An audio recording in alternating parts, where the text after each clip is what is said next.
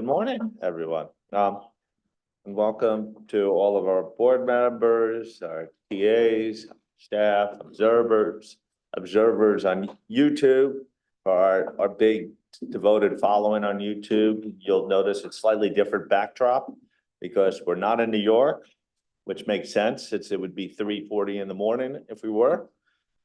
We're very diligent, but we're in Madrid, and I'd like to thank PIOB and IAASB for hosting us at their offices.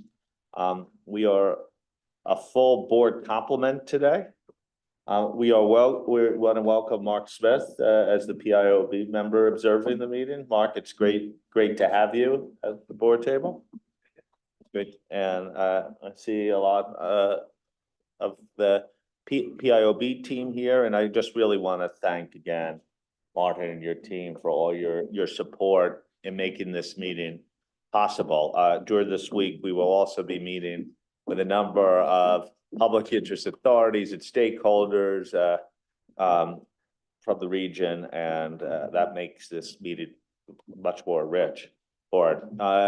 As you know, all the participants have received the agenda paper for this meeting, and they've been all put out for the public on our website.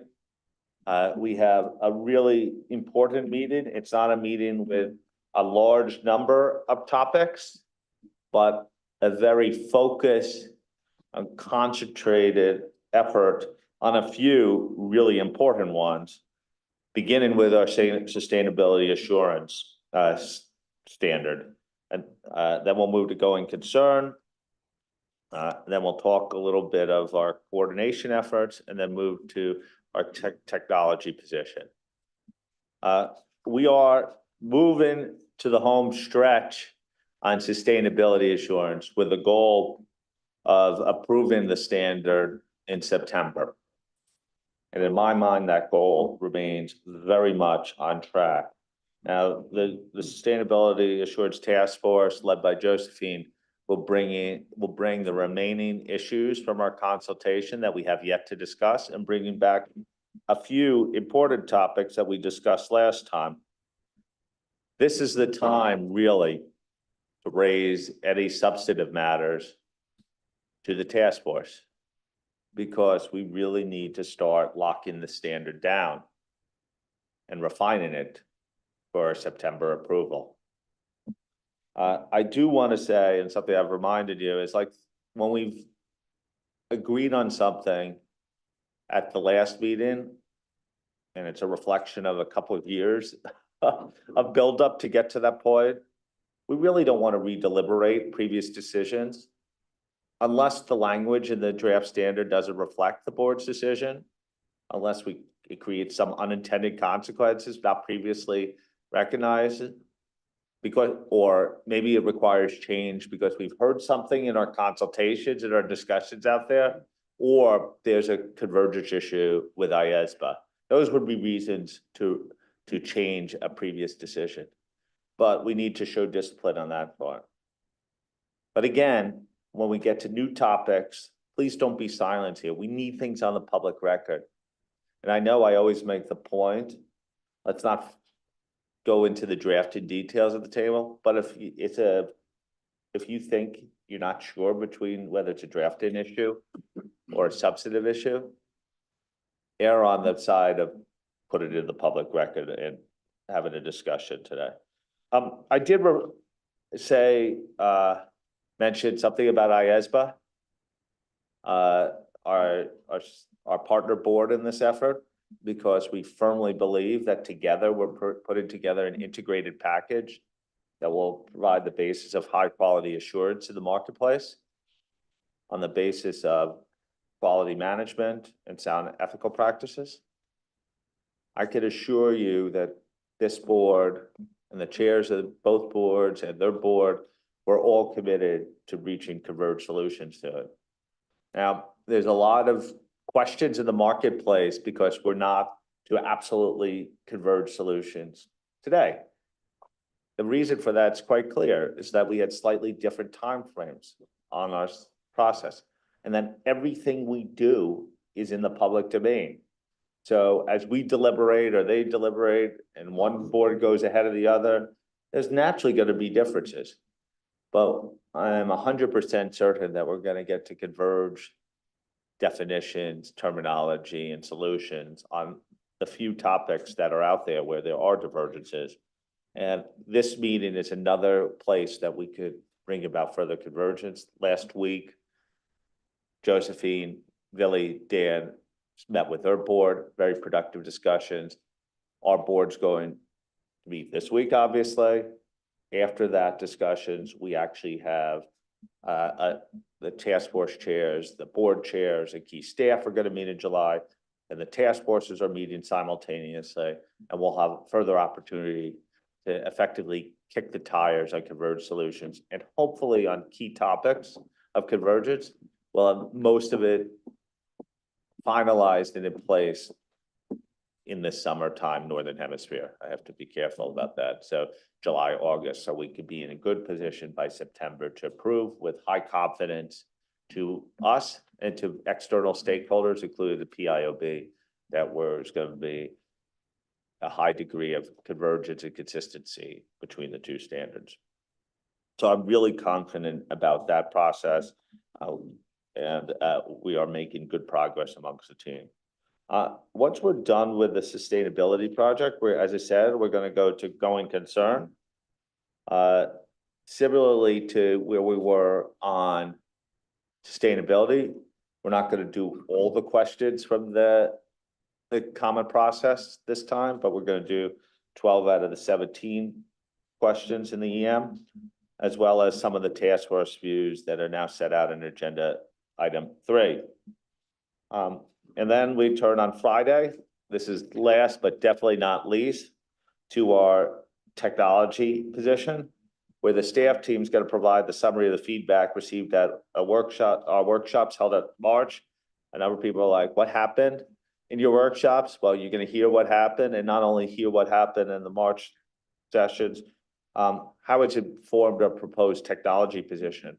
Remember, the reason we wanted a clear technology position that was concise is that we could signal to the world that we're changing our approach slightly to reflect evolving use of technology in the marketplace and how we will draft our standards. This then will lead to concrete action steps that will follow.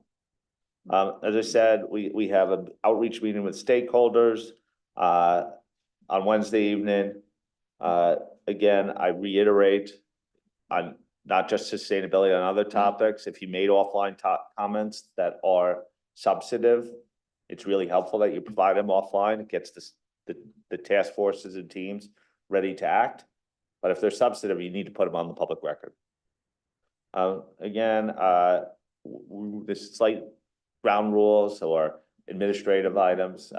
We know how everything works in New York, but we're asking you to pull your microphones closer to you. So you may have to require pulling it up the desk. The things are, we are guests in this place. So please clean up after yourself after the meeting. Make sure your area is tidy. That will help the team and prepare. So as is usual, we want to put on the record some of the things that the IAASB has accomplished since our last meeting. For those who haven't seen it yet, there's a 4-part video series related to our fraud proposals and the rationale behind it. Great job to the team in putting that up. I assume everyone's printed a copy of this and had it right by their bedside table. But we had the final version of the strategy and work plan, which was approved in December, was published, and it got approval from the PIOB in April. In April, we also issued our proposed narrow scope amendments to the standards arising from the revisions of listed entity PI. That's all closed. We have received 46 comment letters. That's under staff analysis. And then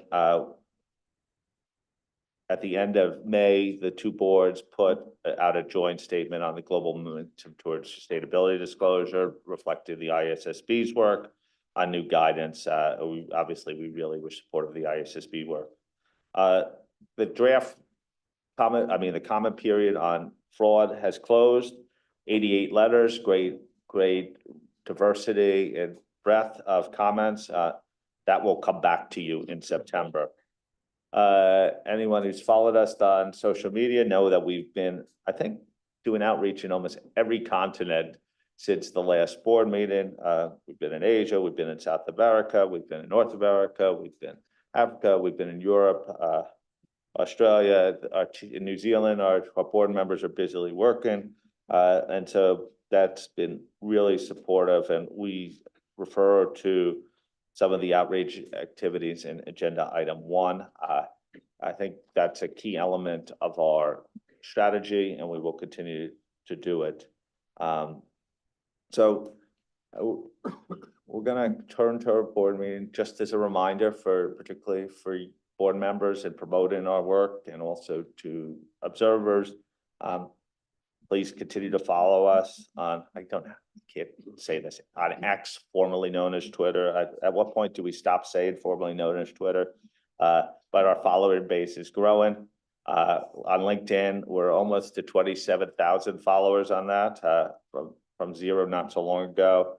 And on YouTube, there's 3,260 subscribers on that now. And so people could watch all the fun videos and all of the old board meetings. You know, speaking of Bruce Springsteen, where they put all of his old concerts on nugs.net, it's sort of like you go back and relive our greatest hits. Maybe I'll go back to 2020, look at our COVID years and relive those board meetings. So the draft minutes for the March 2024 IAASB meeting have all been posted. I don't believe we've gotten any additional comments on them, have we? Are we ready to approve the draft minutes for the March 2024 meeting? Any comments, suggestions? Okay, do we, by show of hands, do we approve the draft minutes? Anyone object? Okay, the draft March 2024 minutes for the March 2024 meeting have been approved. They're now final, no longer draft. Okay, we ready to go, Josephine? Yeah. You guys ready to go? Let's move to 5,000.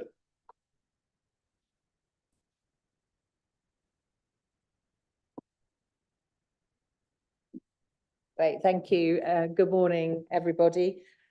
This is now sustainability assurance, and we're timetabled to go through to the middle of tomorrow, but hopefully we'll be able to finish it all by the end of today, and then go and play and do something else. If we can move to the next slide. Oh, it's me, sorry, I keep forgetting, apologies. So here we are. So this is the Sustainability Assurance Task Force, big team here. Super thanks as well also to Megan and Armand for all their hard work in the background, keeping us in check, making sure we attend the meetings we're supposed to be attending. Villy's not on there, but Villy, of course, is our rock and helping us in some technical issues. And of course, in the last week, I'd also like to thank Tom, because there's been quite a flurry of back and forth emails from various different parties, and we've all had to deal with it very promptly so that we can present certain matters to you this week. So thanks to Tom as well for joining the assurance, the Sustainability Assurance Task Force. Really, thanks. It is, thanks. So the agenda is, of course, I'm just going to first go through the feedback from the Stakeholder Advisory Committee. I'm going to flip those two. I'm going to look at the overarching themes from the responses, just a reminder what we're covering today, really. Then I'm going to have a quick chat about the implementation guidance. And then we're going to do the walkthrough of proposed ISSA 5000. For those of you more familiar, we're literally talking about standard from soup to nuts, as it were. And then we'll cover the next steps at the end of the presentation and the discussions.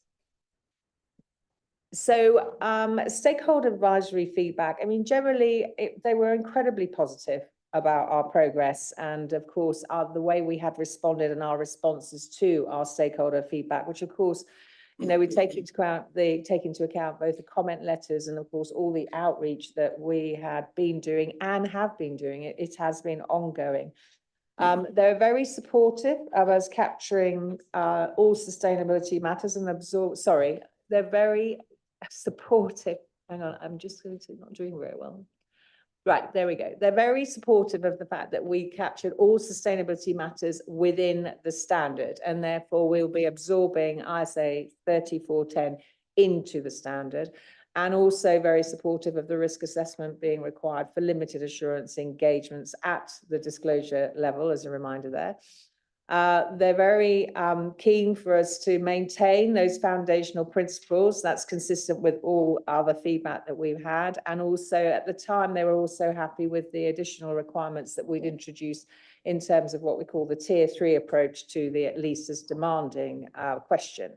Happy that we're addressing double materiality as a conditional requirement in the standard, and also the requirement that we have in relation to connectivity with the audit of the financial statements, where you might find misstatements in the other information.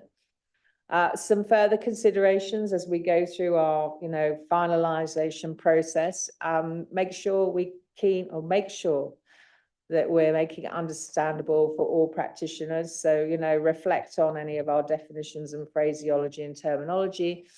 They do want to make sure that it's very clear that the completeness of the sustainability matters is covered and considered by the practitioner, which we will discuss as well at the March meeting, and continue our coordination with other standard setters, particularly IAASB, which of course we've discussed. The next slide is me again, sorry. I'm just going to go to this one. So in terms of what we're going to cover off, if you recall, we talked about the scope, sustainability matters, sustainability information, and the other definitions. We talked about relevant ethical requirements, quality management. We discussed materiality, the engagement team using the work of others, group engagements, value chain, and limited assurance and reasonable assurance. And all of that was covered at the March meeting. And so we took on board your comments at the March meeting, and we've turned that around. And then at this meeting, we'll be covering the various other areas we didn't discuss in March. So preconditions, estimates and forward-looking information, fraud, including greenwashing, some of the communications and some reporting feedback. The only thing that we do need to discuss, but we're going to hold off until September, is the effective date. And I'm just going to go back, because at the bottom there, you'll see the one thing I did mention in March was that the most important theme that came through all the outreach we did and was consistent was the need for education. And so what I thought might be helpful for the board is to see what we are actually thinking about in terms of that first-time implementation guidance, because we keep talking about this, but you probably don't have a vision of what it is that we're actually trying to achieve here. So if you see on the slide there, you've got the themes that the first-time implementation guidance will actually cover across the various aspects or through the performance of the engagement. And then within there, there'll also be illustrative examples. So for example, we've talked about, double materiality, and the double materiality lens from the practitioner's perspective is really quite a tricky thing to get one's head around. So we talked about the fact that in the guidance, we'll do some illustrations that take you through an idea or an example of how you might apply that and think about that in your sustainability engagement.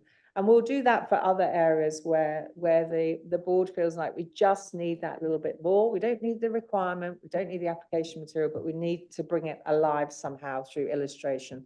So these are the areas that we're focusing on, and most of those should be familiar to you. But, reflect on that. And if you feel that throughout the next day and a half that we've missed something, or we really need to cover something that's not here, and raise it, let us know, and we can build it in. The other thing I would say is that Avili explained at the March meeting as well, it's not just this first time guide. We have other tools in our toolbox. We have FAQs that we can use. We also have non-authoritative guidance that we can continue to develop as time moves on. But this is that one piece of guidance that we said we would put out the door when the standard actually goes out the door. So they'll go out together at the same time. So yeah, so as I say, just reflect on that, and if there's something that you feel that we've just missed in that particular group, then do let us know. And so the plan today, as you would have seen in the agenda papers, is that we're just going to follow the order outlined in Appendix 3 of Agenda 2. Do give us your comments on the requirements and related application material. And of course, the agenda items for the responses to the EM questions, the June questions on the left-hand or the right-hand column, are obviously in the relevant sections of the agenda items. The only thing that we do need to point out is that with all of the areas, there are those general questions across agenda items 2C to 2G, which is, do you agree with the Sustainability Assurance Task Force summary of a respondent's feedback presented? That's really important. And if there are any issues or concerns in that regard, please do raise them. And are there any other significant issues raised by respondents that should be discussed? You know, perhaps we just missed something. So, you know, certainly please do raise that if you come across something or feel that something's missing in the process. And that's really it from me for the rest of the time until we get to the next steps. And I'm going to move on to our next area, which is the introduction and scope, and I'll be handing over to Dan. Thank you, Dan.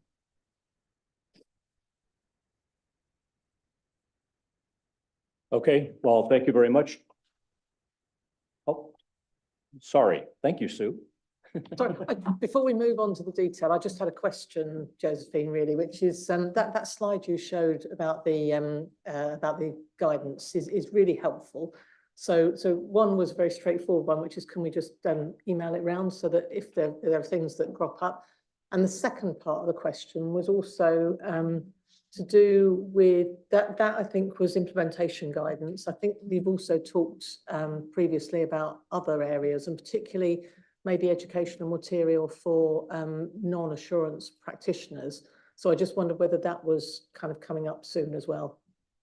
Yeah, thank you. And certainly we will do that. I appreciate that. In terms of the other yes, there was the quality management guidance. So we had developed first time implementation guidance for QM1. And one of the things we thought would be really helpful, which is a next step. So that won't go out with the standard the end of year, beginning of next year. But the next step will be to take that quality management implementation guidance and funnel it, if you like, as if you're only focused on sustainability insurance engagements in your organization, and also with our lens of making sure it is clearly profession agnostic in that process too. So yes, we will be doing that. Thank you.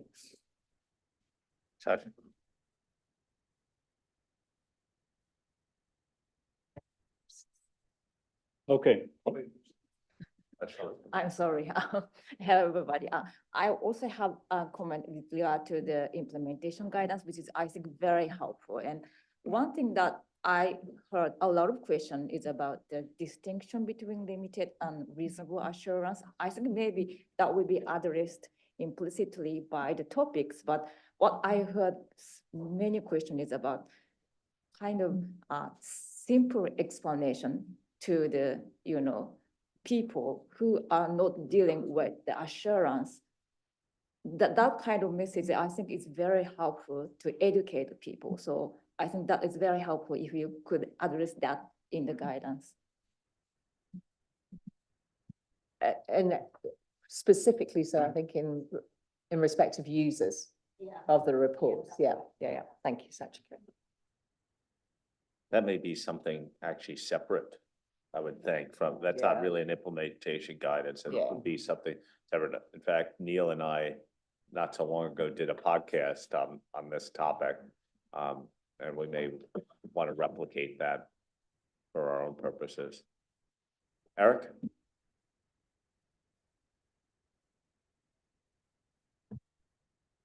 Thanks, Josephine. Very supportive of the work you're doing and the sort of comprehensive nature of the guidance. One thing that's, we're just wondering about is as people start to apply the standard and, in the first year or so, and questions start to come back, is there going to be a mechanism to gather that information and sort of consider whether more is needed or like for the FAQs and so forth that you mentioned. Thanks. Yeah, so thank you, Eric. So on the work plan, we have specifically reserved time for implementation support and related activities, which starts this year with the first time implementation guide. But we've also put it in the work plan that we foresee that we will at least be busy with it the rest of 2025 as well. And I think all those ideas in terms of what can we do in addition to the implementation guide and the fact sheet and the basis for conclusions that will all go out together, that is all very helpful. We will probably also have a type of implementation working group. But I take your point, sort of a mechanism for gathering some of the issues that come up as they're implemented. That will be very helpful. But so certainly we're still slating 2025 for a year where we're going to be still very busy, specifically focused on implementation activities. Ada? Thank you, Tom. And I can only agree with the implementation guidance as you're putting forward, which I entirely subscribe to. I just wanted to comment on discussion that Sashiko initiated on the difference between limited and reasonable assurance, where you said, well, this is from a user's perspective, where my impression was much more from the practitioner's perspective. What is the difference? What do they need to do, particularly for non-accountant practitioners? There's from one of the outreach areas that I cover, there's a discussion and a fear that professional accountants will boil the ocean over this, that they will do too much because they're more familiar with the reasonable assurance concepts and that they may not show restraint in not trying to beat everything to death.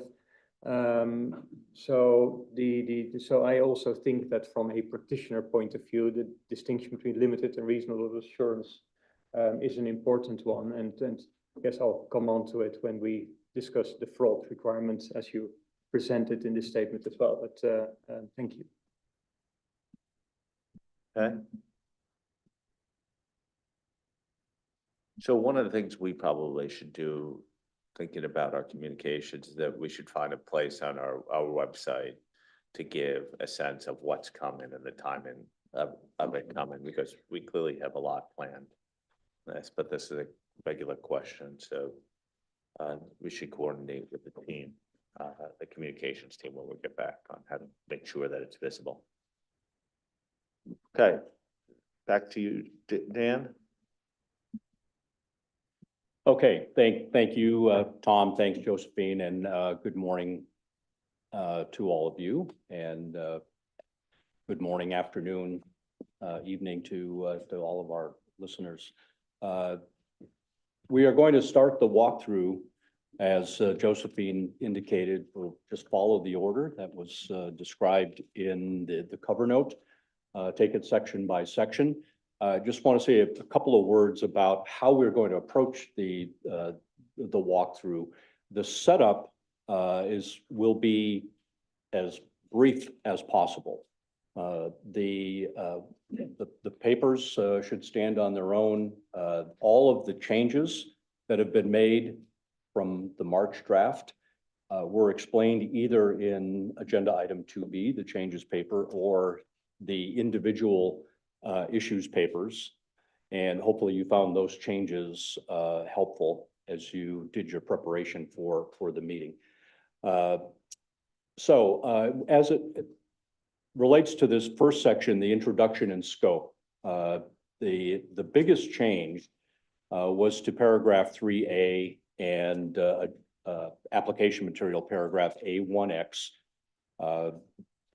There are some related changes that flowed through to other paragraphs in the standard. As it relates to those two particular paragraphs, the principal reason for that change was to highlight that framework criteria are presumed to be suitable, absent indications to the contrary. Therefore, the work effort of the practitioner to evaluate suitability as part of engagement acceptance is expected to be light touch. And Claire will have more to say about the that process and some additional material that has been added when we get into the preconditions section of the walkthrough. All of the other changes in this section are explained, as I mentioned, in agenda item 2B. So Tom, with that, I think we'll just open it up for the board for any comments on paragraphs 1 through 13 and application material A1 through A10. Okay. Paragraphs 1 through 13.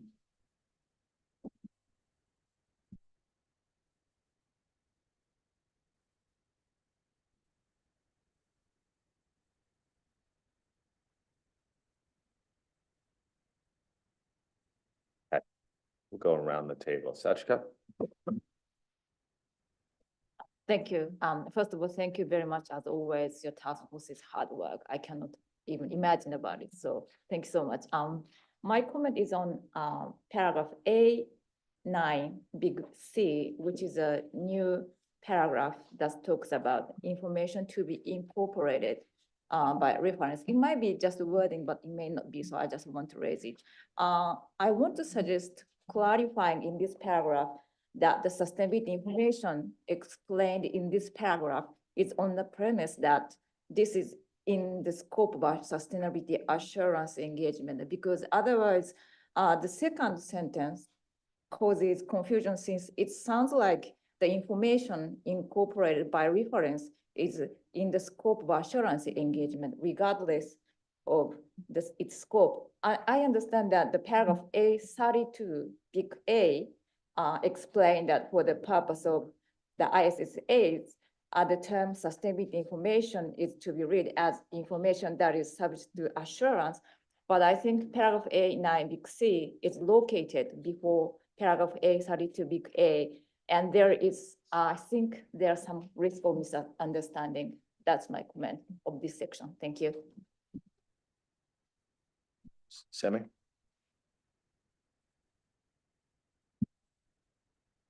Yes, I was just wondering why we have the paragraph 3A in the introduction and why we don't have it as part or following paragraph 72, which address the suitability of the criteria directly. I can't hear you. Could you, your mic is being blocked by your.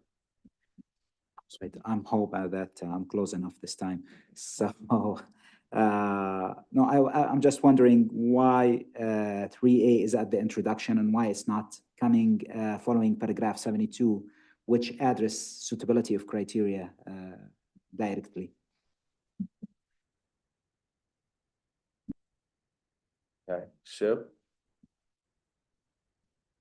So my question is around the add in paragraph 7, where we've added in substantially lower, the level of assurance is substantially lower than in a reasonable assurance assignment. And I suspect the answer is going to be because this is consistent with 3000, which is true. But I just reflecting in the case of a sustainability assurance engagement, and perhaps reflecting on what Ado just said about the amount of work that is going in there, whether that is necessarily always true, and whether we therefore needed that word sustainability substantially in there. And also conscious that obviously a lot of the limited assurance assignments are moving towards reasonable in the relatively near future. So as I say, just questioning the add of that word, although I appreciate it is for consistency as well. Ada?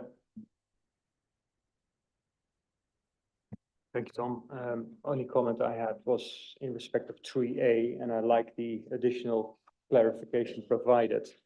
I'm just wondering and wanted the task force to consider whether there could be some further clarification to make clear that that even that framework criteria may be supplemented by entity developed criteria, not least in light of a discussion around fair presentation for CSRD and ESRS being a fair presentation framework versus compliance framework. And that may require some entity developed criteria on top of what's the framework or the compliance criteria are. Thank you. Bill? Just to support what Sue said, that it's mentioned more than once that limited assurance is substantially less than reasonable assurance, and I find that word substantially not appropriate. I don't feel comfortable with it, with the way this work has unfolded, but in the spirit of compromise, I'll let you make the decision as you think appropriate. Okay. So there are a number of discrete questions to answer. Dan, could I turn back to you? Okay, well, thank you for the input, and maybe just to touch on a few of the comments. Sachiko, on A9C, we can indeed have a look at the wording there to make sure that it is clear. The intent of that paragraph was to address some comments that we got offline from stakeholders. In particularly the reality that there could be information incorporated by reference, including incorporated by reference from the financial statements. But we do want to make it clear that if it's incorporated by reference for purposes of satisfying the sustainability reporting requirements, so it would be part of the information that's subject to the assurance engagement, to your point. So we'll make sure that comes through clearly. Sammy, on your point, I want to make sure I understood the comment. If you were asking why 3A was added to the introduction and not somewhere else. Paragraph 72, as drafted right now, address the suitability of the criteria directly, and this is the same concept that we are addressing here. So I was wondering why it is not under that section. And as is often done in IAASB standards, there are certain concepts that, because of comments that have come through from stakeholders, want to highlight upfront in the standard. So the task force thought that it would be better to address this particular point early in the standard, in the introduction, to make clear that when there are framework criteria, as described later in the standard, those, in the absence of indications to the contrary, those criteria are presumed to be suitable. So for no other reason than to highlight that very important point early in the standard. Would you consider adding a reference at paragraph 72 to the introductory paragraph? Do you think that would be doable? Yeah. Yeah, thank you. Certainly could do that.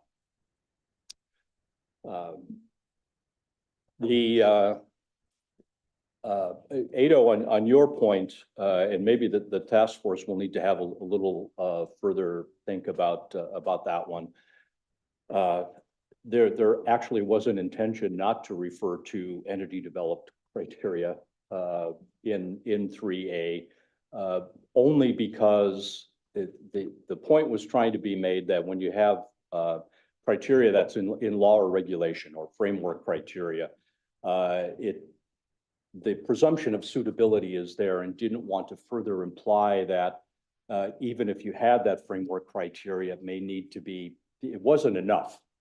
And from the entity developed standpoint, and Claire will get into this, I think, a little bit later, for framework criteria was more in the notion of the reporting policies that the entity would put in place to help apply those criteria. And without stealing any of Claire's thunder from later, if you want to comment on that now, Claire, feel free to. But that was the reason for keeping this focus just on, at this stage, on the framework criteria. A1X does allude to the reporting policies, which are then described a little bit further later in the preconditions section, and tied into the planning and risk assessment sections as well. Eric? Kevin? Yes, that's fine, Dan. Well, I think the key point here is, well, so I agree with the point being made, so I will just come back to Claire and listen to her careful explanations then, and we'll comment on those.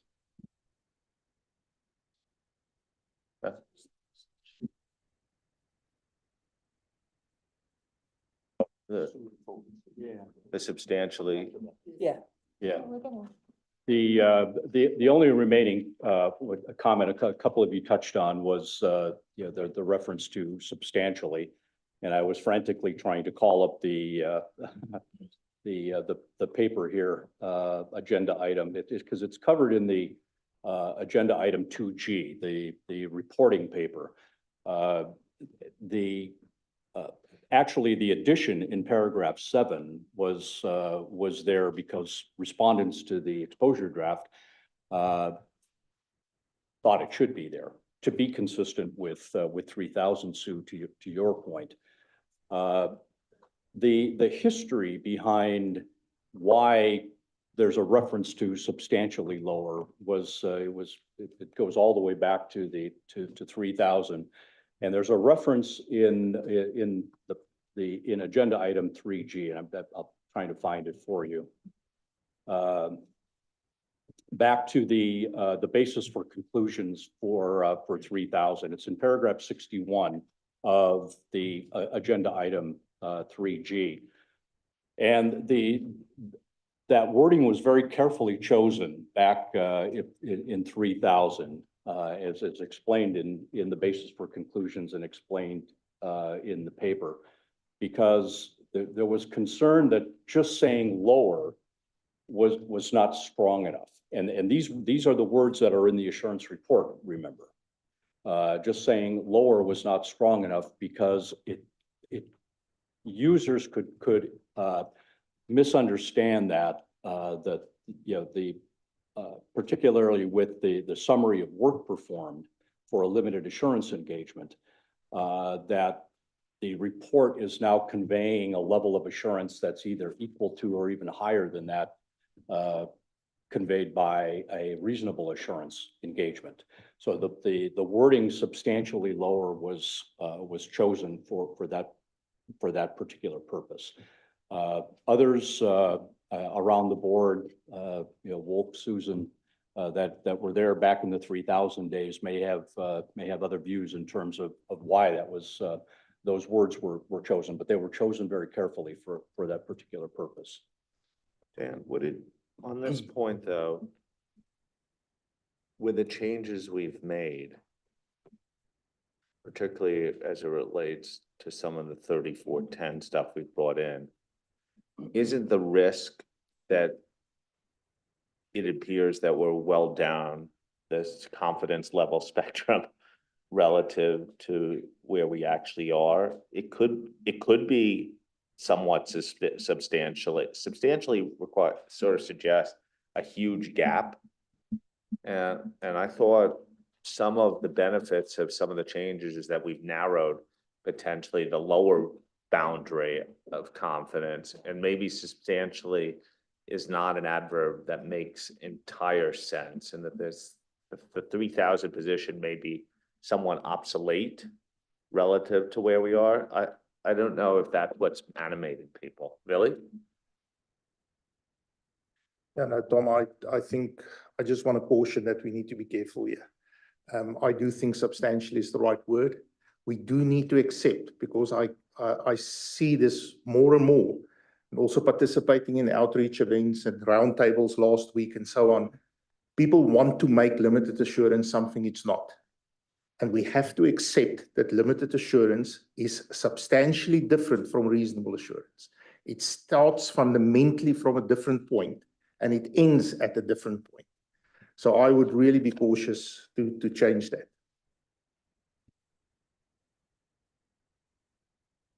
Wendy? Okay, I'm remembering back to the EER guidance and the struggle we had with the picture and the spectrum. But maybe, I like pictures, and maybe we need to go back and look at that picture and how it may have changed in the context of this. I am fine with the substantially less wording, but I think, if you remember back to how much people struggled with, the spectrum from limited to reasonable, maybe a new picture in the context of this standard would help. Maybe sorry, Josephine, I just wanted to respond to that, but because I think Wendy's ask about the spectrum has prompted me something, and also in terms of what Tom said. I do think, and Tom, you're quite right, with things like introducing the risk assessment for limited assurance, we have certainly sort of tried to pinpoint it better on that spectrum of assurance.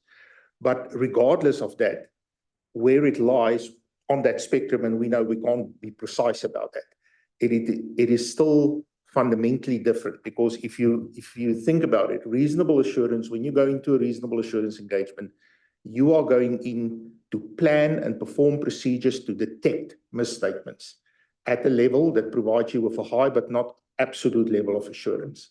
Limited assurance, you go in and say, I am not here to obtain reasonable assurance. I am planning and performing my procedures to indicate whether there are any matters that cause me to believe that the information may be misstated. And if I don't find anything, I'm done. And even with the risk assessment, although we've had the risk assessment, and yes, it is more robust, it almost gives you to a more meaningful level of assurance. Your breadth and your depth of understanding, I do believe, is still substantially different from a reasonable assurance engagement.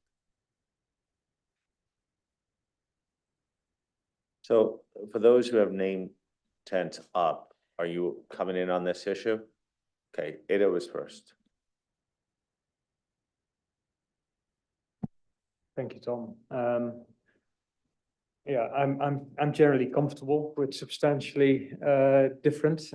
That's my first thought. So I would dread moving to lower or taking that word out. I appreciate that EER explained that it's on this spectrum, just could be just below reasonable assurance. But I would like the word substantially retained in some form or another.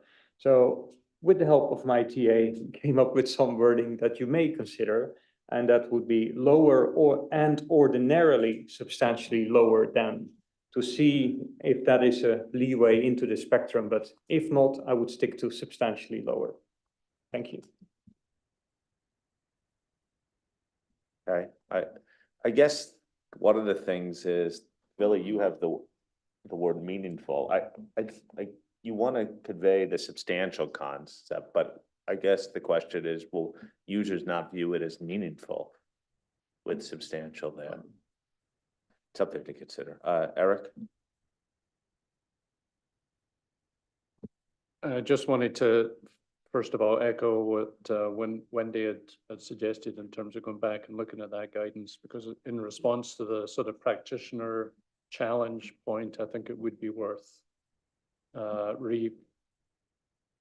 reconsidering that guidance to see if it needs to change. The second point that I've been also wanting to make was going back to Edo's point previously about the entity developed criteria, and I understand that the entity will need to develop reporting policies and so on, but there will be frameworks potentially that have not really covered all of the principles and concepts, and so there's kind of a middle ground there where it leaves it kind of hanging. Just worried that the practitioner might presume that the framework is acceptable, even though there may be gaps that have to be filled. When you get to A170, maybe there's some additional wording you might consider that. Thanks. Guy? On the substantially lower or whatever wording we choose, I mean, it is different, but I think you explained it well, Willie, saying the starting point is different on a limited assurance engagement and reasonable assurance engagement. And I wonder whether it's not worth adding a few words in this section to explain that part. It's explained further through the definitions when you look at what they are, but the starting point is different and in a way your objective is different. And that's the reason for the level of assurance being different. So I wonder whether it's not worthwhile trying to address that in this section. Okay. Bill? I quite like Edo's change and what Kai Morton just said, just to clarify where I was coming from. Billy, I can remember you saying in a meeting that limited assurance is somewhere between just above no assurance, right up to just below reasonable assurance, and that was the spectrum. And that was it. That was what is driving my head. I didn't like that answer, but that was the answer that I've continued working with. I'd love to see a better definition of limited, and that's where Guy Morton and your suggestions are going. So that's where the moment, and having seen the development of sustainability assurance standard, I could see the creep there up to very close to reasonable assurance if you're doing limited, but that's the reason I raised it. And as I say, I stand by compromise. Okay, the thrust, I think, of that discussion is that people want some form of substantially in there. That task force should consider whether there's any modification to be considered along those lines that was suggested, or whether further guidance is needed as well. Can we proceed?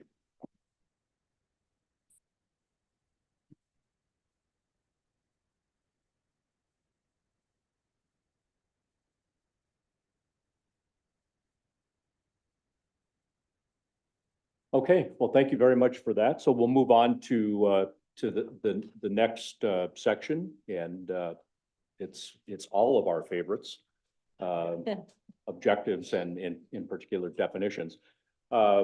Just a few additional points on the setup here. Before we get into getting board input on the definitions themselves in these other paragraphs, the first thing is I wanted to highlight the definition of component. That's paragraph 17G1 and the application material in paragraph 813X in particular. You may recall from the discussion in March that the board initially was not in favor of using the terms group component and value chain component. However, our continuing coordination discussions with our IAASB colleagues indicated that using those terms in ISSA 5000 would be helpful for IAASB. And it also has the added benefit of being able to reference those terms later in this standard and in some key places throughout the application material in particular. So 813X was added to set up those terms. You'll note that there's no longer any reference to organizational boundary. I think those references have all been stripped from the standard. And now the references to a group component being within the operational control of the entity, or there may be references to controlled group and a value chain component being outside of the operational control. Also wanted to mention at this point that you saw a diagram in March on components, and that has been updated. We're going to discuss that a little bit later when we get to the section on planning, in particular paragraph 89A, where that comes into play in terms of thinking about where work would be performed and perhaps the involvement of a component practitioner. So we will be talking about that updated diagram at that point. I wanted to draw your attention to the definition of relevant ethical requirements in paragraph 17NN. And just to note there that there was some wording that was deleted from the definition. As explained in the changes paper, agenda item 2B, the intent of the task force was to only present a core definition here because of the details that had been added to paragraph 33. And we're going to come to paragraph 33 later. But there have been some concerns raised about this deleted wording in the definition of relevant ethical requirements. Maybe could imply delinking from the code. So the initial thought of the task force is that that wording would be added back to the definition. And the wording is consistent with the fundamental premise in paragraph 5A. We will have to take a look though to see whether any tweaks are needed to align that wording with paragraph 33. So that's that one. And then we have the continuing saga of the definitions of sustainability matters and sustainability information. So before we get into the discussion, I just wanted to give you a quick update. It's been mentioned that Billy and I and Josephine did participate at the IAASB meeting last week. And as Willie categorized it very eloquently, that this is an ongoing journey in terms of the coordination effort, as well as both boards having a look at the definitions, respective definitions, and now trying to agree on alignment. You'll remember back in March that the task force had put an option out there for a shorter form definition of sustainability matters. And that short form approach was supported by some board members, but overall the board favored the more detailed definition that you see in the standard. As we're going down this coordination path, we now have a view that the best chance to come up with a coordinated solution may in fact be to have shorter core definitions for both sustainability matters and sustainability information that could be supplemented as needed with essential application material for purposes of the respective boards. We mentioned this possible direction to IAASB last week, and that general direction was supported by IAASB. So going to continue to pursue that direction.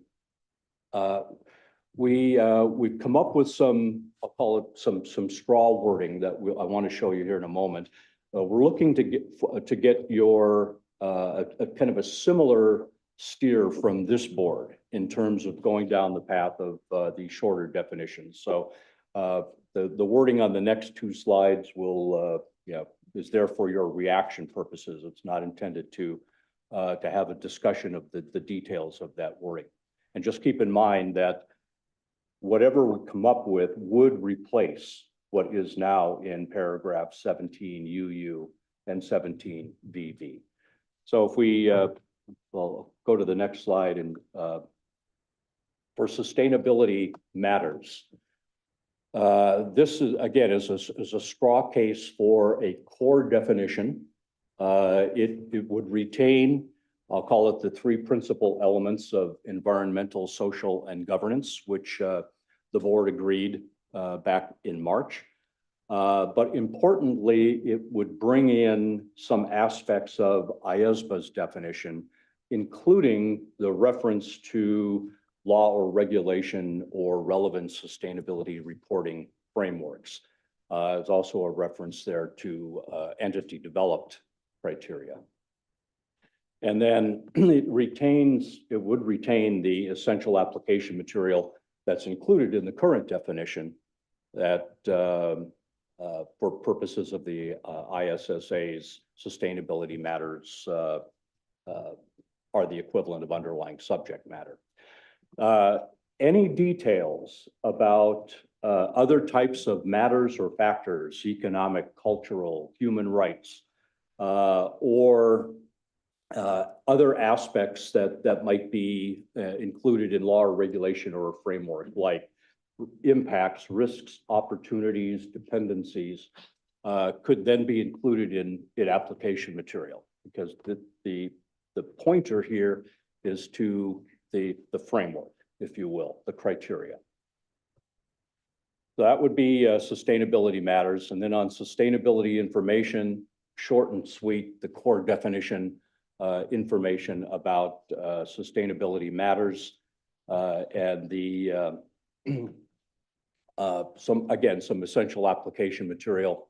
And the only thing that's different from what you've seen in the standard now is that subpoint 1 is now moved down there as opposed to being as part of the core definition, if you will.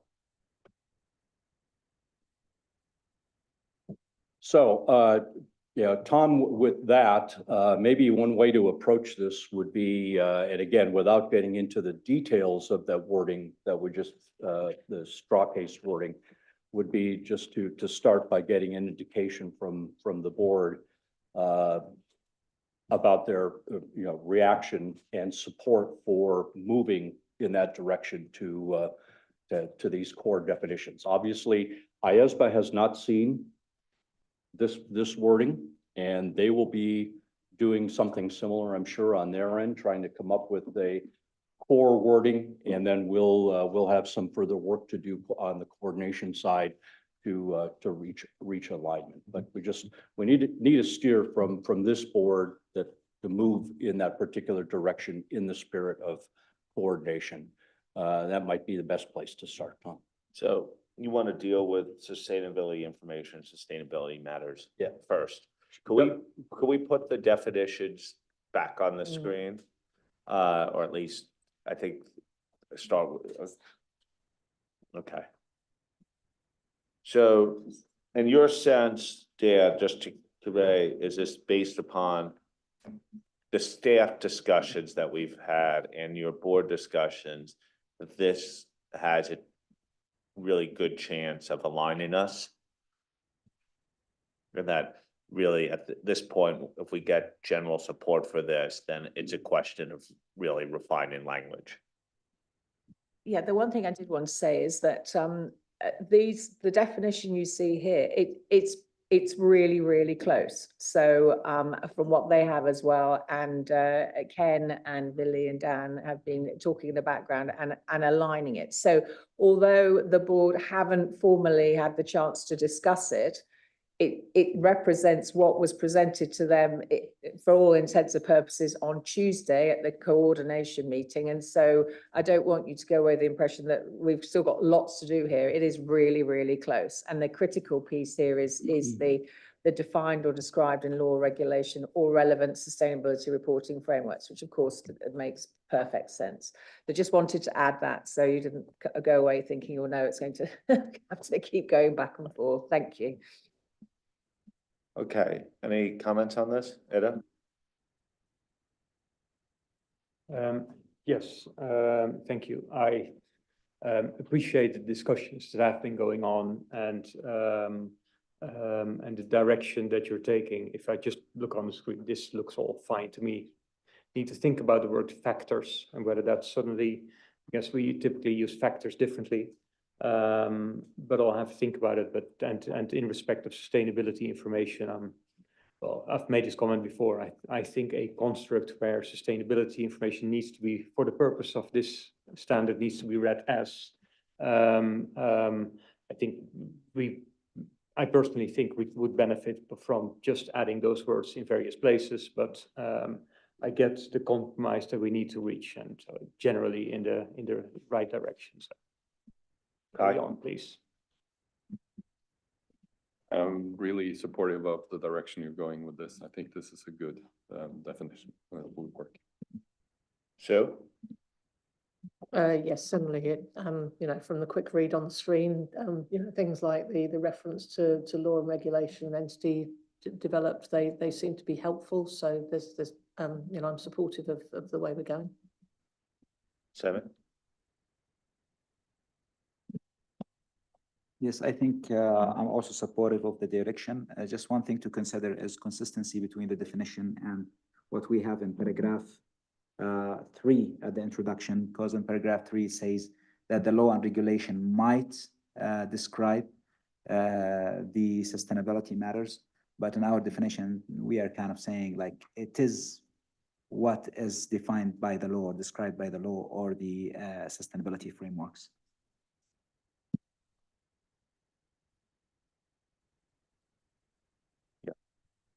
I mean, that's actually a very good point. Whatever we do here, that will have some consequences to some of the descriptions we have in the application material and introduction. So yes, we will pick that up. Thank you for the good reminder. Julie? Definitely supportive of where we're going, and probably like Ado need to just think about this a little bit more, make sure I don't have any issues, but the direction is good. On the sustainability information definition, Dan, before you presented what you suggested as a change, I had wondered if we could add, I guess it's now going to be bullet 4, I'm sorry. It wasn't meant to be bullet 4, but now I guess it would be bullet 4. And it's pulling something from the application material that I wonder is better in the definition itself. And it deals with the term sustainability information to be reported. You have some words in the application materials along the lines of the term sustainability information to be reported is intended to relate to the entirety of the sustainability information to be reported by the entity. I just wondered if pulling that from the application material and having it here would be better, to be clear.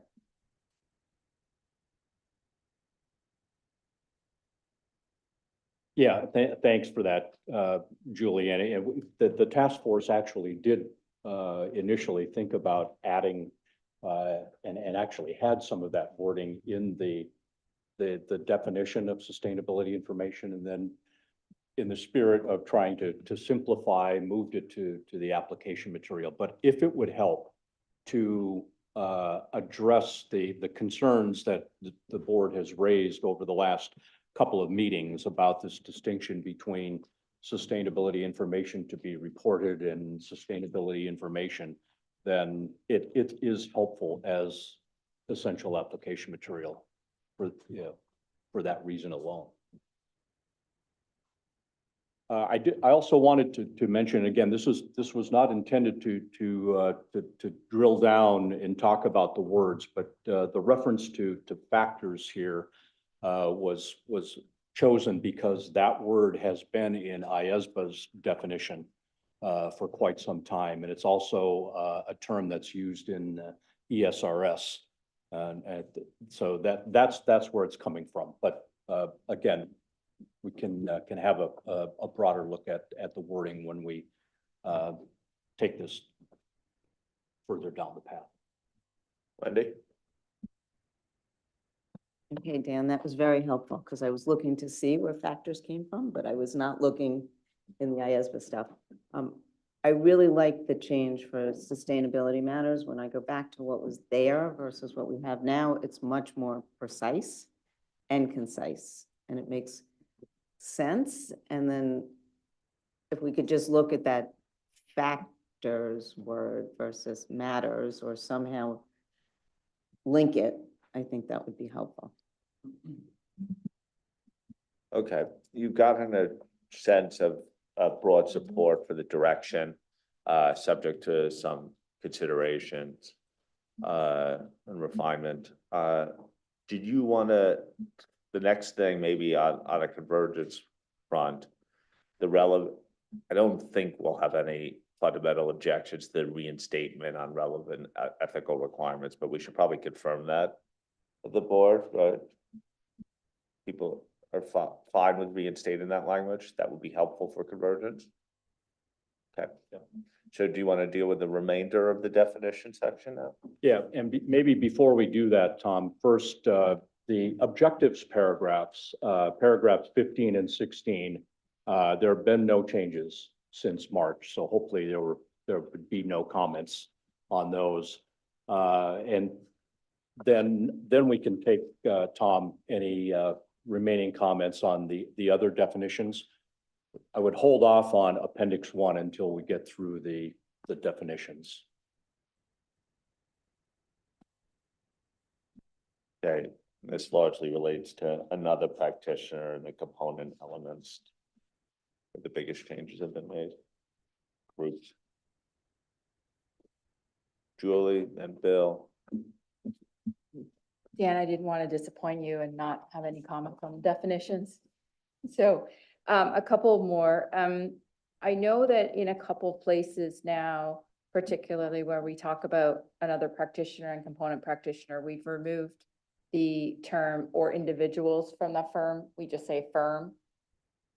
I'm not sure, for me that makes it clearer. I actually prefer the term we had before, which included individuals, just to make it clear that it could be individuals from a firm performing the work. So I don't know. I think the task force has considered that, but in reading, I thought that it was clear to bring those words back in. In component and component practitioner definition, so 17 G1 and G2, does the use of sustainability assurance engagement there need to be changed to group sustainability assurance engagement? Because it would only be in the circumstances of a group that you would have a component or component practitioner.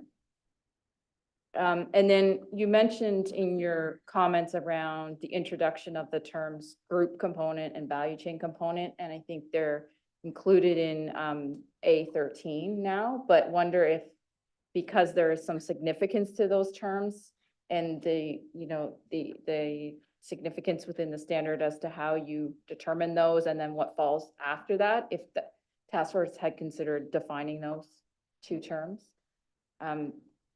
And then in engagement team, we don't explicitly state that another practitioner is excluded from the engagement team definition. And I wonder if we need to do that as well.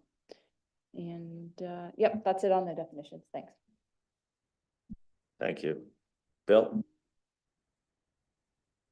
Minefield, definitions are a minefield, but when I was working with Jamie on drafting some of this material on using other practitioners, the difference between whether they were able to be, whether you've been able to be sufficiently involved in their work or not, differentiated the procedures to be carried out. You've now defined another practitioner as one whether you are unable to be sufficiently and appropriately involved. To me, term another practitioner in English means another practitioner. Some you can be involved, some you can't be involved. I just wouldn't have done that dissection in a definition. But for the next 3.5 days, I'm going to talk about compromise. Right. Okay. Hernan? Thank you. Just a wording. Can you pull the mic closer to it? Okay. Just a wording issue in the paragraph 16. I believe that when you state a qualified conclusion, you should use the modified conclusion to be aligned to other IAASB standards. Cannot be obtained and a qualified conclusion. 16.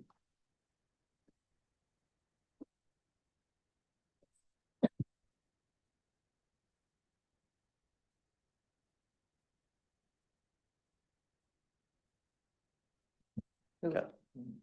Okay, noted. Wendy? Okay, so piling on maybe or maybe not. Hopefully, can you hear me? This is with respect to G1 and G2. The definition of component practitioner is inconsistent with the related application material. The definition states a firm other than the practitioner's firm, while paragraph A13A states a component auditor may comprise individuals from another office within the practitioner's firm. Another practitioner is defined as a practitioner from another firm that the practitioner cannot direct, supervise, or review. This definition doesn't contemplate the circumstance when an other practitioner performing work on a value chain component is from another office in the practitioner's firm. And the practitioner cannot necessarily DSR, for example, because the work has already been completed or because the client won't grant access. So the issue that underlines the need to define component practitioner and another practitioner is the difference in the requirements related to obtaining evidence from inside or outside of the organizational boundary. Paragraph 813 describes components that are outside the entity's organizational boundary, defined as value chain component. I don't know if you addressed this earlier, Dan. And components that are within the organizational boundary, defined as group component.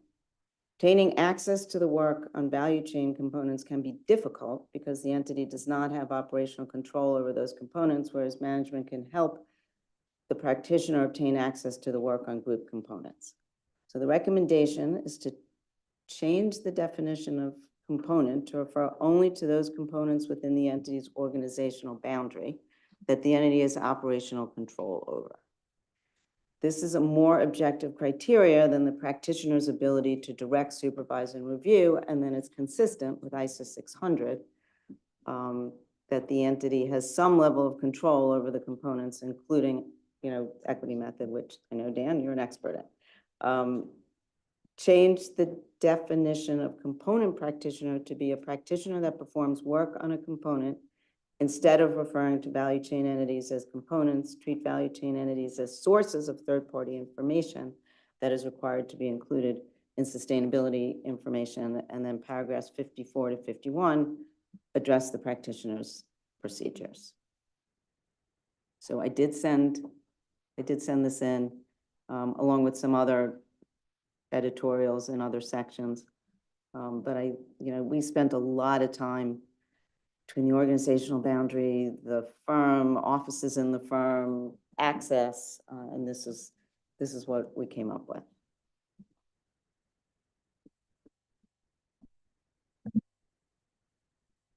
Does anyone else have a comment along these lines? I think otherwise I'm going to ask for a response.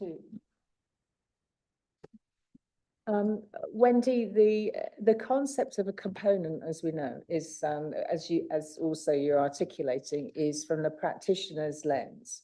The reporting bound, we have to kind of move away from thinking of a traditional group audit here and think about what we're dealing with. The reporting boundary, as in what the entity has to report, does include, as we know, information that falls outside of their organization, those organizations that they control. We understand that. But the component and the concept of a component still also covers outside what is within or outside the organizational control, because it's how the practitioner is going to plan and perform their procedures.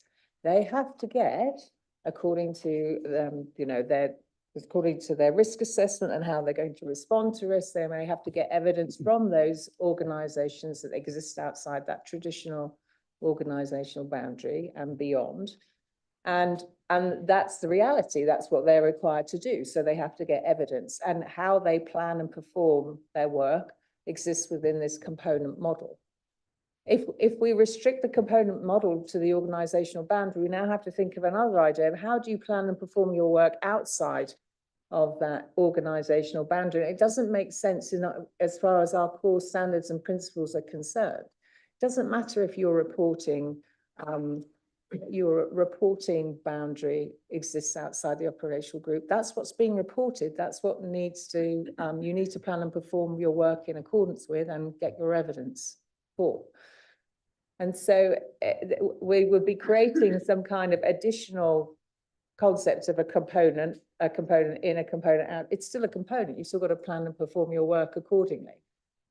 And so from that perspective, it is consistent with our foundational principles. And that's what we're trying to do. We're desperately trying not to change anything or go beyond what we already have as our foundational principles, the terminology that we use, to try and infer that there's something different going on, because there isn't. And I understand, of course, that gathering evidence outside the group that's controlled is hard. It's harder for management to get that information as well. This is an issue, and we have tried very hard to include quite a lot of additional material in the application guidance to actually alert the practitioner to this issue and say where the risks and access issues might be, and explain that and think about different ideas of how you would gather evidence in that situation.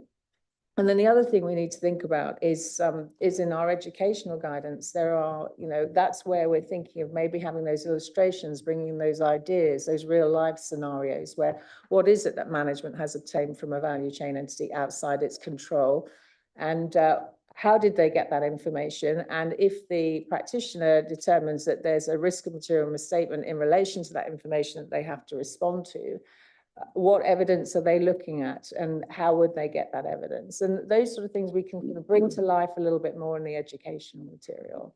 But in terms of restricting the concept, we would be in some ways breaking our foundational principles. Thank you. The one thing though, that Wendy, if you accept what you said, A13A is inconsistent Yes. with a definition, that we'll have to fix that. Yes. That is That's a fact. Yeah. Anyone else on this topic? Okay, we'll continue. Julie, you wanted to come in? Yeah, yes, and Josephine, I take all of those points, and I don't know if I'm just too grounded in 600 and I'm just trying to open my mind to something other. So I take all of your points and I understand where you've gone, there's really no technical issue I had with what you've written. I just concerned with some of the operability of it and understanding of it. Just two things to add to what you said. One is, in 600, you were well aware, because you were on the task force, that we had quite a bit of content in that standard around involving component auditors. It was important in 600 to address that, not only in planning, risk assessment, the execution of the procedures, the communications, the wrap up. And so I don't know if you're considering that as part of your implementation guidance, but I think for this standard in particular, that would be a really important point to drive home, because you've now got component practitioners, and what does that mean for the group practitioner who's maybe not as familiar with 600? So that would be one thing. And then the other thing, and I'll just raise it now, because I know that IAASB is also considering definitions in this space and making sure that the broader definition of component and the broader potential definition of where that leads you from a engagement team perspective and component practitioners, that we haven't created any problems that might arise in execution of this kind of engagement, in dealing with the interplay between the assurance standard and the independence and ethics standard. So I know that's not yet all settled out, but I think that's just something to keep in mind. I mean, to that point, and that's spot on. We have already had discussions. They are aware of the direction. We presented that at the joint meeting, and generally the conversation that we've had is that we don't think that that will cause any issue, because they also recognize that those are the core principles. And so to this point, we can't see anything, but of course we're keeping a watch on that one. And that's part of our coordination matters. Thank you. Okay, on this topic, we have lots of name tents, have a few name tents. Is it directly related to this element? Okay,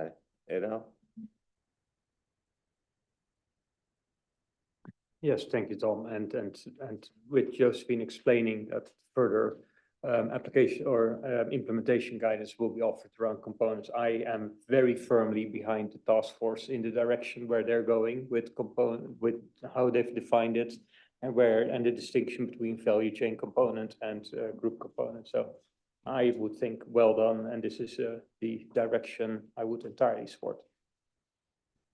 Anyone else? Sue, is it on this point?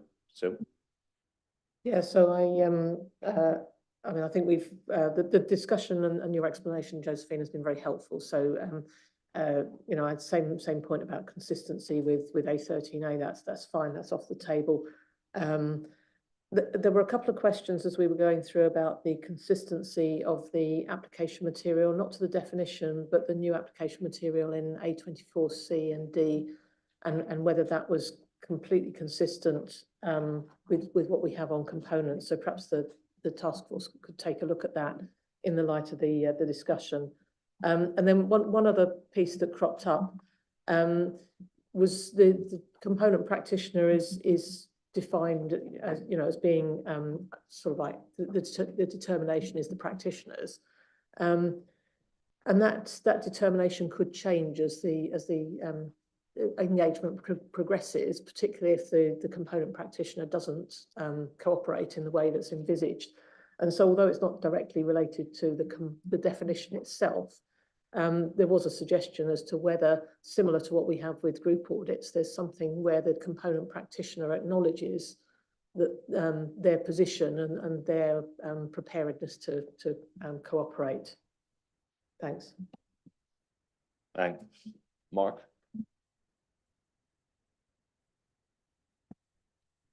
Thanks, Tom. Yeah, just from the sort of public interest perspective, I think, you know, we are used in a financial statements audit context to having a situation where the engagement leader has overall responsibility for managing and achieving quality for the group audit.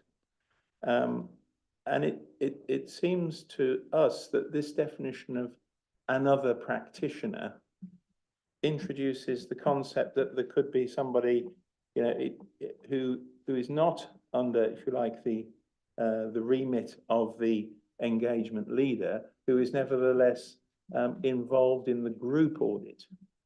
And to us, that appears to have some public interest risk. That a sustainability audit or assurance could be something different to a financial statement audit or assurance in terms of the sort of the relationship of the engagement lead to other or component practitioners. I think I'd ask for your sort of comments and thoughts as to whether you identify risks arising from that, and whether it might be more appropriate to restrict this definition of another practitioner to the value chain, which is clearly the thing that is different between a financial statements assurance audit and a sustainability assurance audit. Just welcome your thoughts on that. So, Mark, this is a point we have flagged. We were going to deal with it actually in terms of the broader requirements and the procedures associated with this. It is something we don't, I think the reason we want to deal with it later is we don't think it's necessarily a definitional issue. We may come back to it, but we're aware of this public interest point and have had discussions on it internally, and we'll bring this back later in the discussion. So keep in mind, let's park in this issue now. And if when we get to the performance of the requirements associated with groups and value chains, it's not sufficiently addressed, remind us, but we will definitely address this issue later. Is that okay? It was on our list of things because we've heard this topic before. Yes, hold us accountable to it. Any other comments on objectives and definitions? Okay, Zachko?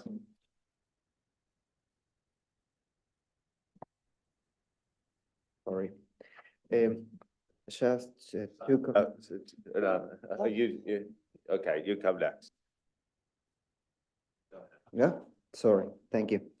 About the definition of group sustainability information, I believe that the last part of the definition where state of more than one entity or business unit, the term business unit would create any confuse in relationship with the reporting entity of the financial statement, because in the context of the financial statement, a group is not a group of business units rather than a group of entities. And the other is just a question. If we check if all these definitions related to group and boundary and reporting entities is working well when the definition of relevant sustainability reporting standards, IAASB standards, because they emphasize that the reporting entities is the same that the reporting entities in the financial statement. And I don't know if we check that it is well functioning with those relevant framework for the preparation of sustainability standards. Jessica? Thank you.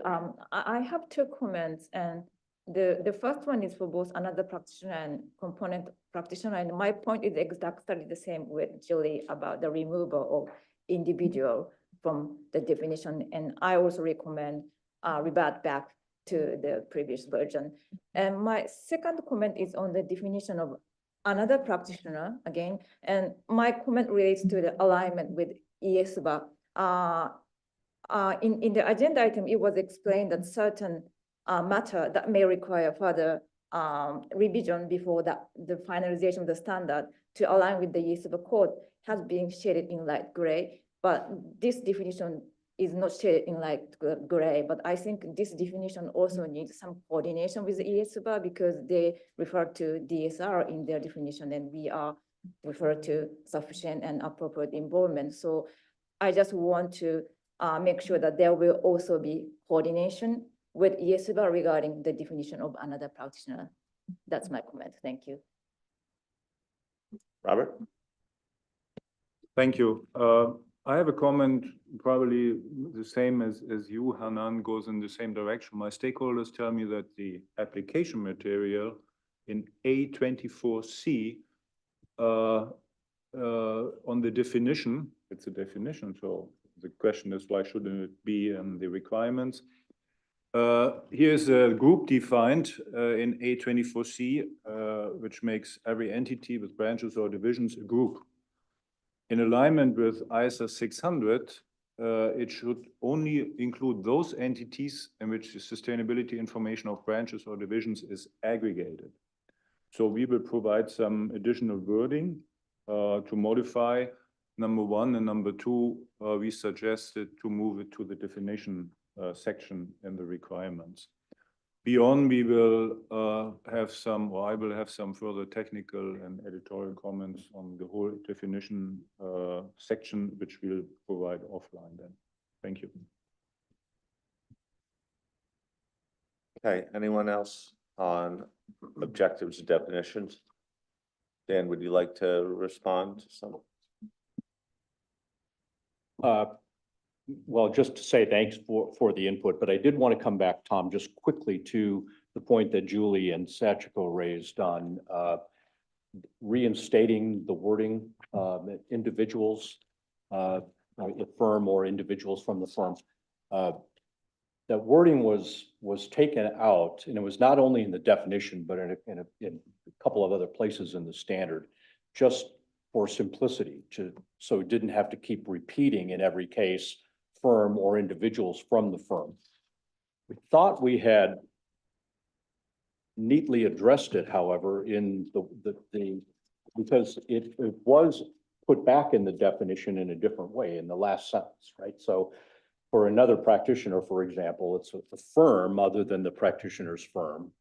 But then the last sentence is making the key point that an individual that from another practitioner that's performing that work is not a member of the engagement team. So does that help? I'm just judging from the body language, I'm guessing it does not. And so maybe I need to go back to my, my wizard, Jamie, for some additional, suggestions in terms of how we might, address it. Or if either of you have suggestions in terms of what might be done, perhaps other than just simply reinstating those words, which is an option as well. Please send them along.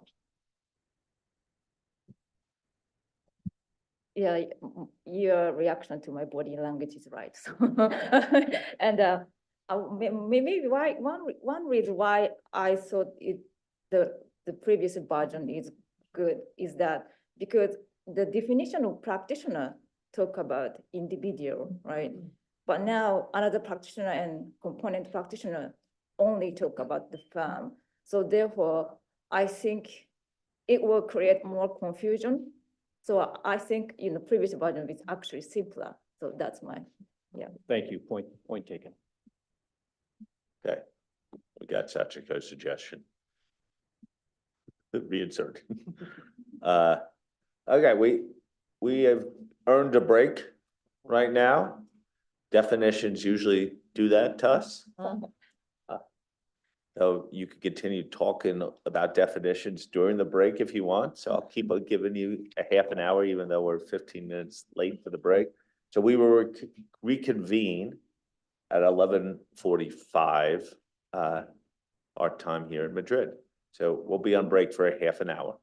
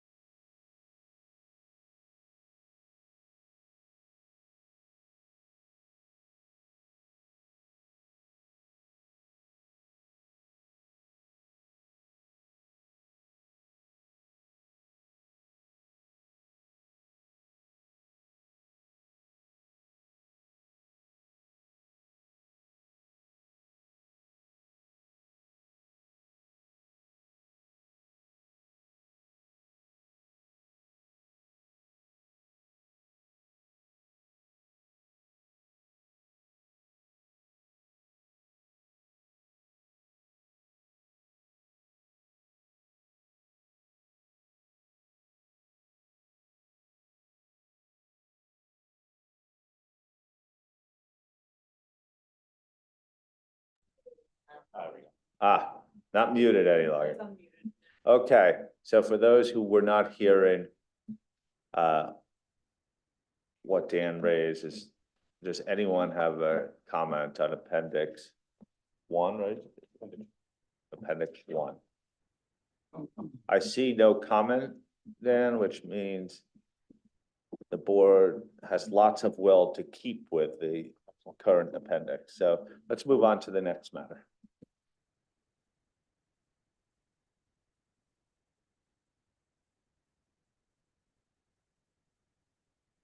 Okay, thank you, Tom. And hopefully this is a short discussion as well, because there were no changes from March, this section of the standard, paragraphs 18 to 24 and application material 833 to 843.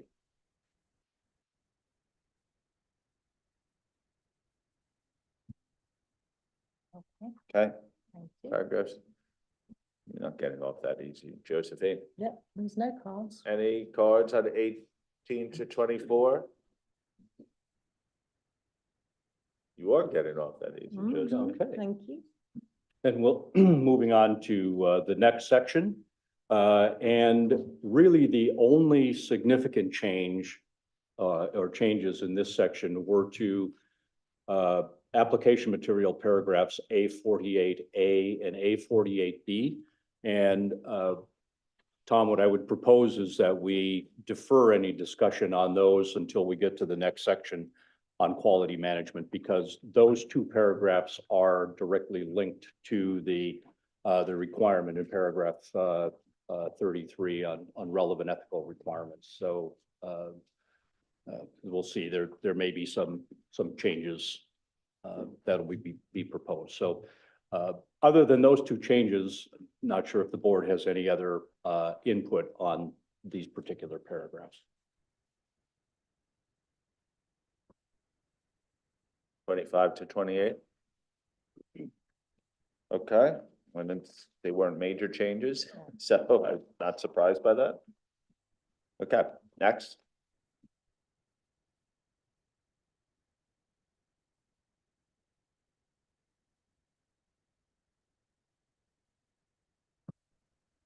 Sure.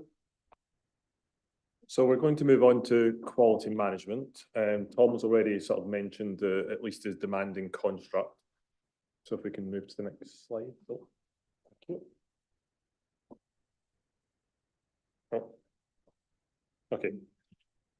So in respect of the at least his demanding requirements in paragraph 29, the board supported the 3-tier construct that we set up, but asked that we make the hierarchy of the ABC clearer, which you'll see was reflected in the paper. The board also supported replicating that approach for relevant ethical requirements, which you see in paragraph 33. So you'll see the 3-tier hierarchy there as well. Since March, some concerns have been raised about the Part C requirements, so the firm level determination. And I think this was also discussed with IAASB. So I think, Josephine, I'll hand over to you and you can talk us through the discussions that have taken place. Thank you, Jamie. So we've got as we know, we're sort of trying to deal with the matters as they come up very quickly and in a coordinated manner. So just working backwards there. So yes, at the IAASB meeting, concern was raised, and we were there during that meeting. It was a joint session about this 3rd tier that we've actually introduced. They recognise that the IAASB are trying to introduce flexibility, as we all discussed in March, but similar to the PIB concerns, which are in the first couple of bullet points, there was concern raised that this actually could create potential public interest related risks relating to the level playing field for practitioners and transparency for users. In essence, there was a concern that what would happen is that net of what might be a quality management standard or what might be an ethical standard would go so wide as to the determination as at least is demanding isn't very clear. And equally, that the determination of at least as demanding shouldn't be at the practitioner or firm level. It should be at an appropriate jurisdictional level or an appropriate authority, because that's where the standing point has been. So from that perspective, recognizing that we also want to have that flexibility, we do want this to be a profession agnostic standard. We worked in the background to think about a way that we can address the issue. Now, IAASB really felt very strongly that whilst A and B are appropriate, C is not appropriate at all. It just isn't sufficiently narrow. So what we did is we therefore determined as a team in the background, with Tom's help in this regard as well. So Tom doing some drafting, so hold on here. So we will actually, despite all the hard work, apologies, we're going to delete the third level, this new level that we'd introduced into 5,000 completely. But as I say, we do still want to have that flexibility for the profession agnostic nature of the standard. If we could move on to the next slide.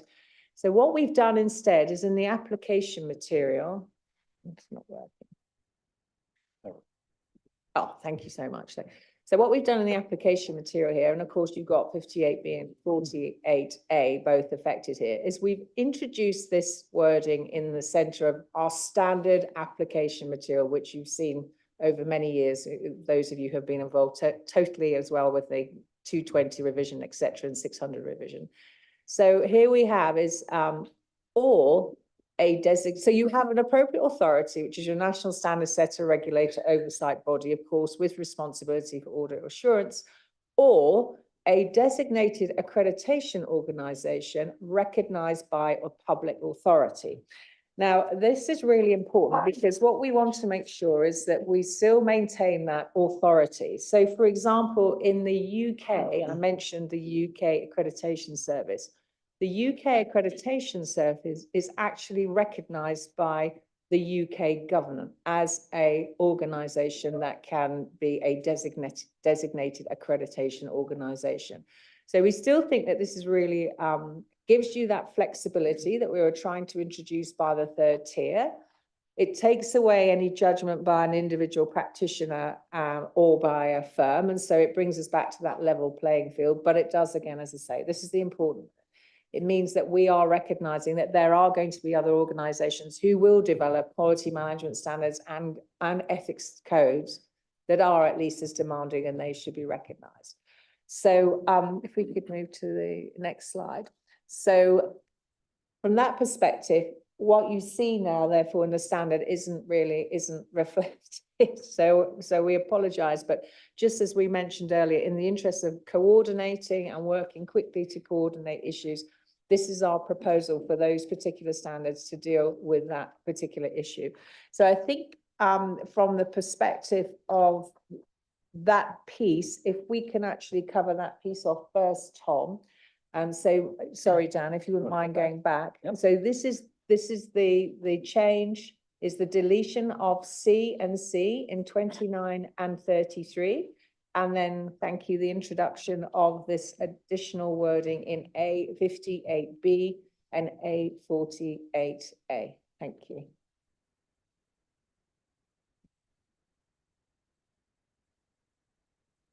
Okay, I think the logic is that it's elegant and that it addresses both convergence and public interest related matters simultaneously. Ada?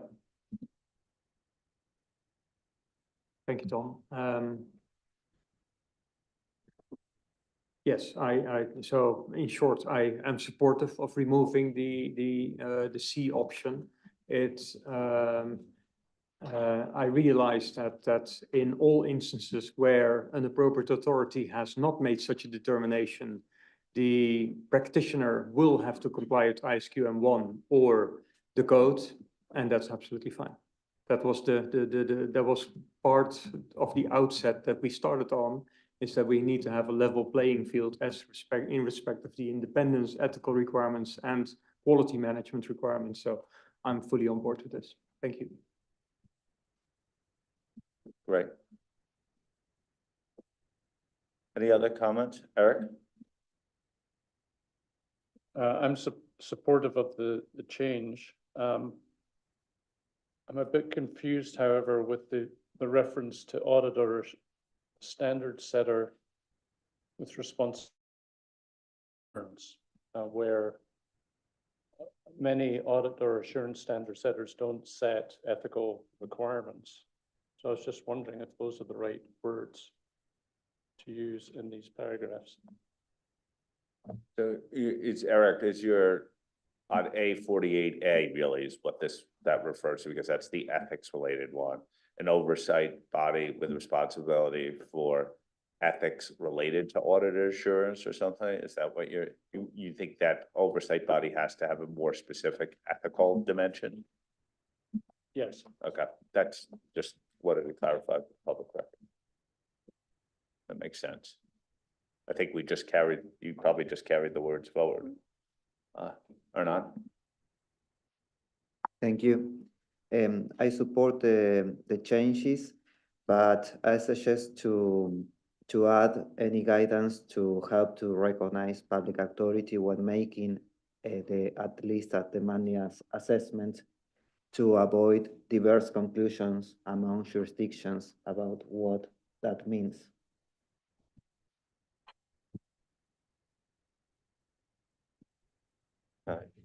And we already actually put quite a bit of application material in the standard already to address that issue, because it was raised previously that we were a little bit light on what we meant by at least as demanding. So we did put in quite a bit of extra material in the standard to address that. So maybe what will be helpful, and certainly we can do this offline, is if once you've reflected on that, if there's something else you think or feel we need to address, then by all means we can consider that. Thank you. Mark? Yeah, just to note that we did on the PIOB have some concerns about option C and the firm level determination. Obviously, I'll take this back to the board, but it looks to me like a positive way forward. So I certainly welcome. Noted, and thanks for that. Okay, this is another very positive development. I think this, based upon, obviously we haven't confirmed everything with IAASB, but based upon our discussions last week, that this should be in line for further convergence in our standards. Okay. Dan, back to you.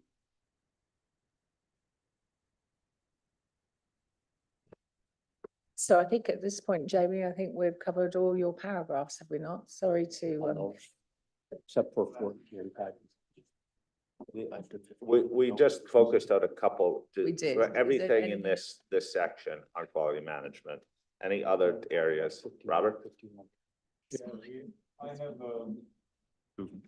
I have an issue, food for thought. Number one, I will address issues in relation to evidence from the value chain in the evidence section, which is coming later. Yeah.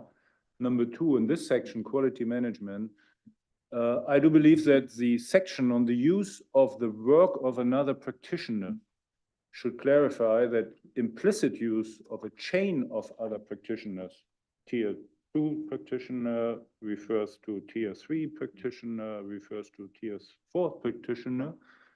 In this value chain, without access to their reports, does not constitute using the work of another practitioner. In other words, using the work of another practitioner is just the tier 1 practitioner, the way I understand it. And maybe we should clarify this. Thank you. Okay, anyone else? Okay, Jamie, any reaction? Yeah. Okay. Should we move forward?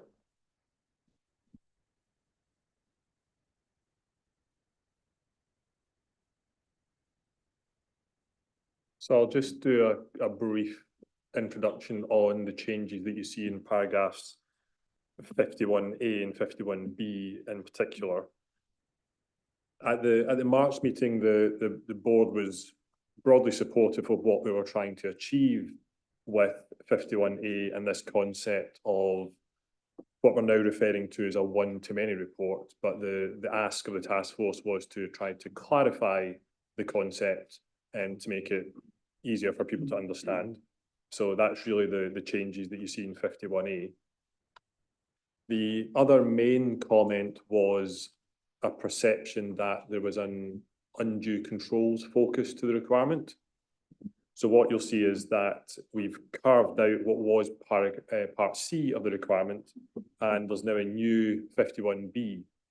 And really what the task force has tried to do there was better connect that requirement with other requirements in the standard related to the strategy and approach to engagement. So if you do plan to obtain evidence from testing controls, which is addressed later, and Dan or Claire will talk through those, that's when you may need to consider potentially controls that are related to these one-to-many reports. So it's trying to just sort of connect the dots a little bit and make 51B a conditional requirement, so that you're only thinking about controls when that actually is part of your assurance strategy. So I think I'll pause there and just hand it back to Tom for any comments. Okay, Bill? Okay. No comments? Julie? Jamie, just on 51A, I recognize you've reflected the conversation from the March meeting, but some of the words in the changes there, it's in particular the third line where it says the purpose of conveying assurance to other user entities. I just wondered if in all cases that's going to be as direct a relationship of that as that is, and whether we could make it say something like designed for the purposes of assuring information from another entity, value chain entity, something that doesn't just restrict it to implying that there's that direct relationship between conveying assurance to a user entity, and it might be more general than that.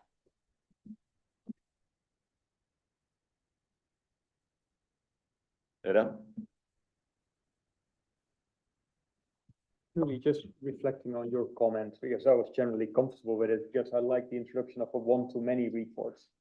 And if we make changes you suggest, we probably then need to take one-to-many report out, because you're suggesting that it could also be a one-off report that somebody, and so I'd like to retain the one-to-many report concept, because I think that will be an element in solving the outside of the organizational boundary issues that we're facing with. So that's really my comment, is let's not lose the one-to-many concept, because I think that's important. Well, I wasn't thinking we would remove the concept, but I don't know if a one-to-many is only in the only for the purpose of conveying assurance to other user entities. So that was my concern, because those words imply that, but you could have a general use report that also meets that description, right? As a one-to-many, yeah. Yeah.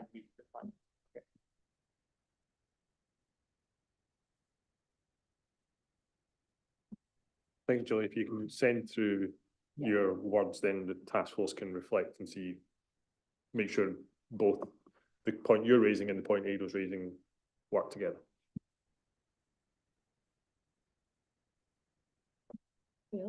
Bill? Moving on to another point, if you look at A108 onwards, it's talking about using the work of a practitioner's expert. And you've taken the word external out of the heading, yet most of the text relates to external expert and certainly may not be relevant to an internal expert.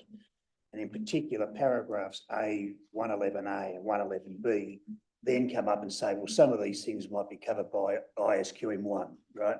I think it would be better to put that earlier in the section to say for an internal expert, they may use ISQM1.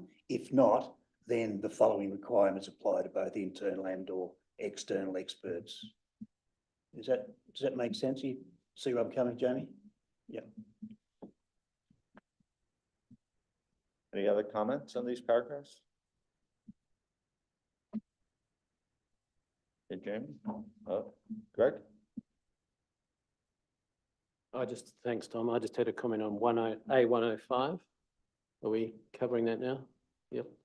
So it's just a deletion of the third bullet as the example. That seemed quite a significant judgment to me, the suitability of the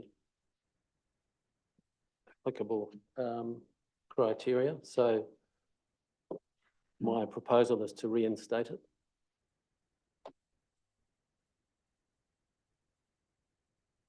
So A105, example 3. Bill? A107J refers to relevant matters the engagement team may request from another practitioner. I think one of those matters could include whether that other practitioner has complied with the quality management system, or indeed ISQN1.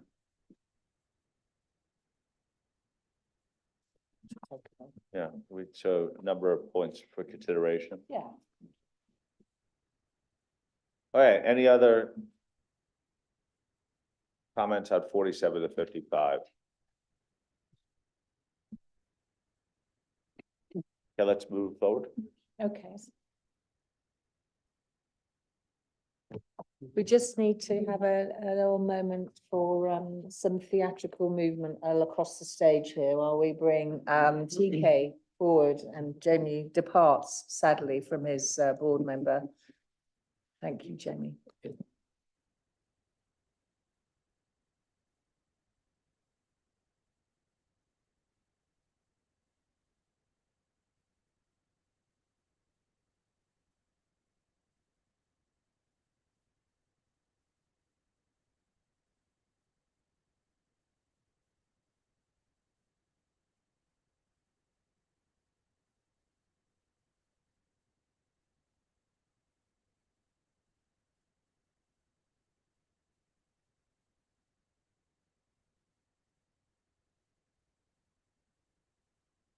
Sorry, my theatre direction wasn't very good there at all. Jamie is remaining at the table and TK has joined us and Fadi also will be speaking soon as well. Thank you. So if we can move to the next slide, whoever has the clicker. There we go. Great. Thank you, TK. Over to you. All right. Good morning, everyone. Good to be at the table. For these paragraphs, we don't have any changes on the standard, so the wording is still the same as the wording we had in the ED. But we thought it'd be a good opportunity to get the board's views on any other matters in the issues paper. So agenda item 2E on fraud, everything except for the management override of controls, which we'll get to later. So the stand back or anything else in the paper. If the board has any comments on that, would like to take them now. Thank you. All right, back to you, Tom.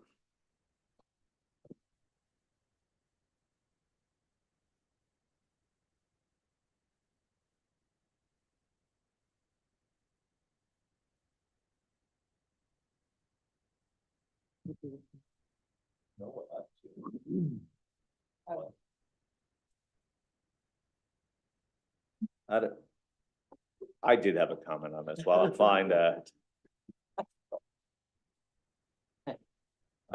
find it strange that I understand that the ethical requirements probably require a reporting of no CLAR to appropriate authorities. But in this instance, and I don't know whether it creates a technical challenge or not, but I know we have inserted language in proposed 240 about a requirement to report, because an issue of no CLAR, you could be reporting the issue to the people who committed the issue in the first place. And so reporting to relevant authorities like we did in 240, at least merits consideration from my perspective.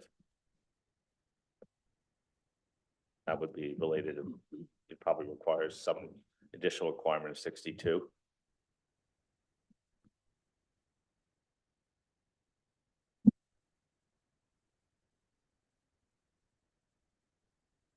So the proposal therefore is to introduce a further requirement, so alert the practitioner to report to an appropriate authority unless prohibited by law or regulation, which is sort of similar in manner to the requirement that we have in ISA 240 exposure draft.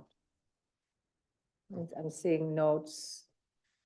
Okay, thank you. Josephine told you that was causing her trouble this week. Okay, thank you. Thank you, TK. Oh, sorry, apologies, go ahead. All right, thank you. Then the last point would be the two questions that we've been posing to the board this morning, which I'll read out for due process. Does the board agree with the task force's summary of the respondents' feedback presented in the papers? And then if there's any other significant matters that need to be raised, the board can raise them now as well.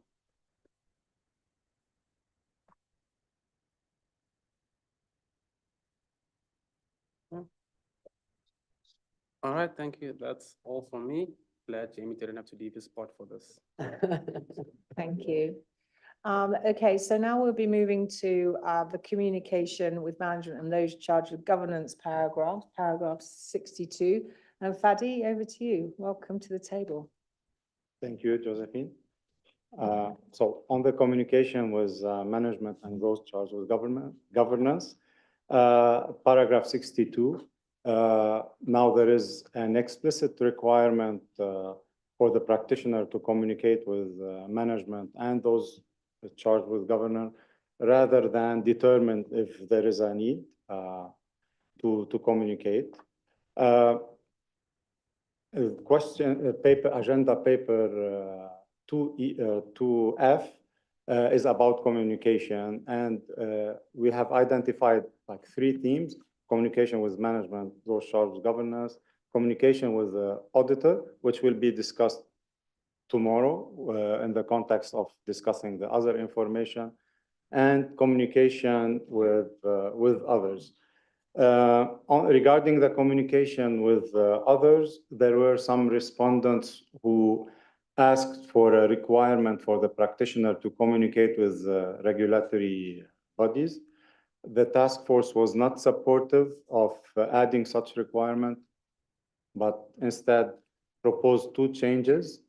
First, to delete the word others from the subheading above paragraph 62, and also adding an application material in paragraph A139A about communication with regulatory bodies, which is derived from ISA 540 revised.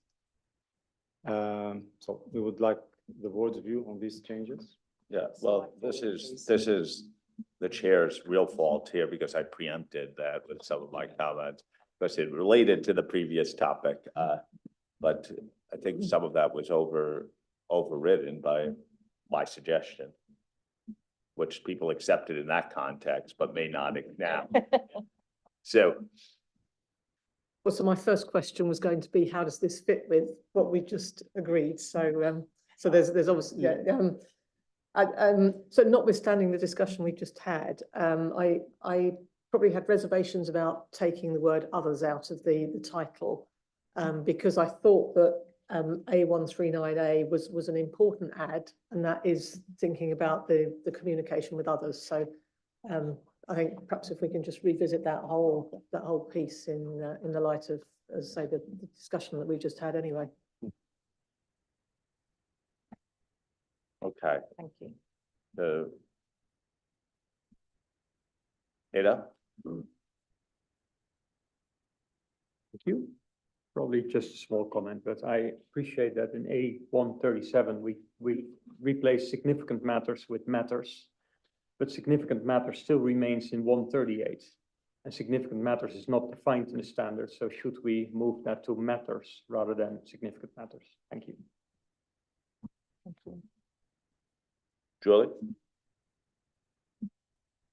I was just wondering if the change from using the term significant matters to matters in the practitioner's professional judgment made it just too broad in the requirement. It's probably the opposite point to yours, which is you wanted to strike out the word significant in the application material. There's a consistency problem, I agree. But I was just wondering if saying matters created too wide a net of things that the practitioner might be expected to be communicating.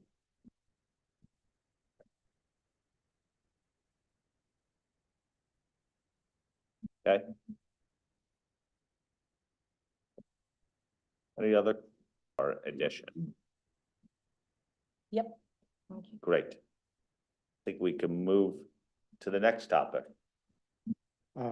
Sorry, just before moving, we have the due process question, whether the Yeah. board agrees with the analysis of the task force on the responses and whether there are anything we didn't take into consideration.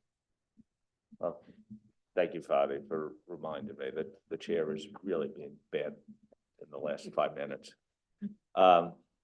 Okay. Any other matters should have been raised? Okay, I think we're good from the due process perspective. Now we can move forward. Okay, and thank you, Fadi. And now we're moving on to another one of our favorites, documentation. Thank you. Yes, and hopefully an easy discussion because there were only minor changes in the wording for consistency since March. And there was a change that was originally highlighted in the changes paper, agenda item 2B, relating to paragraph 68 AA.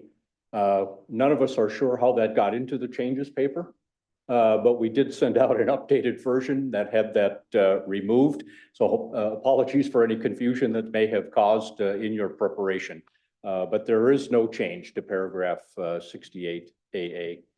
So Tom, just seeing if there are any remaining comments from the board on this particular section, 63, 68, A141 to A153.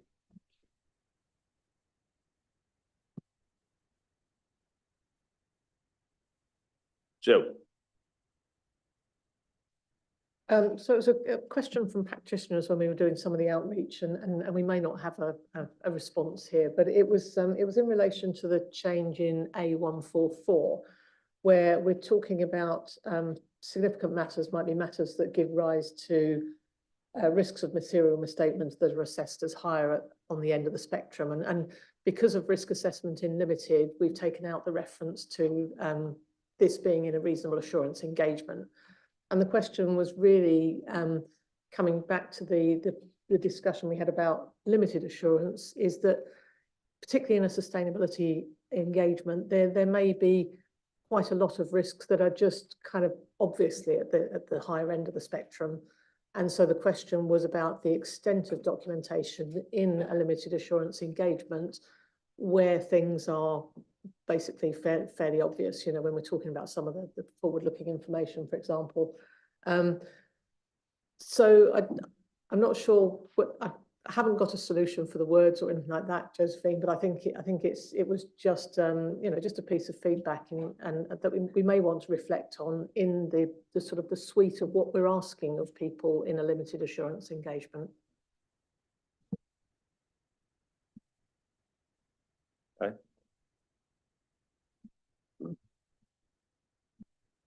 Anyone else?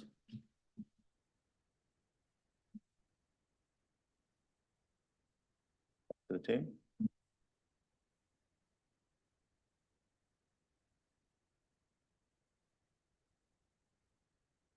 My turn to talk. Thank you very much. So now we're moving on to preconditions for the assurance engagement.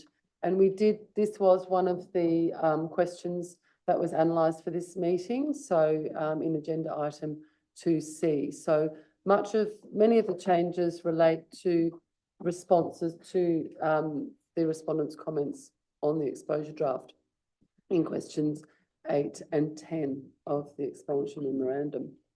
So some of the highlights of what we've changed in this section, it was noted by respondents that the work effort for establishing whether the preconditions are present prior to acceptance is overall too onerous.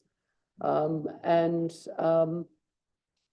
there was a need for clarification of the nature and extent of the work effort sufficient for that preliminary knowledge for acceptance and continuance versus what might happen later when you actually have accepted the engagement.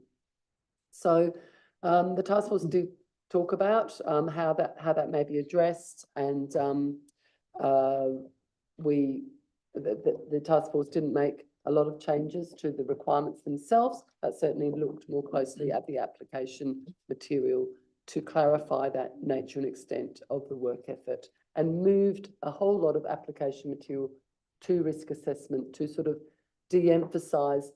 It would imply perhaps too much work effort at that stage. And we will come back to this later on because there's more signposting that we've woven in to the risk assessment phase. There were a number of other aspects that were raised. For example, preconditions not being present after acceptance. We've now aligned that with 3,000 because that was a bit out of step. And a couple of other areas relating to the framework criteria presumed to be suitable. Again, Edo, you mentioned paragraph A170, and I can talk a little bit more around that if that's helpful. And maybe I will do that since that was a matter that you raised earlier, Edo. So that paragraph A170 was amended to be much clearer and stronger around framework criteria being presumed to be suitable. And weaving into that, really what it's trying to say is that there may still need to be reporting policies that the entity identifies to implement the framework. But that doesn't mean that you need to then evaluate those policies at this point. That's still part of the framework. It's applying the framework. But still that paragraph A70 acknowledges that entity developed criteria may be needed in some cases, but we didn't keep it in the actual requirement, Edo, the early requirement you were looking for, because it would muddy the waters around what we were trying to cover in the earlier discussion. So there were a couple of other changes around presumption that there's a rational purpose for framework criteria, very similar to the other earlier presumption. So I don't think I'll say much more, just open it up for comments.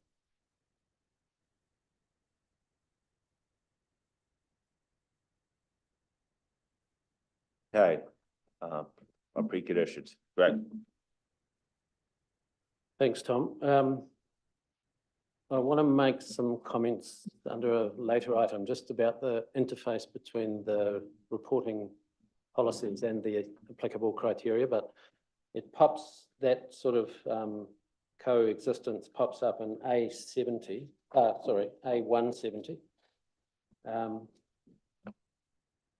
So in my mind, the applicable criteria is either framework criteria or entity developed. Those together are the applicable criteria, and then you've got the reporting policies. And yet we've limited the reporting policies in this paragraph to just the framework criteria. So why would the policies not apply to all of the applicable criteria as required? So I just couldn't quite understand the logic for why we'd limited.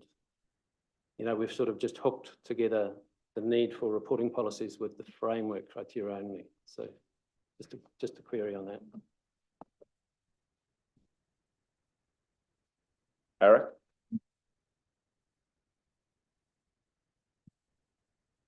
Thank you.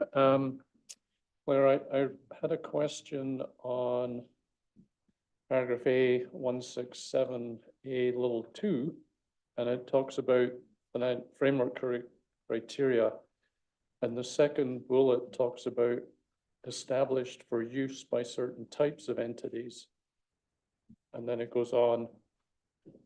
And we were just not sure why that limitation of for use by certain types of entities was included there. are we saying that if they have not established a framework for use by certain types of entities, then this bullet doesn't apply? My second point is really with respect to the additional paragraph in A191, where it talks about absence of indications to the contrary, that the engagement has a rational purpose. And in A159, big A, it's talking about public sector entities, and there's a similar statement in there, but the wording is different, and so we're just wondering if they need to be aligned somehow.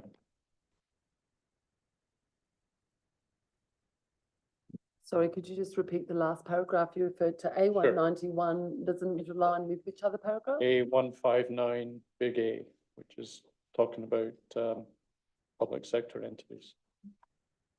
There's a bullet in there about the absence of indications to the contrary.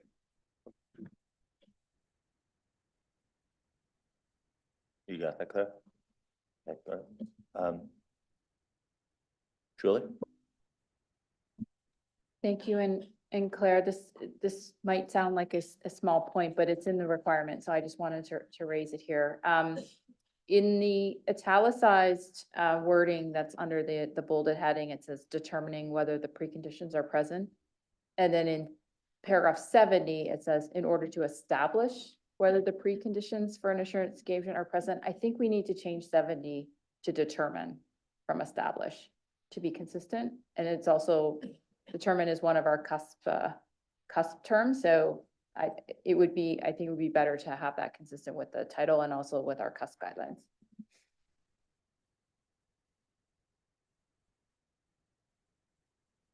Okay. Isabel would be very proud that a cusp reference, you know, so. So Claire, I can see the work that's gone in here and very much appreciate the sort of distinguishing between this this early stage work and then when we get into risk assessment. So I think it's very helpful. Some of the feedback is there's still quite a lot of work required at this early stage, and that's probably fair. But I think you've changed a lot of the wording to be to recognise that there's that there isn't full knowledge at that stage. But in that vein, I think in A162, we've taken out the reference to a formal process, but it does still say a process with adequate controls to enable the preparation, and just question whether at that stage of the process we're able to actually make an assessment of adequacy there. So maybe some work on the wording might reflect that kind of thought process at that stage. And then other than that, I like the add of A191, you know, referencing through to the frameworks and things, because I think that's very helpful in practice. Thanks.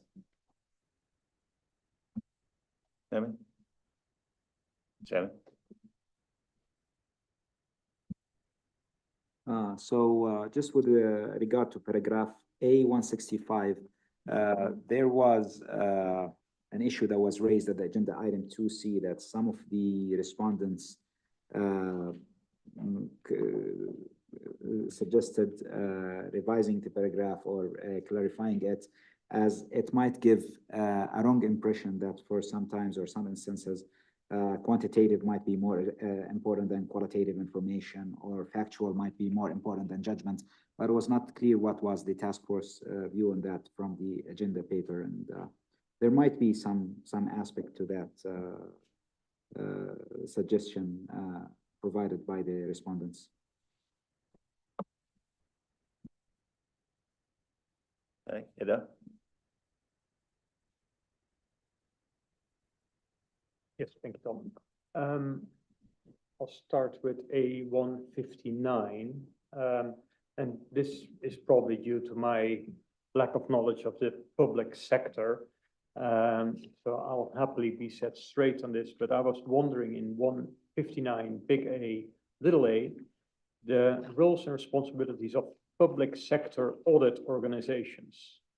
So, and how are they different from, well, why do they need to be named there specifically? I was just not sure why they had to be named there. Well, I was wondering whether are they the engaging party, or I just don't understand it.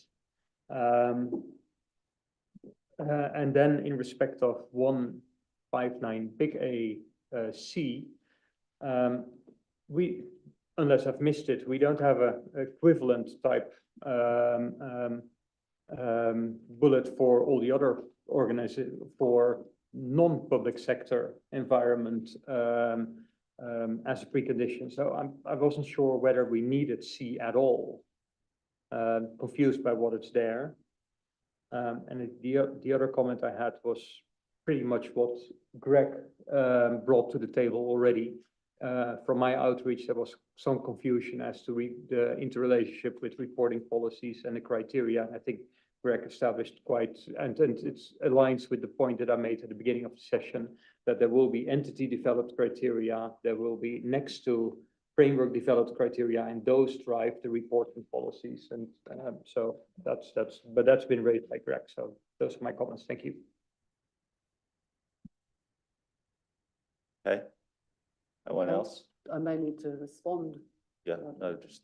Okay, Claire.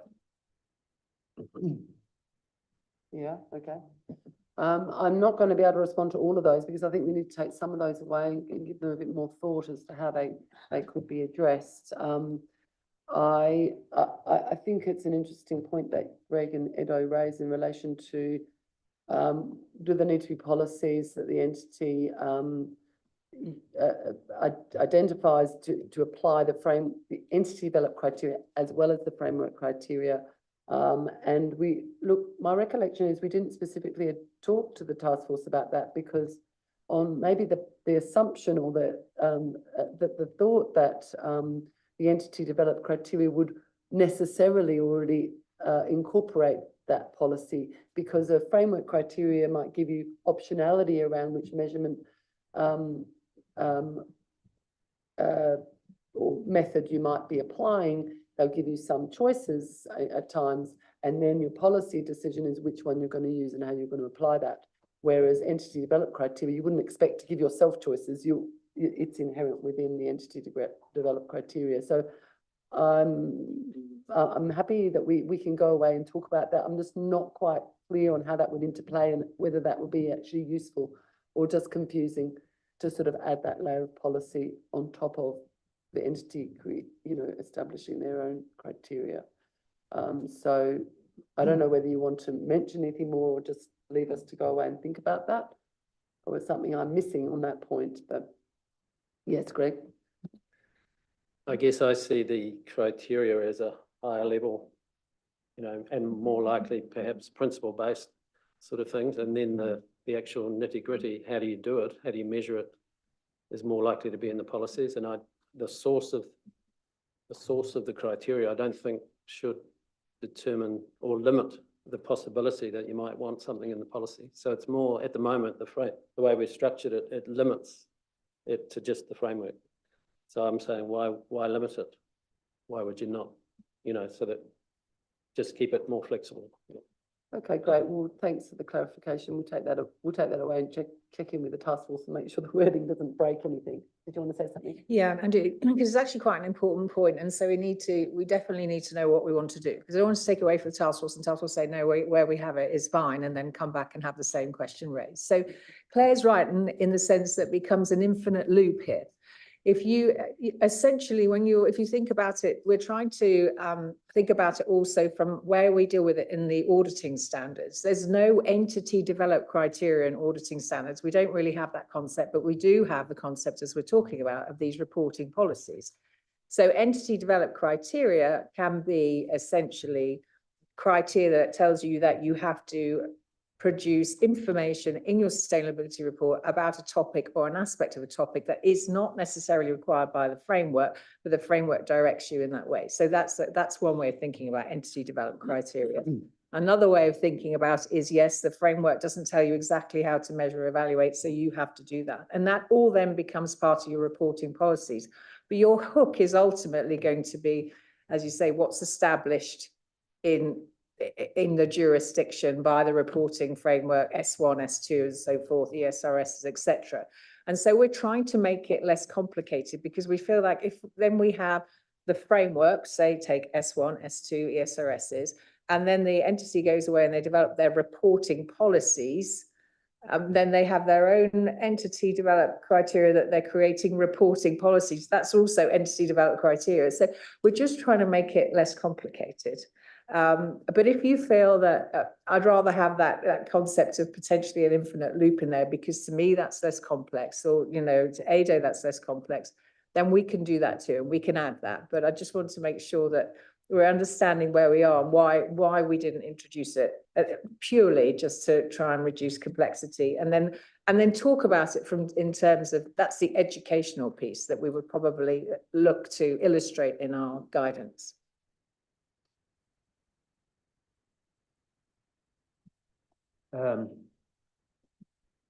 I understand that, and I'm all for reducing complexity.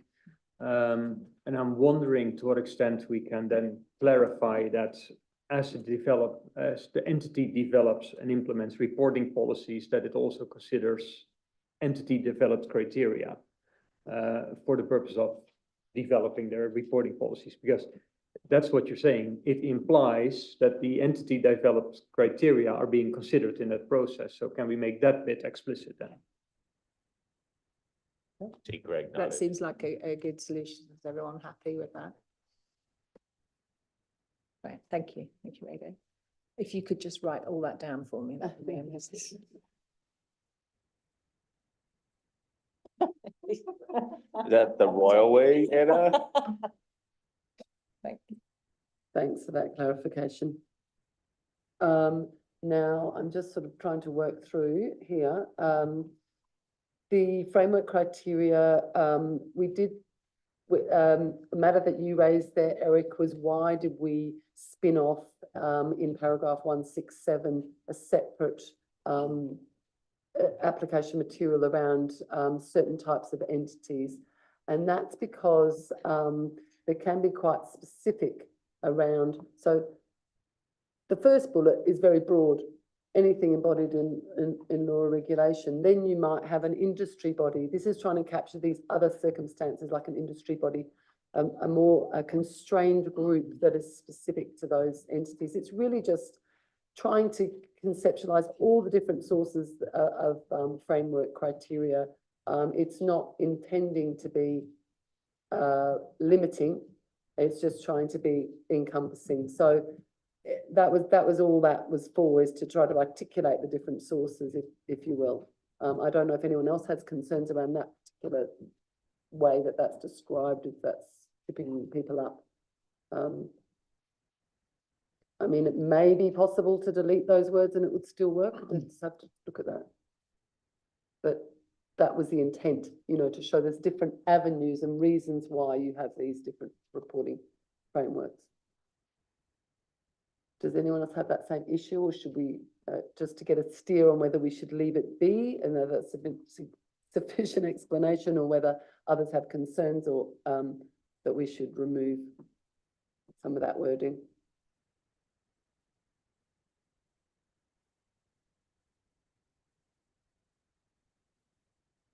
Okay, so look, we'll move. I'll just try to see if we can bottom out some of these other things that were raised. There was that Eric, you also identified a misalignment, and so we'll have a look at that. So that we should be able to align, make sure that the A191 and A159A align. Sorry, Julie, your point around changing paragraph 70 from establish to determine. This is, this has been, those are words from 3000, which, if I recall rightly, I'm sure Wolf will suddenly raise his hand if I got that wrong. But I'm confident this comes directly from 3,000, which is perhaps why you're saying, well, hang on, we've moved on from that kind of wording, which is a fair point. It then goes on to the other aspect of it though is that within 70 we've got A, consider, B, evaluate, C, evaluate, determining on top of those. I'm not sure that's going to quite work, to be honest. I hear what you're saying, but it's like we're establishing whether the preconditions are present, but what we're actually doing is considering and evaluating those things. So I think determining on top of that, and we were trying to avoid, to some degree, we were trying to avoid too much determining in the preconditions to be, so that it's not too onerous. So I'm just not sure that layering those will work. I don't know if there's any other views, anyone wants to weigh in on that one.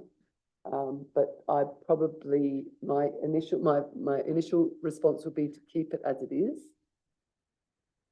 But it just may not quite work unless that whole paragraph is re-engineered. So I'm going to keep moving along if, but please put up your cards if you disagree. Just change the title. Establishing. Oh, okay. Julie, we can just change the title that's over it to establishing whether preconditions are present. That's probably less onerous than changing and then writing something that's inconsistent with 3,000.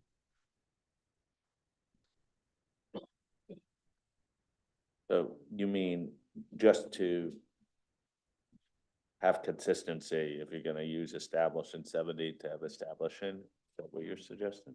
We're maintaining consistency with 3,000. Right, with that's 70, what, but yeah, that's, so but the you're problem is actually the title, not the right, requirement. that you're Yeah. saying determining. So we'll have a look and see if we can change the title. Robert? I have maybe a follow-up question to Claire. If we read this, or if I read this, consider whether the entity has a process to identify sustainable information to be reported. Just presume that the to be engaged practitioner finds out there is no process. What's going to happen? So we do have some application material on. Can you? Apologies. Yeah, and I know I need to go back to some of the other comments, but just to respond immediately to your comment there, Robert, we do have application material on that, and it's a really good question. Of course, not in every circumstance does there need to be a process. It may be a narrow scope engagement, it may be very clear cut in the framework, and there may be no process necessary to determine what will be reported. So yes, it is quite a and what kind of requirement, and that is deliberate to not be too onerous about looking at the process and how robust it is, etc. But we did try to answer your question in the application material, which is A159B to A159B, and to explain sort of what you would do. So I don't know if you want to reflect. I just want to avoid the situation as such in my jurisdiction. The audit firm for financial audits can and shall take over the assurance engagement from a jurisdictional standpoint for the sustainability information. It could be in the position that this audit firm, being the petitioner for sustainability information, does not know yet whether the entity has processes in place for reporting this information. And I don't want to have the audit firm get in a position to withdraw from the sustainability engagement. So can we rule this out to somehow in our wording? I hear what you're saying, but the requirement is only to consider whether they have a process, not to say that then a precondition if they don't have a process. Do they have a process? No. And then you can consider that when you're looking at rational purpose as to whether, well, hang on, if they aren't planning for a process or but it's required by the criteria we we might have a problem with this engagement. We might have a rational purpose, or we may not want to accept it if they don't plan to get that process in place, for example, or we don't need a process, so we're fine, we can move on. So it is leaving it open-ended, which is what the application material is trying to say. So it's not a precondition to have the process. It's just to ask or identify whether there is one. The client might say, oh yeah, we'll work that out. We haven't set it up yet, or we're creating that process. So look, as I say, maybe reflect on A159B and let us know if there's something, that you feel is unclear, or that we could, if there's anything we can clarify to make that, to not make that too onerous, as you say, to make people think that they haven't met the preconditions, then agree that would be important. I'll just have a quick look at the other things raised and see if there's something that we can bottom out. Sorry. Oh, sorry, Sue. I actually just wanted to come in on the discussion you've had, because I had exactly that question, Robert, on with some of the practitioners as we were preparing, and we actually kind of flipped it on its head and said, well, if you're consider if there's no process, the process might be immature, it might be evolving, all those kind of things. But if you're in a position where there's clearly no process and you would expect there to be one, then you're not able to take the assignment. So I don't know if that helps at all, but it was a similar question. So, if there are any thoughts about how you reflect it in the drafting, that's fine. But we did get there in the end by just saying, turn it upside down. And if there's no process when you would have thought there should be something, then you can't accept the assignment. Yeah, thanks, Sue. And again, if specific words that we, that make this clearer, then obviously we welcome that. Now, Sue, you did mention there's a lot of work still at the acceptance and continuance stage, but I didn't hear you say that there's anything we need to do about that. We tried to create that balance between what's a reasonable level of work effort in accepting the engagement. So I don't think you're proposing any changes. Now, we did remove from this paragraph A162 the word formal, very deliberately removed that. And I think you were supportive of that. Was that what I was hearing, Sue? So I was supportive of that, but later on in the sentence, you've got a reference to adequate system of controls or something, and the point was that at that stage, I don't think you can assess adequacy. Thank you. Sorry, I missed that point. Thanks very much. We can easily address that.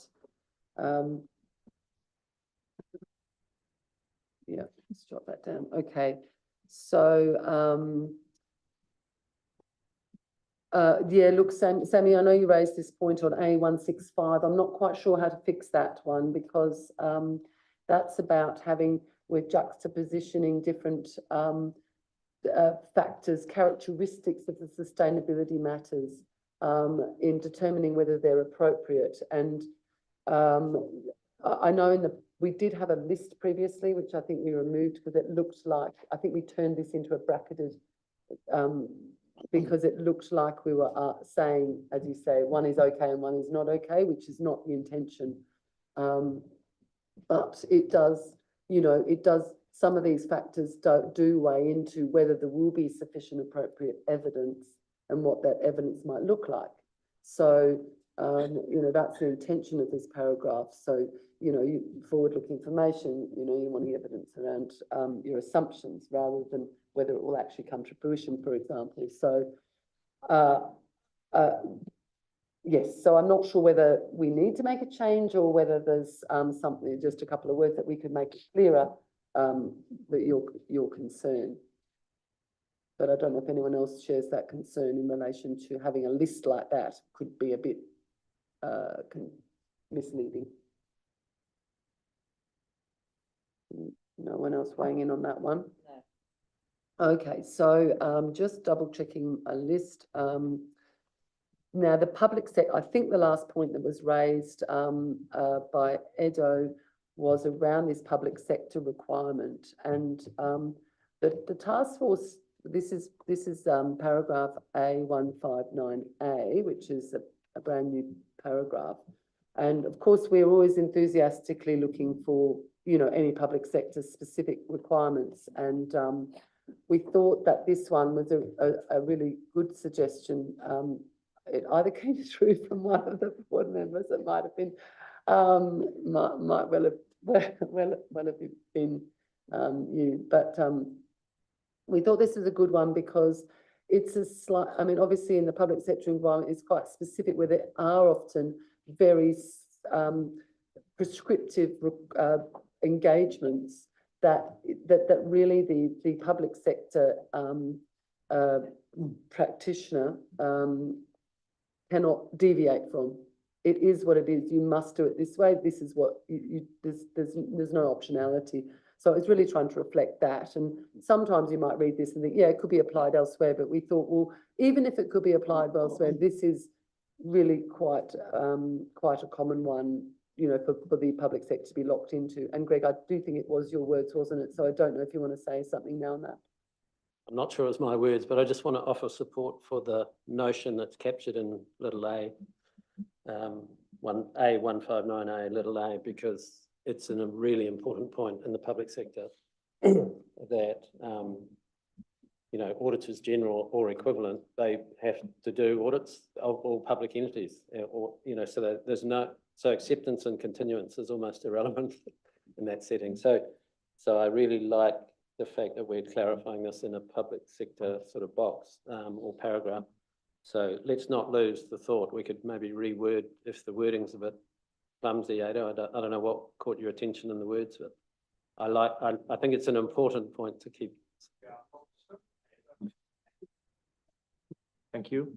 I'm not disturbed by it. I'm just curious because I am probably unfamiliar with what a public sector audit organization is. And and whether that's different from a government entity, or probably, because it may not be an entity. But is this the party that requires audit work or that performs the audit work, or is it an engaging party? I'm just trying to frame it in the context. That was my question. And I think my more substantive comment is on the C requirement and why that is important there, where it's not for all the other engagements. Thank you. Okay, so I think with this one, then what we need to do is just having a look that we've actually captured the right wording in terms of public sector organisations and government entities subject to engagements. I'm thinking something like the National Audit Office personally when I'm thinking about that, but we can have a look and make sure it's consistent where we've used this wording elsewhere, which is the critical thing, not changing terminology for the sake of it. And then in terms of it was C. Actually, given that that's probably relevant to all, let's see, have we captured it in all situations? It's because it's not necessarily just a public sector matter. So yeah, I appreciate that. When you read it again, you think, oh yes, that's fair. So thank you. Yes. So we'll do those. We'll look back at those A159 and cover those two bits. Thank you. Thank you, Greg. Thank you, Ada. I believe we've covered all of the points raised. So we can move on. Don't see any more cards. Oh, okay. Yes. So I wanted to move on that next. Sorry, did I do something? Yeah. So sorry, let's go back. No. So what we're just saying is we're 5 minutes from the break. So we could set this up and then we'll return to the conversation. Okay, and we also do need to come back to the questions that we've been asking after each paper. Perhaps I should do that questions actually before we come on to this diagram. So the questions, as you recall from others, on agenda item 2C on the preconditions, does the IAASB agree with the task force summary of respondents' feedback presented? And are there any other significant issues raised by respondents that should be discussed? Now, I will caveat that by saying I know we are coming back to a bit of that because we are trying to reflect later on in the risk assessment around the, you know, that what work efforts done on criteria, for example, later on.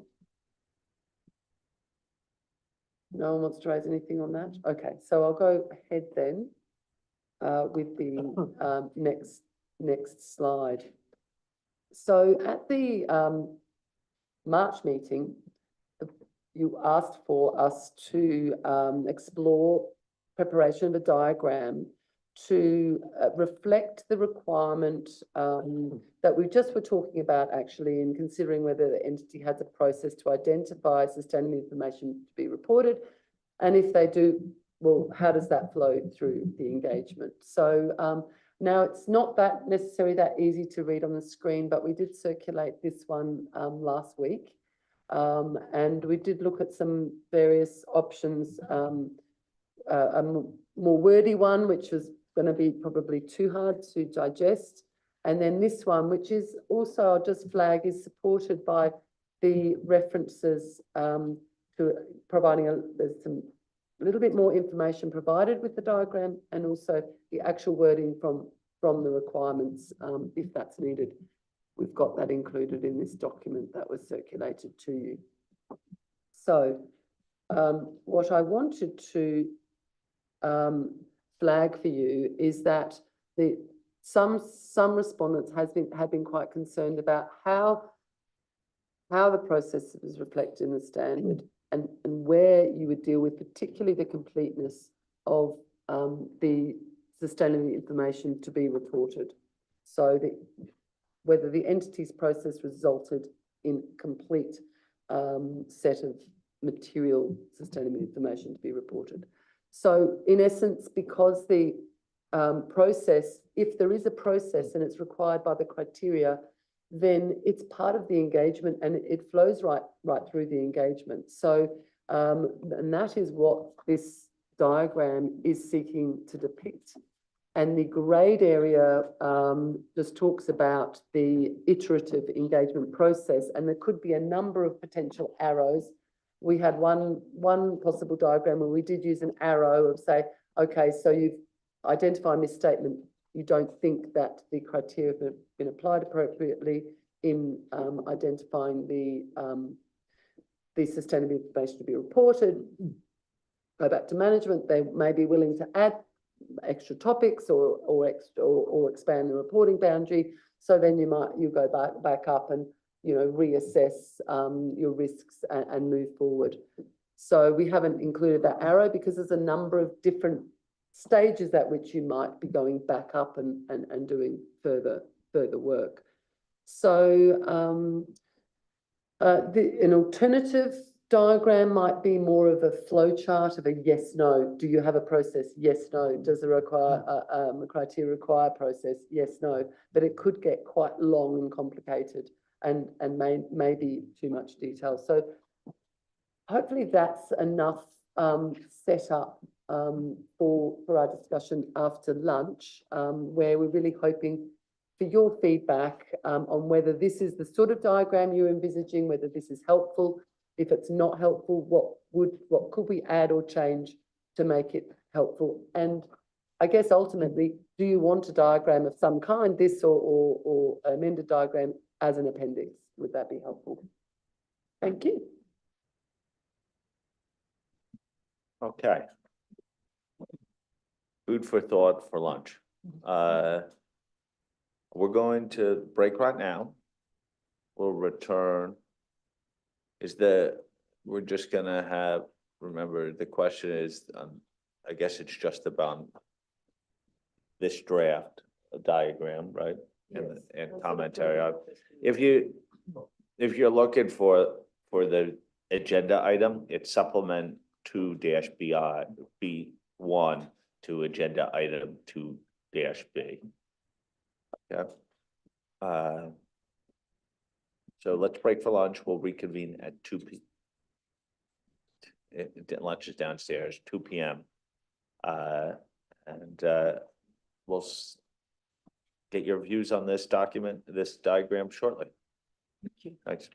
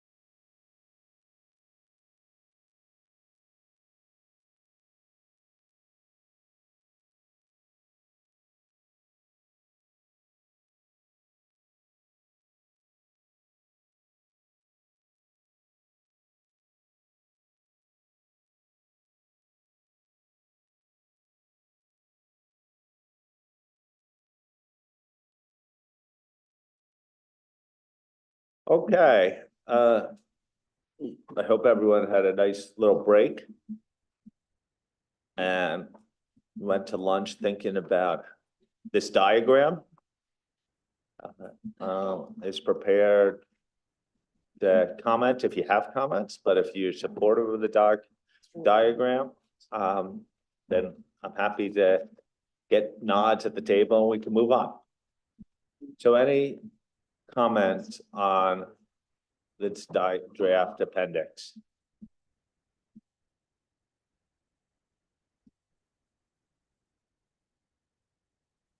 Lunch was Eda? Thank you, Jamie. Thank you, Tom. Yes, lunch was good. Yeah, I'm not entirely convinced by this diagram. It does a good job in referring to the paragraphs, but it doesn't say all that much of what needs to be done and how one impacts the other. And there's a lot of implicity in this diagram. Well, it's not wrong, but does this really help? And that's where I have my doubts. So when Claire said, well, we also have a diagram, yes, no type elements, I was sitting up straight, think, yeah, that would be useful. And I appreciate it gets very complex. But by introducing this doesn't reduce any complexity either. Thank you.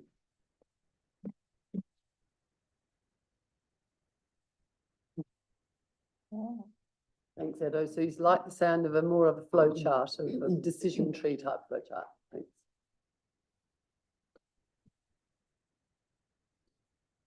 May I Thanks, just Robert. made a blunt comment? I Please like do. it. I like it. Yeah. It gives me guidance. Yeah. I'm clearly, if I want to have something, to know something about risk assessment, I can look up the relevant paragraphs and application guidance. I want to know something about reporting or concluding, it's the same. It's just a matter of leading you on a very high level. Period. I like it. Do more people feel like Robert?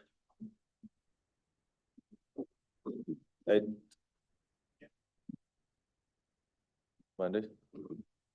I'm having trouble finding my notes, but I agree with Ada.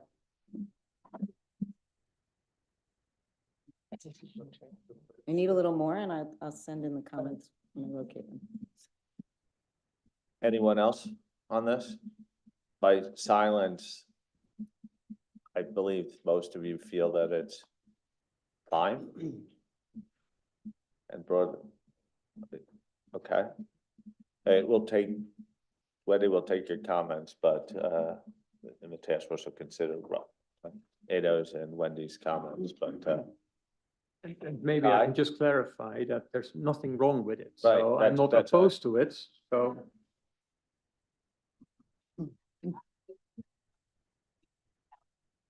yeah, I guess for the task force, some of it is there's some simple things, but they have a lot to work on between now and September. So this would be a lower priority item for me, in my mind, for them to spend a lot of time on. Kai?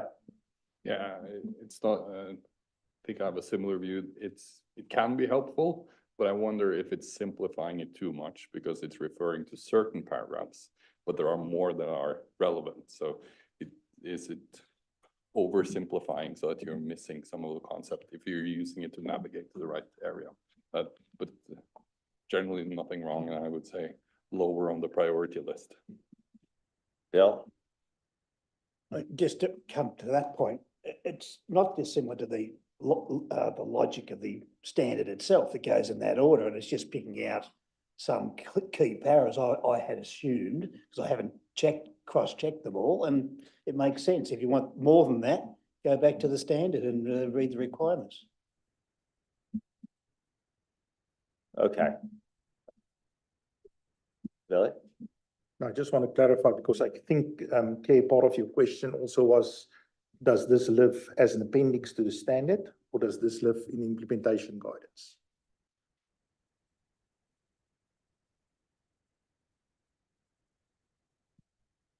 Do we need to vote? If we were to consider something like a decision tree, Tom's spot on. We don't have time to do that between now and September. We just can't. But we could potentially have something like that in our educational guidance. But in terms of this particular framework that we've set out here, I think generally the board are very happy with it. So in terms of this one, would you feel that it would need to go in the appendix or the educational material? And we'll consider the decision tree, but that would have to be educational material. We wouldn't be able to achieve that before September. Is there any harm in putting it in the appendix? Yeah, I think people are happy with it. Okay, let's move on. Okay, great. So we're going to put an appendix in of this diagram. We'll double check everything on it. And there is some extra material also in that diagram. I don't know if we want to check in with the board. The one aspect of it is the repetition of the core words in the requirements relating to that. I mean, you could argue that's duplicative. I don't know if anyone wants to weigh in on that, whether you'd see that as being okay to include in the appendix, or we can take that back to task force if there's no views.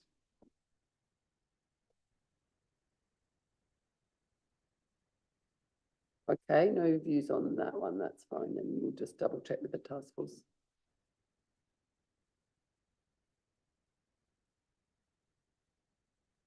So I'll move on to the next slide then. This is the terms of engagement, and look, literally there's been no changes to these paragraphs, but we're putting them in front of you in case there's anyone's identified any issues with those.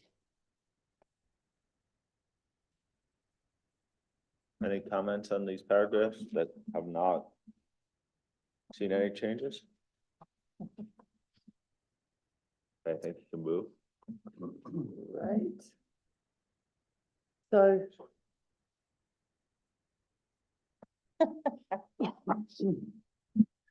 That was very quick. Oh no, this next one, sorry. Sorry.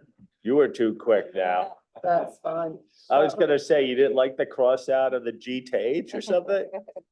So thanks, Edo. I'll leave the joy to Dan now and TK. So handing over to Dan. That's your next slide.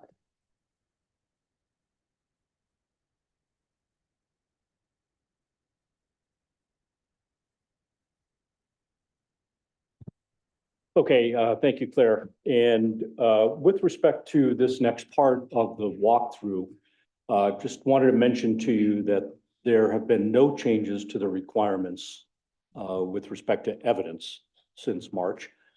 You will have noticed that there were a handful of changes to several paragraphs in the application material. A number of these changes were made to add some targeted material to address the unique considerations and challenges of obtaining and evaluating information or evidence from the value chain. And some of the examples, specifically paragraph A 222, 235, 236, 238, trying to acknowledge some of the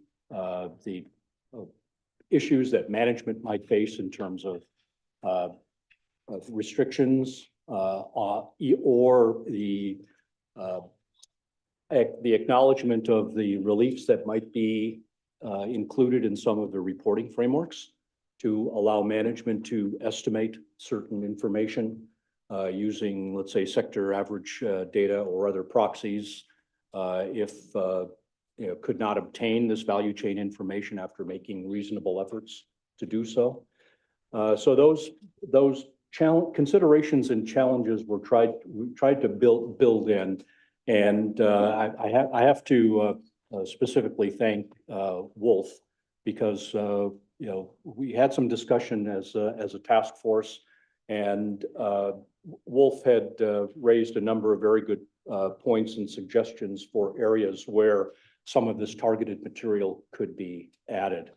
I also want to point out that just with respect to this area of value chain information, that you know, some of these challenges, not only for management but for the auditor, you know, can possibly be viewed as an inherent limitation in the process. And you know, if it's an inherent limitation for management, it may also be some kind of a limitation, or at least affect the practitioner's ability to either obtain evidence or perhaps affect their evaluation of the quality of the evidence that's being obtained from the value chain.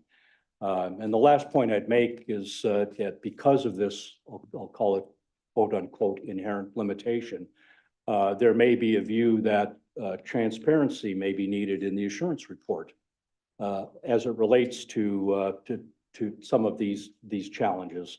And the only thing I would point out is that you know, if anything were to be added in the assurance report, it would need to be clear that it doesn't change the practitioner's fundamental responsibility for obtaining sufficient appropriate evidence to provide a basis for the assurance conclusion. So that's, in terms of setup, Tom, that's all I wanted to do there. That, as I mentioned, those were the application material changes were the most significant since March. So open it up for board input on paragraphs 82 to 87 and A209 to A258. Edo, I know you're ready for this topic. Thank you. So fully appreciate, Dan, that the text hasn't changed compared to the last time around. I was thinking of the work performed by a management expert, and we've in 500 in December, we did add an additional bullet based on a discussion there to evaluate the appropriateness of the work of the management expert as audit evidence for the relevant assertion. So that construct was put back in after comments from the board and the response letters. And I was wondering whether that could get some consideration for the purpose of which paragraph we talk about, 85. And the other comment I had was in respect to the application materials. So that's A219L limited, where we've inserted for which risks of material misstatement have been identified and assessed. And I was wondering whether the spectrum of risk doesn't apply here and whether we should refer to risks at the upper end of the spectrum or not, but maybe I'm just missing the point, and we'll get to it when we deal with the fraud. You mentioned that paragraph again. A219L. So we've inserted for which risks of material misstatement have been identified, and there's all risks or at the upper end of the spectrum, or because I guess the spectrum of risk applies the same to a limited assurance engagement, or is that a wrong assumption? Thank you. Robert. Thank you. First of all, thank you, Dan, for your introductory remarks, and I want to share some reflections from my side, which maybe go a little bit beyond. And there's some discomfort on my side with A236 right now, as is was sent out at the beginning, I think, of this month or late May. But to further broaden the perspective, as you all know, in Europe, thousands of companies are currently preparing for the regulation they have to apply starting this year. And these regulations in Europe will require information about value chains from outside the group. And this is probably one of the most important issues facing the industry in Europe when preparing sustainability reports and practitioners providing assurance. on those sustainability information. From what I understand, it was also identified as one of the most important issues in common letters.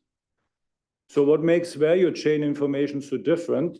We already touched upon this today.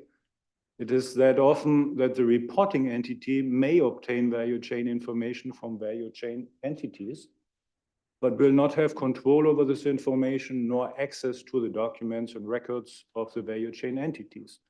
For I think just of my previous company I was with, Mercedes-Benz, they had thousands of suppliers. And just think about upstream value chain reporting. They're going to receive thousands of value chain information. Think about downstream value chain reporting.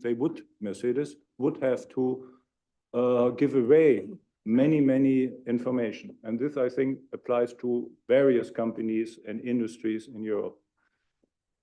In addition, such information may not have been subjected to insurance engagements or other forms of verification, which is permitted by the European Sustainability Reporting Standards. Even if the information has been subjected to an assurance engagement, the assurance practitioner of the reporting entity usually does not have access to these documents. We touched upon this already. I think, Randy, you made a point this morning. They do not have access to documents nor records of the value chain entities or to the documentation of the work performed by other practitioners. I see that the task force has provided some material in the paragraphs you mentioned, Dan, at the beginning to address value chain information and other practitioners, but I'm not yet convinced, from my perspective, that this material resolves all the issues we have to cope with. So what's the issue? What's the problem?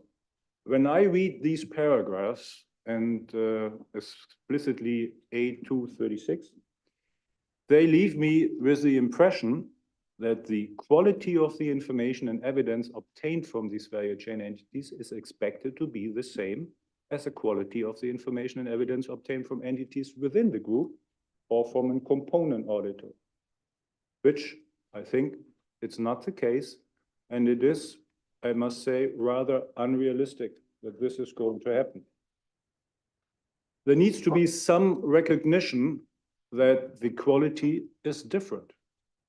And this should be acceptable in the circumstances, because that is how the framework criteria and hence the insurance engagements are designed. In that sense, the interplay between paragraphs A235 and A236 leaves the impression that for important information, the inability to obtain access to value chain entities, to obtain access to their documentation or the documentation of the other practitioner would constitute a scope limitation. If this were true, scope limitation, if this is the implication, it would lead to many, perhaps almost all practitioners' report in the EU containing qualified conclusions, at least at the beginning. Do we really want this? If I read this correctly, do we want this? Do the regulator want this? Do the standard setter want this? Do users expect this? And I can assure you, the preparers, they surely don't want this. It seems to me that if reporting entities provide transparency in their sustainability reports about the inherent limitations, and you mentioned this, Dan, on the ability to determine the faithful representation and verifiability of value chain information as required by the European Sustainability Reporting Standards, reporting entities have met the requirements of the framework criteria. Thus, I believe that assurance practitioners are transparent in their assurance report about these inherent limitations of the reporting entity, and that these inherent limitations apply to the assurance engagement too. The scope limitation for normally expected access restriction would not be appropriate from my perspective. And We will later on, I think, discuss in another section the issue about inherent limitations when we talk about the assurance report. This is my discomfort with scope limitations as it's laid out in the material.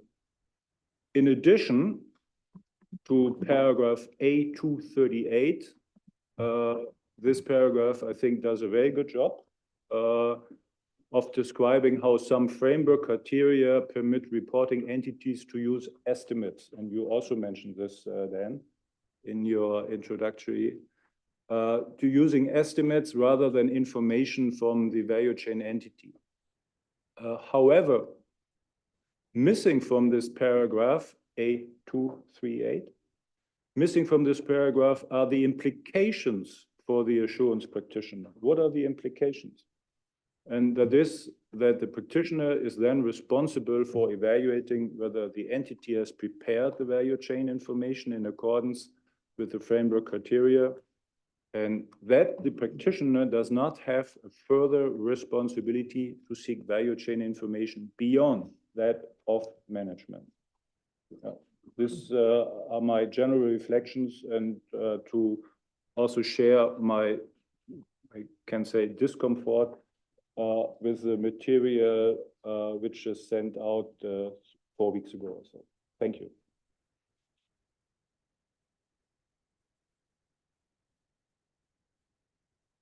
Good, Dan. Does anyone else have a similar issue?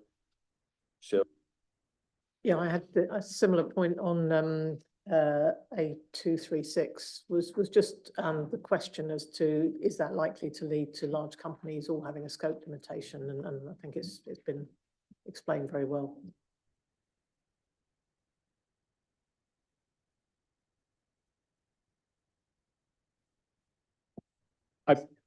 The only thing I wanted to add, and I should have mentioned at the outset, was since the papers were posted, we have had some continuing internal discussions, staff level mostly, with Billy's assistance as well. So some of these paragraphs, the ones that Robert mentioned, 235, 236, 238, have continued to evolve a little bit to specifically, hopefully, to try to address some of those points, take some and maybe reduce some of the sting in A236 or implication that it would always lead to scope limitations. So I just want to make the board aware that behind the scenes, there has been ongoing efforts to continue to revise these paragraphs, also with input from Wolf and Robert. So thank you for that.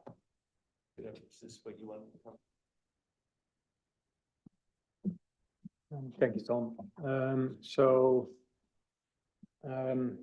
Just wanted to reflect on some of the comments made, because I'm probably in a different space of thinking.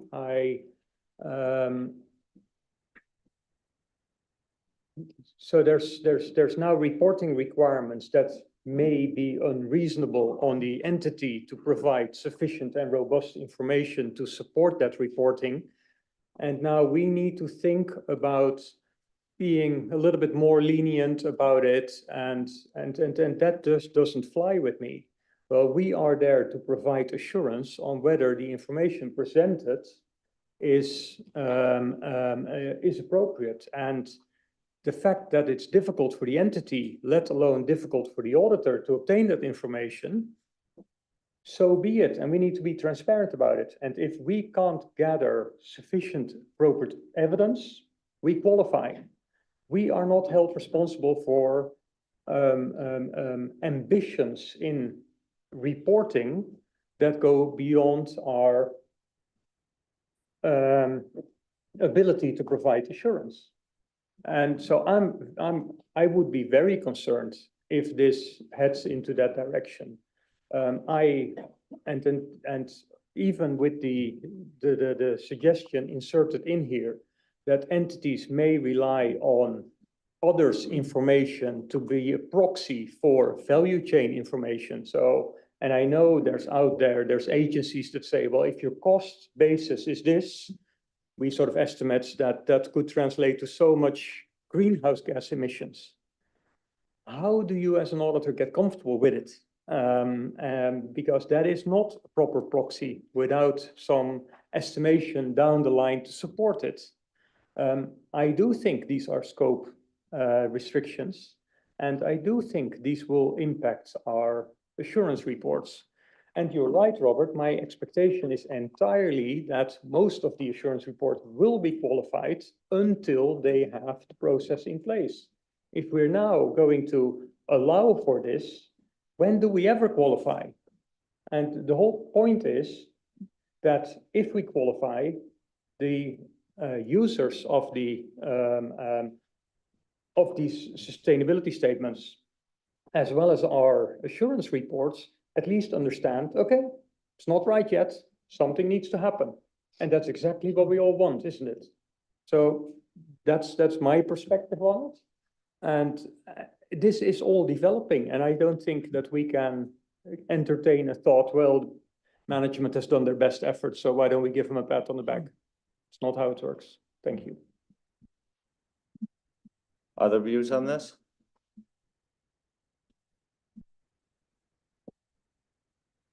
Greg? I'm certainly more in Nado's camp than Robert's on this. And I think there's a brand to protect for the board in terms of assurance. And, you know, we're in the business of assuring information so the users can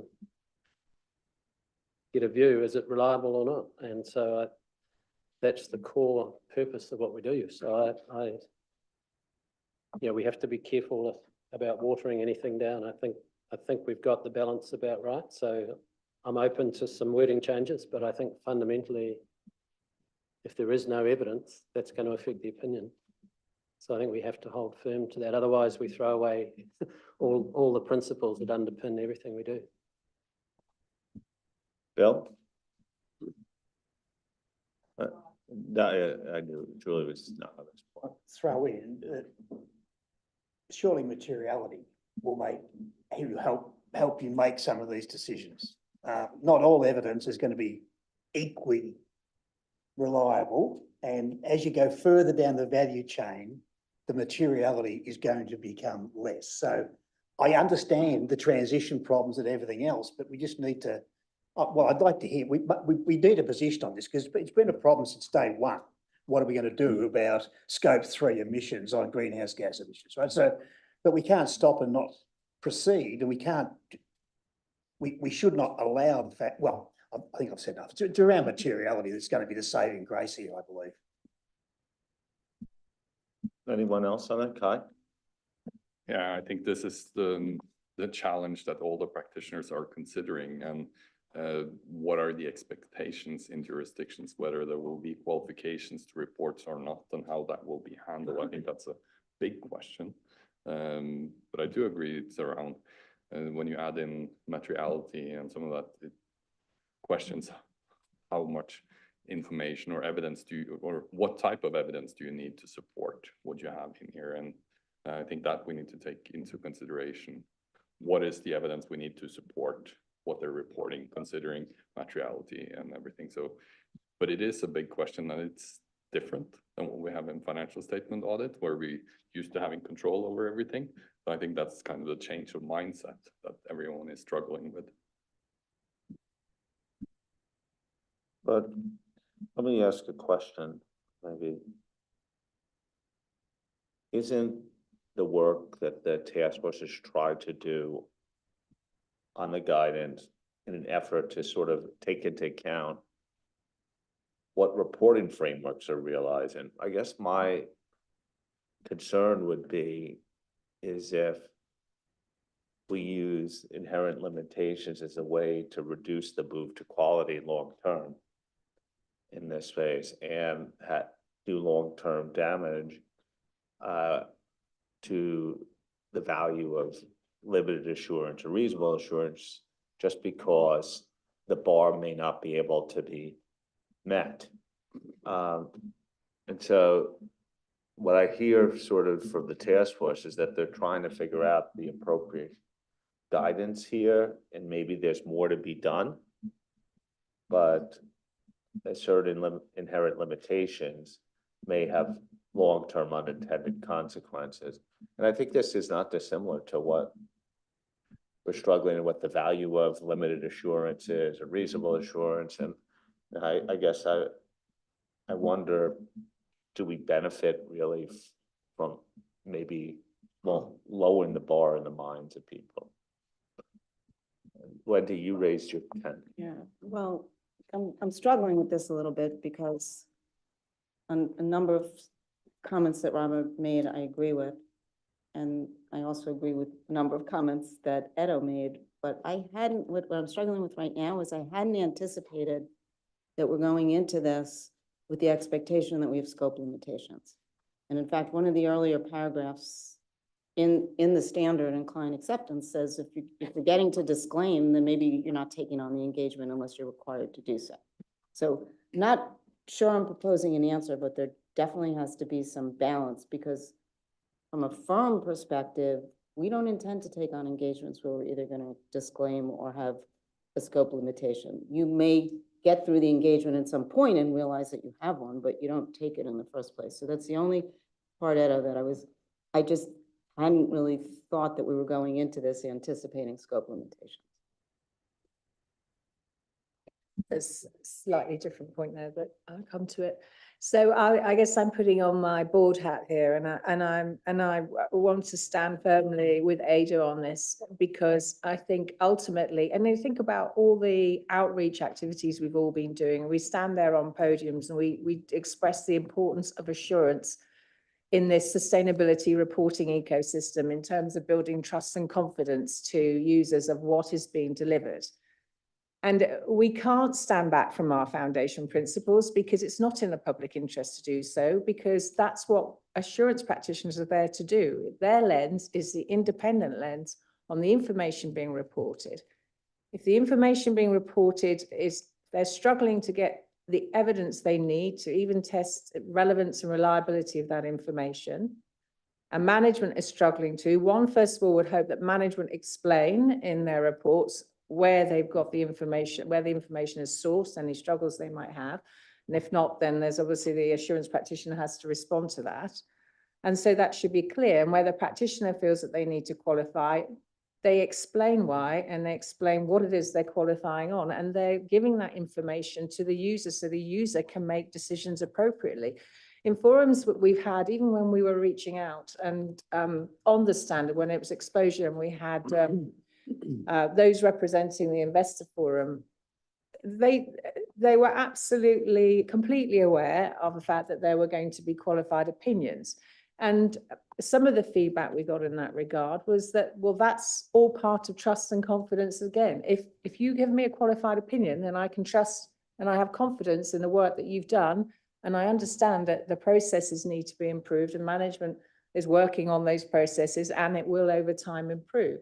We're all on this journey together. We all know it's going to be tricky. We all know we're going to see scope limitations in the assurance report, but that means that we're doing our job properly as standard setters, and the assurance practitioners are doing their job properly as independent assurance providers. And I agree with Ada. I think suggestions around, let's just tweak here and there, let's make it clear about inherent limitations. This again, all these tiny little tweaks have the end result of undermining what it is that we're trying to do. And that is build trust and confidence in the information that's being reported. So from my perspective as a board member, as I say, I stand completely behind Ada on this. And I think what the task force have done here in the application material about telling some of the stories about some of the limitations, some of the access issues, and there'll be more educational guidance to follow. I think that we've probably gone pretty much as far as we can before we start actually causing issue and undermining our own foundational principles. And yes, we might be able to tweak some wording here and there, but I think we've done a pretty good job so far. And so from that perspective, I would like to pause and not do any more work in terms of inherent limitations in the standard. Thank you, Tom. Billy, do you want to come in? All right, maybe just a clarifying question to Robert, because Wendy, I agree with you. This conversation is a difficult one to follow. And I think, you know, when we also had our, Dan said we had conversations with Robert and Wolf as well. And I think we're all in agreement. The practitioner cannot compromise on obtaining sufficient appropriate evidence. And actually, the point that Ada has raised, I see coming up more and more. And, you know, it is a question that if there's any relief, the relief has to be at the reporting level, can't be at the assurance level, because the assurance practitioner can only deal with what has been submitted to be assured. And I think preparers also need to understand that their diligence and care with which they prepare information is also not dependent on whether the assurance engagement is a limited assurance engagement or reasonable assurance engagement, because I've picked that up as well. But I was just wondering, Robert, is there, because as we were discussing, I thought, is there a broader issue here? Are you talking about, is there a need for us to recognize an inherent limitation? And my understanding of an inherent limitation is it's a situation or condition that exists that neither the practitioner nor management can do anything. Because I want to believe you're not saying that when the practitioner has to disclaim, he has to disclaim, because it's about getting the evidence and not conflating the limitation with the access issue. I just want to make sure that we understand the full context. This is exactly how you phrased it. Now, don't get me wrong, my fellow board members. I want to stay with the level of quality of an auditor or practitioner and based upon the standards. But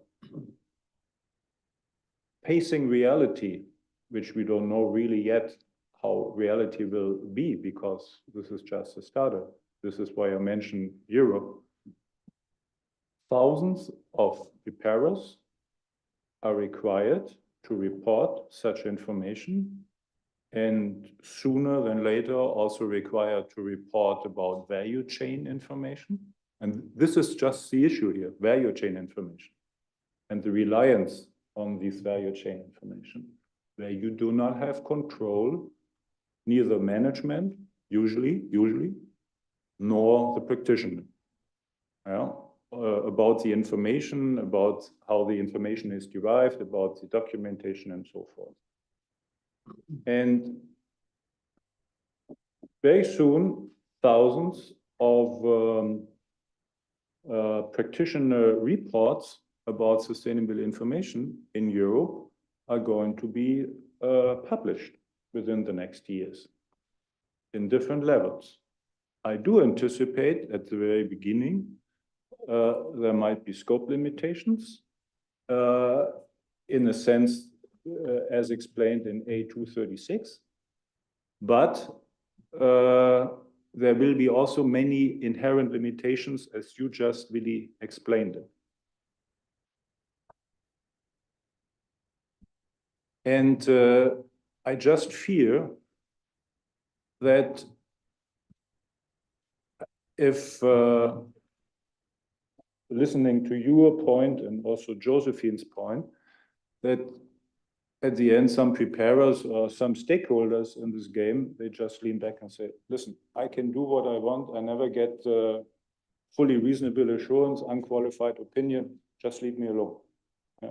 And this is not what we want. And so I want to somehow try to bridge reality, which we don't know yet how it's going to be. It's just developing. And our aspiration on going with the same quality which we want to assure for everyone. So I think really you made it very clear with your reflections and the question. Thank you. Neil, I saw you raise your hand. Thanks, Tom. Thanks, Robert. I mean, I'm a task force member, so I've kind of held back at some points, but I think this is an important piece to discuss. Dan, I'm interested to see some of the staff deliberations, particularly over these 3 paragraphs. My sense is, the practitioner has a responsibility to evaluate whether the information has been prepared in terms of the criteria. That's step number one. They're just doing an evaluation against the criteria.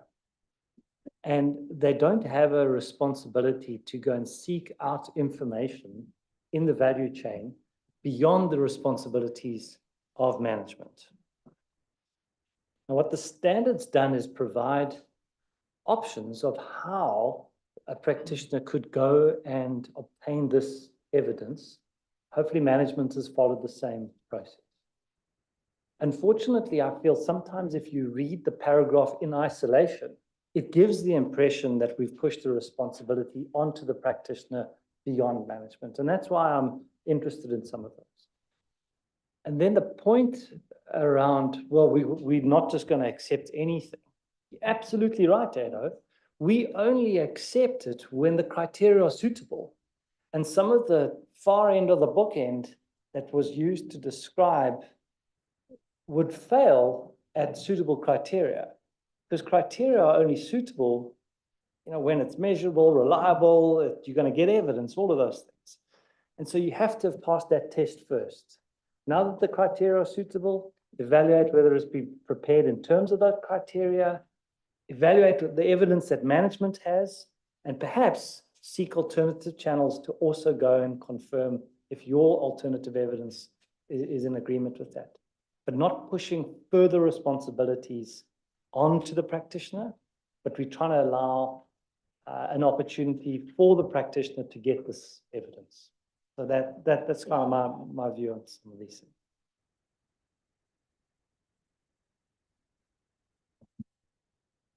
Is it on this topic? Yeah, I think it's more or less just a follow-up of the whole discussion and what I said earlier. Having the discussion in this room, I completely agree that we shouldn't compromise quality, but the discussion also shows that this probably is an area where we need to have more educational material to make sure that there is consistency in how it's applied around. So it's not certain practitioner accepting compromising quality and others not. So we need to make, and it's also about driving expectation, what is to come. So haven't heard Neil's explanation. Does that change your point of view at all?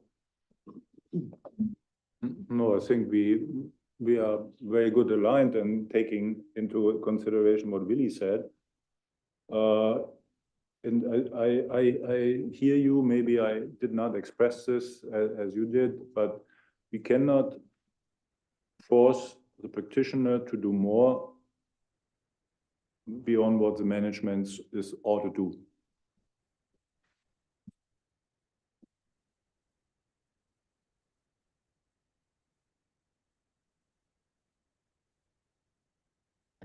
Robert, I don't understand.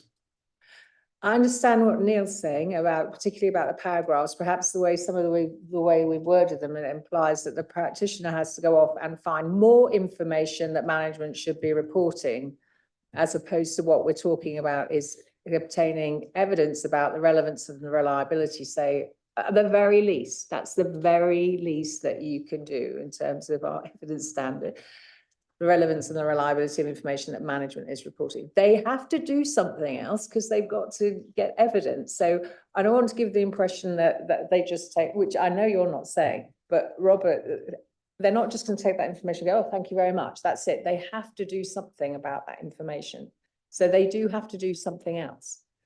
Now, the point about more, one would expect that management haven't also just taken information from the value chain and not really thought about whether it's relevant to their needs, whether it's relevant to reporting in accordance to the in accordance with the criteria, etc. So you would expect management to do more, but the assurance practitioner has to still do has still got the role, sorry, to obtain evidence that the assertion and the information that management's producing is appropriate in accordance with either at the disclosure level or at the assertion level. So I don't want to give the impression in the room that they stop as soon as management information stop, because that's not the reality of the work that assurance practitioners do. Yeah. So I think that's so just to make that sure we're clear about that, because yes, we can make sure that we're not implying that the practitioner has a greater responsibility than management. That's important. That's certainly not the case, but we can't undermine the fact that the practitioner still has to obtain evidence. The other thing as well is sometimes I've heard it a couple of times, like there's thousands and thousands of pieces of data and data points. We are talking about material information here.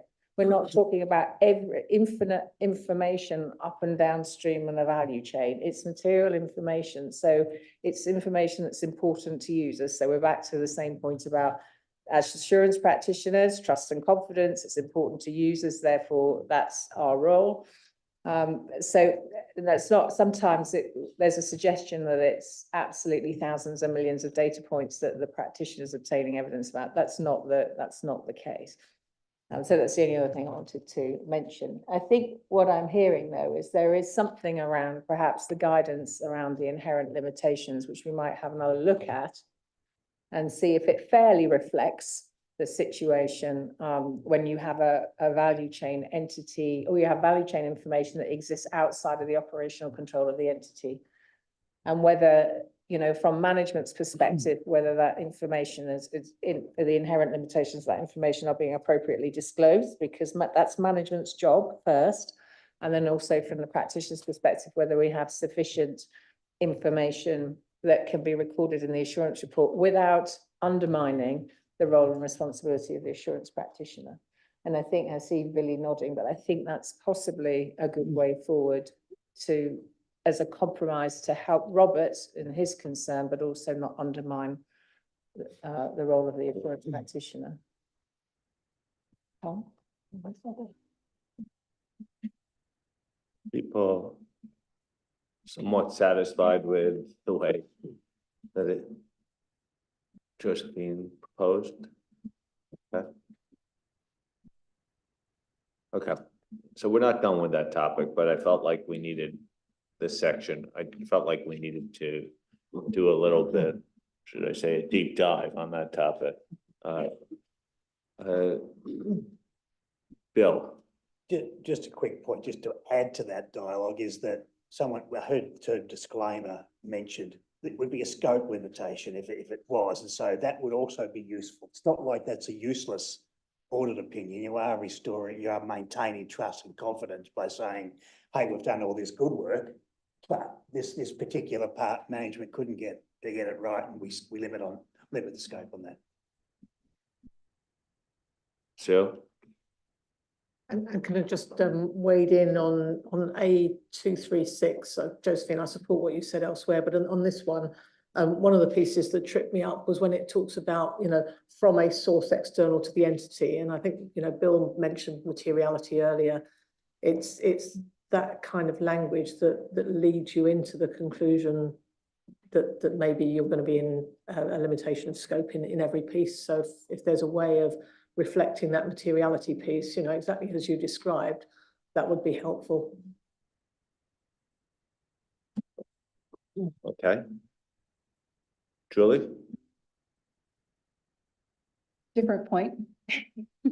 So it's the last sentence in A223, and I know this isn't a change, but A223 is linked to 82, paragraph 82. And 82 is talking about designing and performing procedures to obtain sufficient appropriate evidence. And I read that to mean all of your procedures. So that could be your risk assessment procedures, that could be your further procedures. And the last sentence in A223, when it says in a reasonable assurance engagement, inquiry alone ordinarily does not provide sufficient appropriate evidence. Is that meant to say that in a limited assurance engagement, it could provide sufficient appropriate evidence? I don't think so, because in a limited assurance engagement, you're still required to perform further procedures. And so I don't think inquiry alone would cut it. So I'm wondering about the inclusion of that last sentence in that paragraph. A223, 223. Sorry, sorry, Julia, I'm being really thick. So the last sentence, in a reasonable assurance engagement, inquiry alone ordinarily does not provide sufficient appropriate evidence. Is your issue therefore with the ordinarily?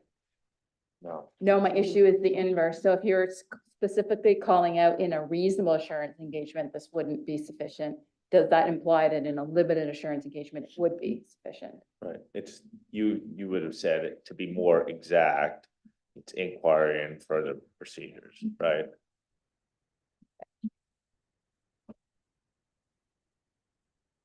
Or not? Just a suggestion regarding to the Josephine comments in the paragraph A236 to add the word material and management ability to obtain material value chain information, not just value chain information to reflect. I think that's. They're gonna come back to that point, but that's will you make sure you just send in a note to the team, just so they document?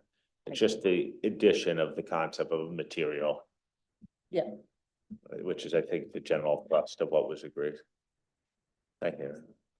Okay, so do you mean, Deb, you have your to head up? There was a couple of points. One very small, but it probably follows on from what Julie was saying about the types of procedures and things. And it was a question in relation to non-audit practitioners that we talk in A210 about the types of procedures. I had a feeling we talked previously about some of the educational material that there might be there to be able to build on what we mean by those types of procedures, and when we've just talked about substantive and further procedures as well. I think that would be valuable because there is a theme, we're sort of assuming knowledge.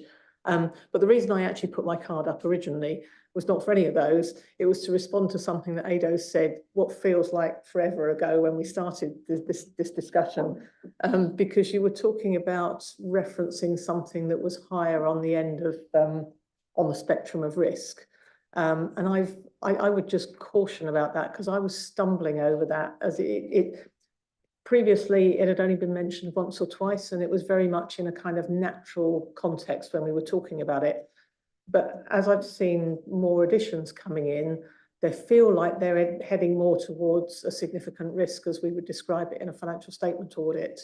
And I wasn't sure that was where we intended to go, or if it is, then we probably should be thinking about whether that's the case and how we deal with it.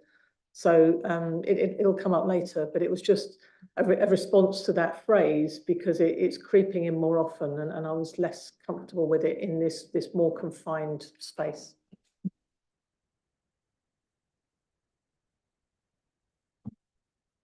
Okay.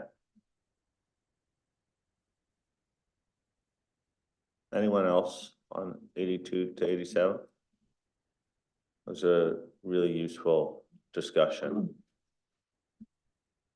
Thank you, Robert, for raising your points. Thank you for everyone else about, I think that task force has some food for thought. Is it Dan I'm handing it back to here? Sorry, I was still thinking about Sue's point. Apologies. Yes, so we've got planning activities next. So it is Dan. Yeah, I know this. He's on fire today. I'm on top of this.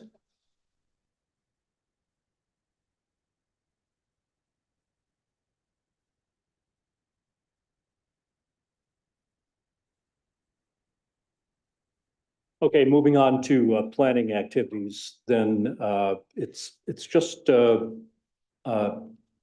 few requirements, 89 to 90.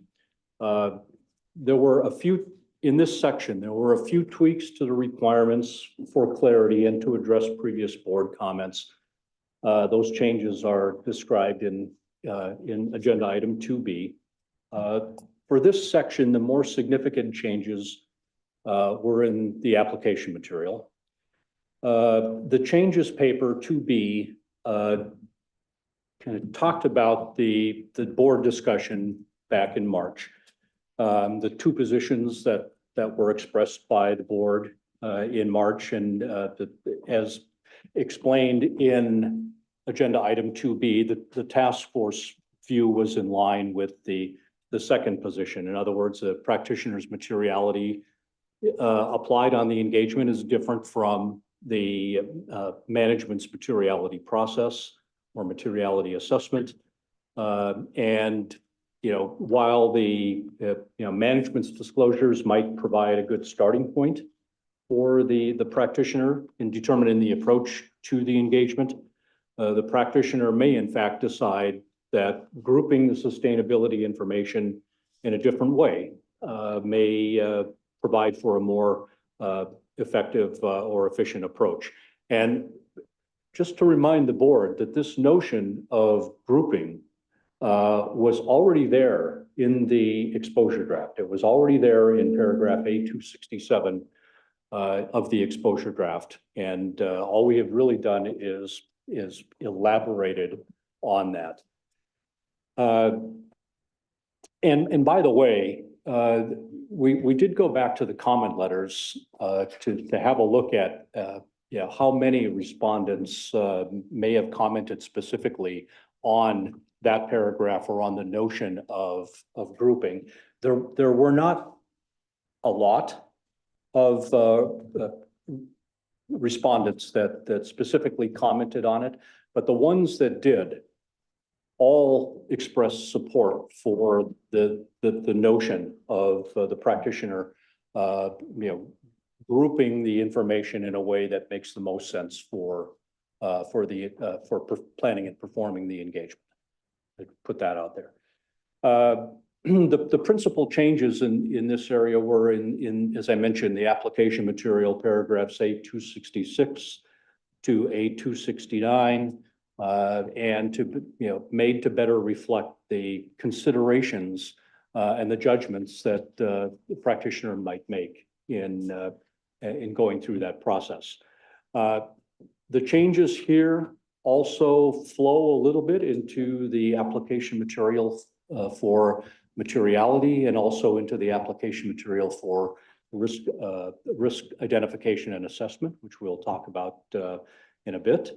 Also wanted to highlight that the task force did set out to try to come up with I'll call it a more detailed example of how this grouping might be done beyond what's in the application material in A269 with Warren's help.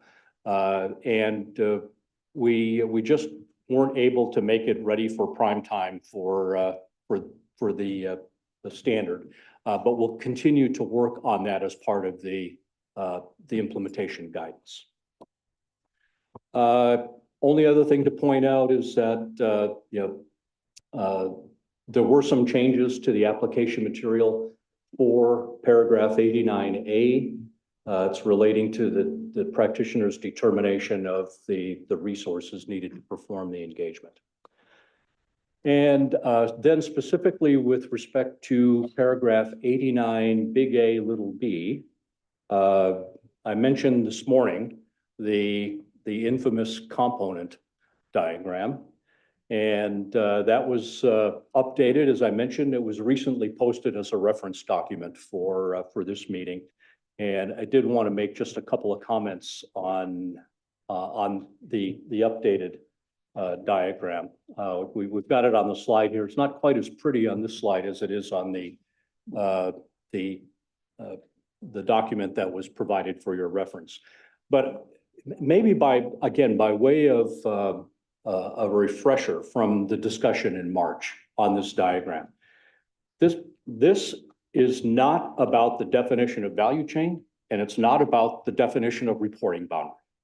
Those terms are there on this slide only for reference. The value chain reference at the top is only to indicate that the value chain includes the entity's own operations as well as upstream and downstream value chain entities. Full stop. That's the only reason it's there.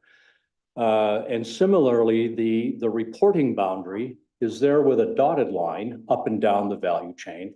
But importantly, the asterisk explanation was added just to say that whatever the reporting boundary is driven by the criteria. And it may, depending on the information, it may include different aspects of the value chain. So that was the point there.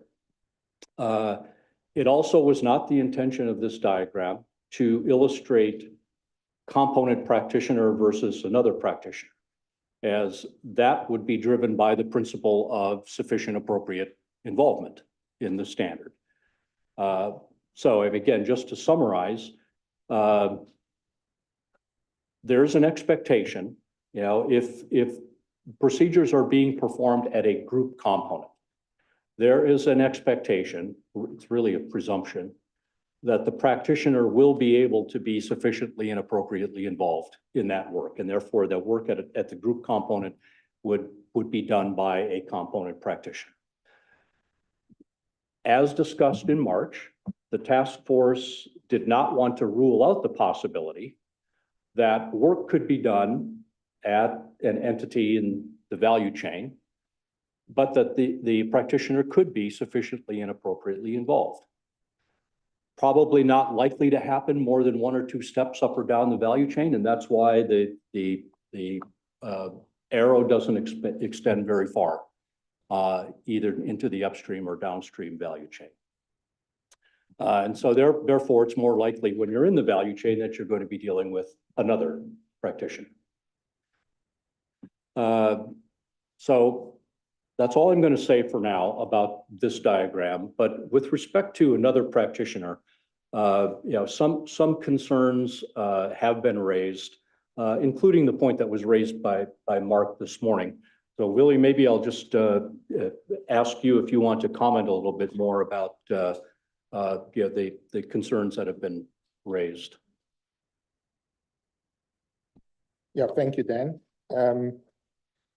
So as you said, Mark, we're coming back to the point that you raised this morning. Just for full transparency, this issue has also been raised to us by OSCO between the last board meeting and this meeting. And there is a concern about allowing, so let me put it this way, in terms of how we've structured it, as Dan explained, the group, what is within the controlled group, what is outside of the controlled group, group components and value chain components, I think everybody is fairly comfortable. We're happy those concepts have landed. Josephine explained this morning, even at the ethics board last week, they seem to appreciate where we're going with this. They were just a little bit nervous that they haven't seen the words yet in terms of how it will play out in their standard. So I think all of that is good. I think where the nervousness comes in is if you consider the possibility of another practitioner within the controlled group, because there is a perception that that is actually in conflict with ISA 600 revised. Because if you think back on ISA 600 revised, if you have a controlled group, well, there you only have a controlled group. We don't have anything outside that. All the practitioners can only be the group auditor and component practitioners. And the component practitioner is always part of the engagement. And that's the nervousness, that if we open the door to have another practitioner within the controlled group, will that become a default position? Would that be an easy way to go and say, no, I see this as another practitioner? Whereas in ISA 600, how we've dealt with it, because remember, you have to remember that another practitioner, and this is an important point that we often forget, another practitioner does not perform procedures on the engagement. The work that if the practitioner intends to use work of another practitioner, it is work that has been done in relation to a separate engagement. That is in the application material to the definition of another practitioner. So the key situation to deal with here is that you would expect, as Dan had said, it's almost a presumption. We have the words in terms of you would ordinarily be expected to be sufficient and appropriate involved in the work of a practitioner that's going to work within the controlled group. But there may still be those instances where there is work that has already been completed for another purpose.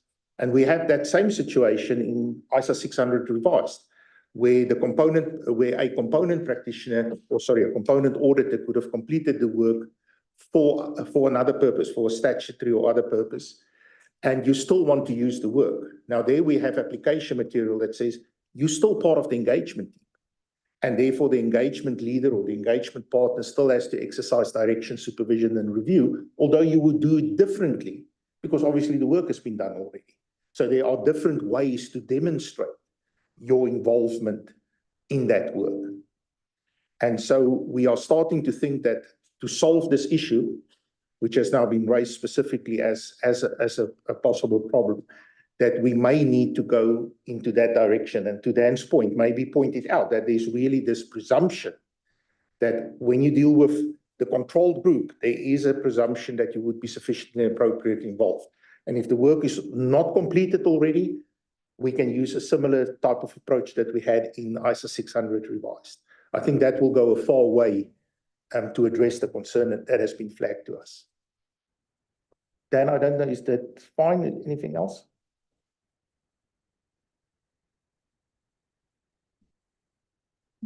So thanks for that, Billy. And I think, Tom, with that explanation and with the previous setup, we'll just open it up for comments from the board on those paragraphs 89 to 90, and then that related application material A259 to A269E.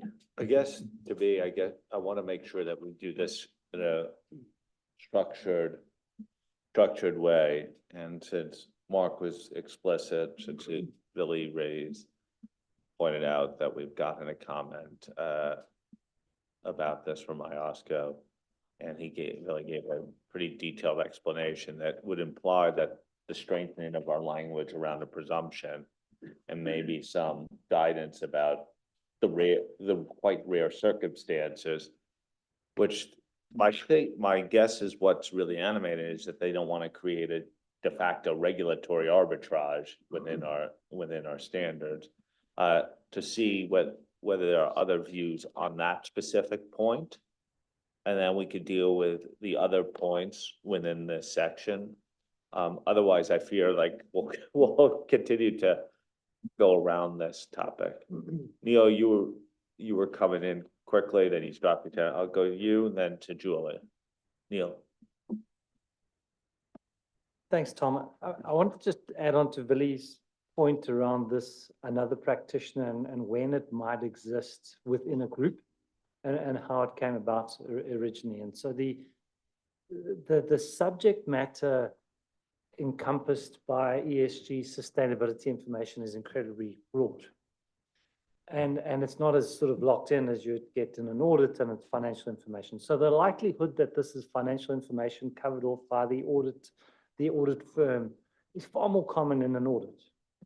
In a sustainability reporting universe, you would have many other regulatory responsibilities that exist other than and in addition to your annual reporting requirements. And so an example would be when a mining entity has to renew their water use license. And as part of the water use license renewal process would be an audit of the existing water consumption. And there would be a body, an organization, which is responsible for providing that assurance over water use consumption in that renewal process. The work gets done.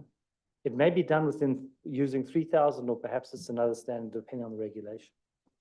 But the practitioner, as part of their annual sustainability report, had no awareness, no control over the work that was performed. And this is now an opportunity to be able to evaluate that work and determine if the work already being performed is suitable for our purposes. Now, because it's in the organization, you may very well be able to get that access, but you were not able to direct, supervise, and review. It was done at a different time for a different purpose. And so you have these types of assurances which don't run on an annual basis and cover multiple topics. So we have them in health and safety, we have them in water, we have them in pollution, we have them in diversity information. And although it's in the group, removing this will remove an opportunity for us to be able to place reliance on work being performed by many other practitioners within this organization. In time, we might find that we can plan this all out and we can always say, hey, take it to the sustainability practitioner. But they're not registered with each of those regulators and licensing bodies. And so this is why it exists. This is how we need to use it. And it's not The requirements are incredibly onerous. This is not a shortcut. This is not a way to reduce your responsibilities. This is a practicality that needs to exist. Julie, is it on this point? I was just gonna come in to be really supportive of the direction that Billy described, moving to a presumption, because I actually drew myself a diagram to figure this out. Because when you're thinking in a group sustainability assurance engagement, you have to decide whether your component's a group component or value chain component. And then I got to the practitioner determination. I was like, this is actually somewhat independent of a group component or a value chain component, because you could end up in either one. And I felt like that would be a strange answer to get into a place where you were another practitioner in a group component situation. I understand Neil's point that there could be circumstances, but I would expect those to be exceptional as opposed to it being the case regularly. So I think your proposal to have some sort of presumption, it makes sense to me. Well, first of all, I think the task force is seeking your diagram. Well, that's even better. You could text it to them later. But to some extent, Neil, one of the things we get when I have this conversation with regulators and others, that they're like, so what are those circumstances? And maybe thinking about either in the application material or educational material that we actually give an example of where this could come to play, and it would be okay, but exceptional. Because what is really driving some of the concern is this potential for effectively arbitrage to a lower level. So I don't see this as rare. I see this as entities that have regulatory responsibilities around specific subject matter. And so the example that I provide around, say, a water use license, so it's an annual renewal, or maybe it's a 5-year renewal. The frequency might vary. You're going to have dust emissions. You're going to have, so it's water, dust, health and safety requirements. There's any number of requirements that have regulatory reporting responsibilities to a regulator that would require some form of assurance. And this is an opportunity for us to leverage that work with a number of requirements before we're able to. If we aren't able to, it means a reduced efficiency in that the practitioner would need to arrive at the end of the year and re-perform work that's already been conducted for another purpose. So it's not rare. It happens. And this is an opportunity to be more efficient around using work of appropriate practitioners within an organization. And the practitioner themselves wouldn't be registered with each of the regulatory bodies. They couldn't have done that work.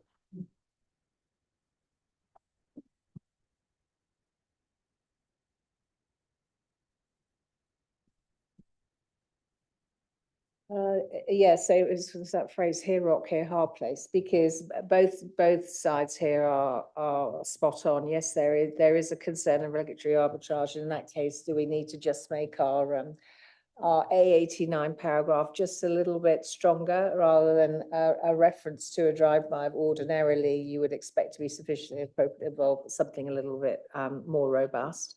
But at the same point, Neil's spot on, and we've been talking about this for a couple of years now, that this is why we are in this another practitioner world to start with, because of this very situation. And it won't be unusual or exceptional. So what do we do? So potentially what we can do is we can take both these ideas and we can still strengthen A89 to make it a slightly more push, but you look to be sufficiently appropriately involved. And if you can get sufficiently appropriately involved in another practitioner's work, then they flip into component practitioner and you're in a different situation in that case. And there might be something that we just need to do there, that where we can bring both those ideas together and avoid this concern around regulatory arbitrage. But I do have, but Neil is right, that it isn't exceptional. It's not exceptional circumstances you'll use this work. So we can't possibly go to an absolute presumption in that regard. that's, it would be nice to have other views around the board as well. Any reactions to that, Eric? I guess one of the questions that occurred to me as you're talking about that was, like in a group audit, the understanding of what the direction, supervision and review should be for that sort of engagement is pretty clear. But I'm just wondering if it's, as you get further away from the center, how that what guidance you'd need to give to help people determine whether they are in fact getting or obtaining the direction, supervision and review that they need to qualify that practitioner as a component practitioner.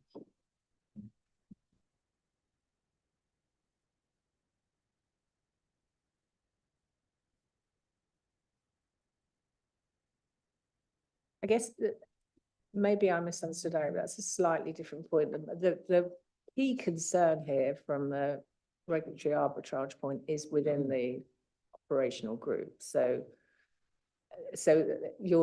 when we think about further, you're talking about outside of the operational group and then what we're calling now the value chain component? No, I was thinking within the group.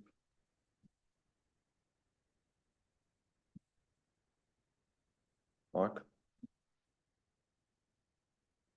Yeah, I suppose as I asked the question this morning, I ought to make a comment.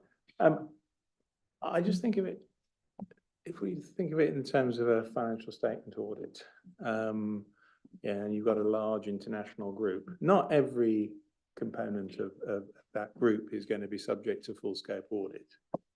Clearly, it'll only be the material ones. But the expectation is that, you know, those entities that are audited will be, you know, subject that it will be a component auditor. It will be somebody who is, you know, under the direction basically of the engagement leader. And I wasn't aware really of the nuance in AS 600 revised about use of sort of other practitioners, but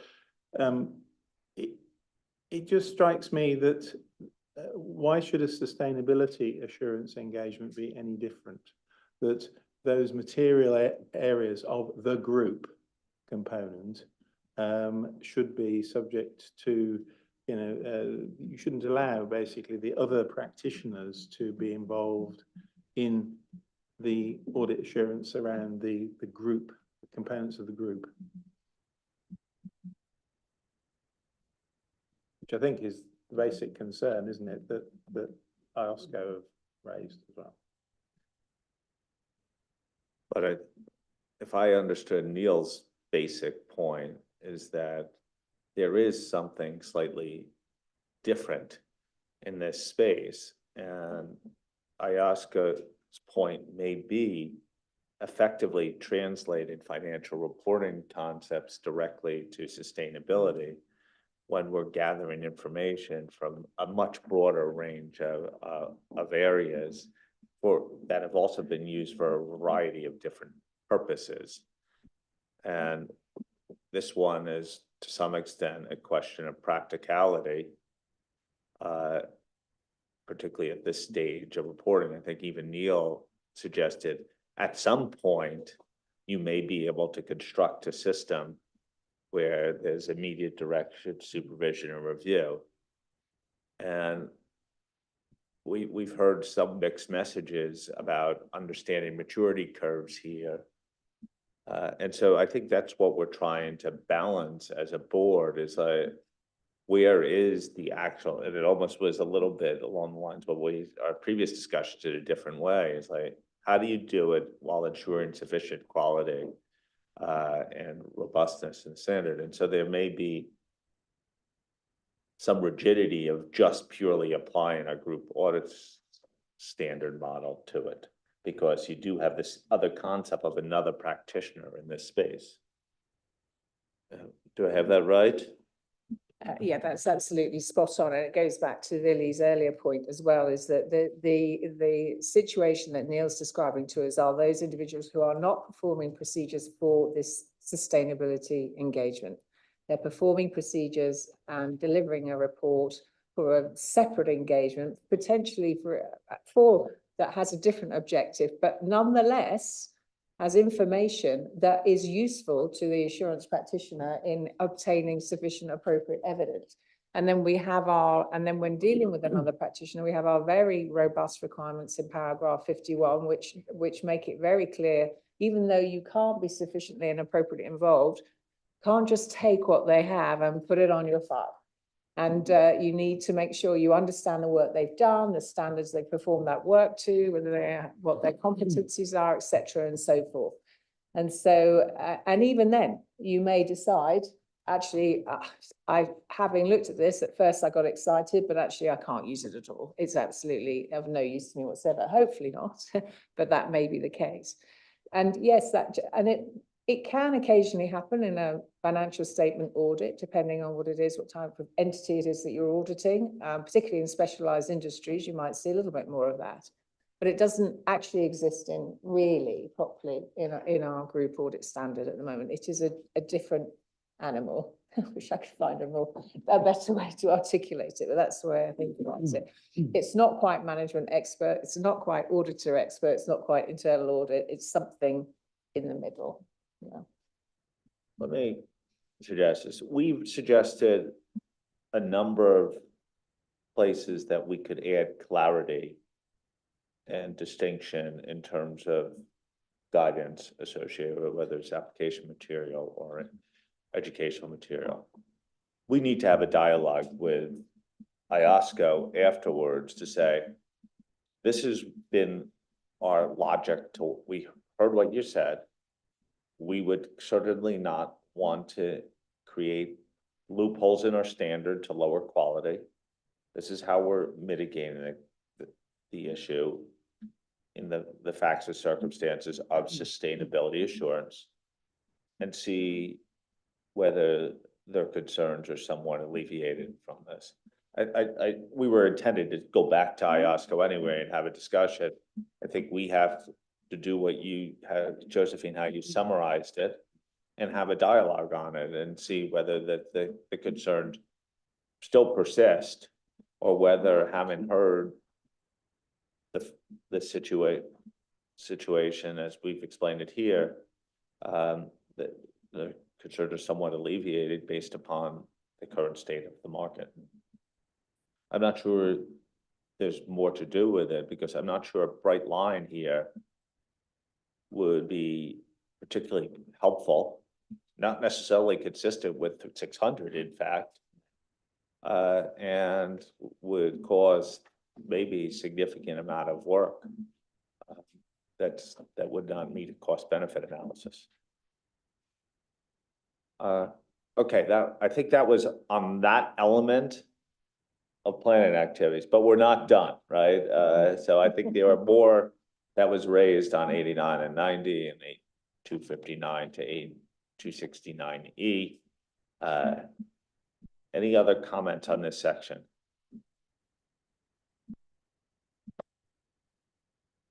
Dan, anything in particular you want to make sure we had the diagram, we had anything else you wanted to make sure you got heard from the board on this topic? No, I think the direction is clear, Tom. The March discussion on the infamous component diagram indicated that the board might want or support including that as an appendix in the standard. So it's similar to the conversation we had earlier on the assessment diagram. I mean, is this something that really should be in the standard as opposed to part of the implementation guidance? I think the board has found it helpful, maybe less so now with some of the revisions that have been done, but hopefully still helpful. But without a lot of additional words around it. It would be, I think, personal view would be difficult to have it in the standard, but Tom, maybe just to get the board view on that. That would be the final piece. Okay. Any views on it, or do we agree with Dan that it would be difficult to have, useful, but difficult to have in the standard? I think you're getting nods, Dan, on that. So we're 5 minutes before the break is scheduled. Do we think it's a good idea to set the next discussion up, or do you want to break? Let's break. Let's break here and reconvene 5 minutes before the hour. We're holding you to half an hour. Okay?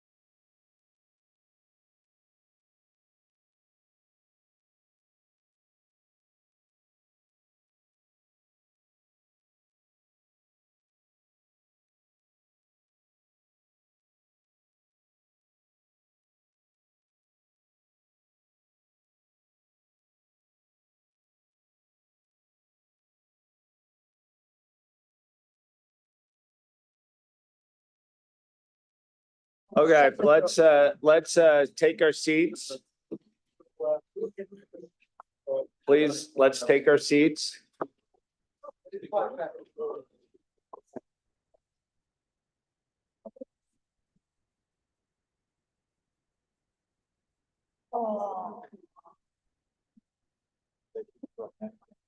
Yes. Okay,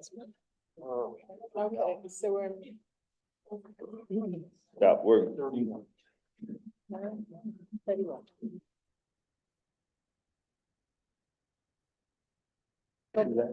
Okay, thank you, everybody. So, so our favorite topic number 3, which is materiality. And we're just going to change the slide so we can look at the, they're not changing at the moment, but essentially I'm handing over to Claire anyway. Paragraphs 91 to 93. We're just struggling to change the slide. And A270 to A285A until such time we can change the slide. Okay, Claire, go ahead. Well, we'll get there. We'll leave the slide to be dealt with by Megan. Thanks, Megan. So yeah, so the section of materiality in March, what we heard from the board was 3 things. 1, to add a conditional requirement on double materiality. 2, develop a diagram on the entities process, which you've already covered off. And 3, to clarify what I'll call the different levels of materiality. So, so in applying practitioners' materiality. So I'll just touch briefly on those, and then I'll hand over for the discussion.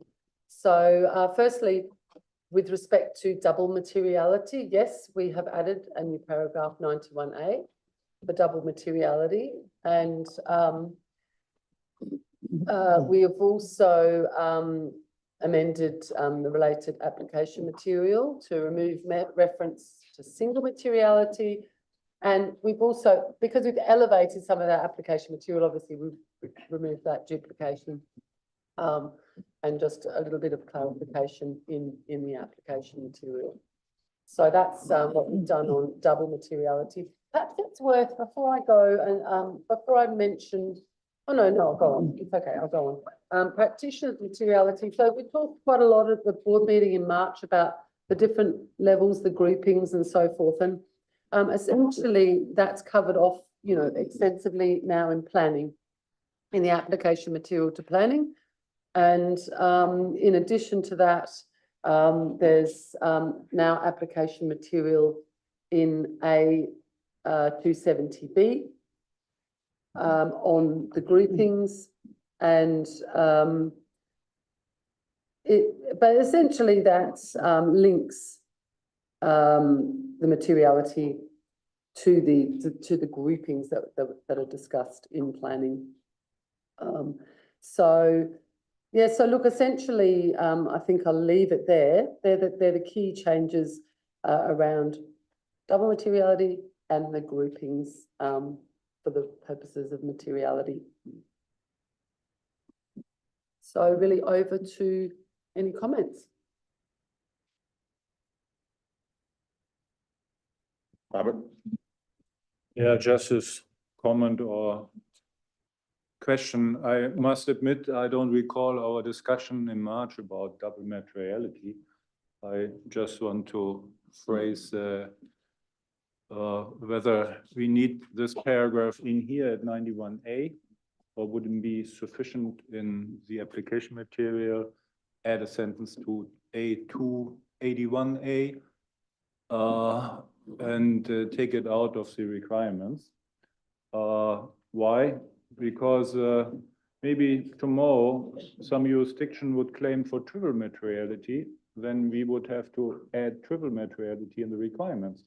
So I would just leave it out here and put it into the application material. We had a long discussion on this, Robert, last time, and this definitely came out of a desire of jurisdictions who are applying double materiality to see a hook in the standards to make sure that people are considering it. One of the things we've heard is about maybe the phrasing shall apply both perspectives could be more elegant and more shall take into account both perspectives. That may be a better signal for work effort, but we did have a long discussion on this topic, and this goes sort of the things, unless it has unintended consequences. I hope not to redeliberate the point. But any other comments on that?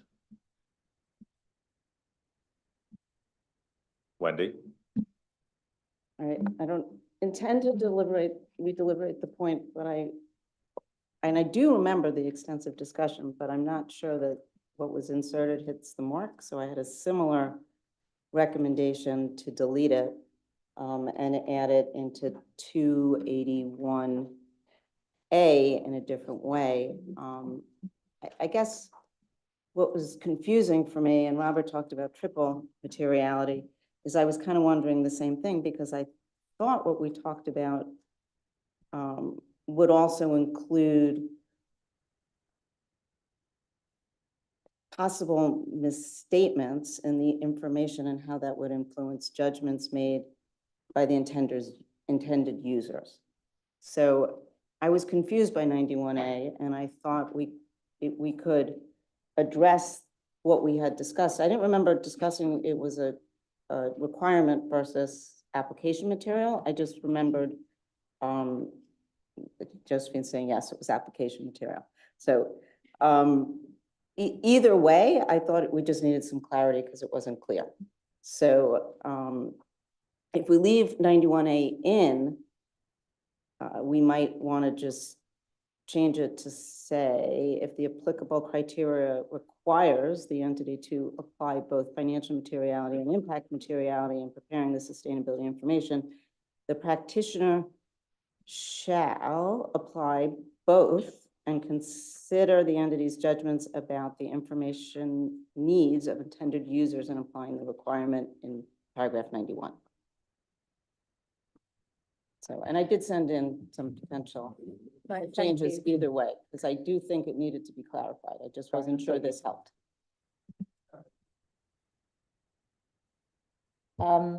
Okay, so as Tom said, we did discuss it at length. We put the proposal up on the board, and we double checked because the concern at the time is that it's implicit anyway. But we want to make sure that we call it out because it's so important to a reporting framework in a jurisdiction which is vast, that it is important to call it out, among other reasons. But to Wendy's point, in the meantime, there has been some issue raised around the application, which is Tom was just alluding to, in the sense that when you apply both, it seems that you have to go off in one direction and apply one particular part of that double materiality framework, and then you go off in another direction and apply that particular part. And that's not at all what it was intended. And I'm sorry, and I do understand that we shouldn't be using this phrase as a verb, because Eric won't like it for sure as our remaining cusp person in the room. The take into account here is exactly what we need. And because it says exactly what we need. You are taking it into account when you are determining materiality for your own purpose, which takes you down to Wendy's route about, well, what are we determining it for your risk assessment, for determining whether you have misstatements, but you are only taking it into account. You're not applying it, you're not considering it, you're taking it into account. And so one of the suggestions that came through is exactly, and it was actually Tom, again, drafting for us. So he's been very, very busy these last couple of days. So, essentially, if we bring that wording in, then hopefully we thought as a group that will at least remove some concern that we're having this kind of odd exercise that you have to carry out in respect to the requirement. But so far, I'm not hearing unintended consequences. I'm hearing confusion, and I don't know if you really need it, which are things that we also talked about in March too. Thank you. Anyone directly on this point? Kai, then Ada. Yeah, supportive for having a requirement like this in.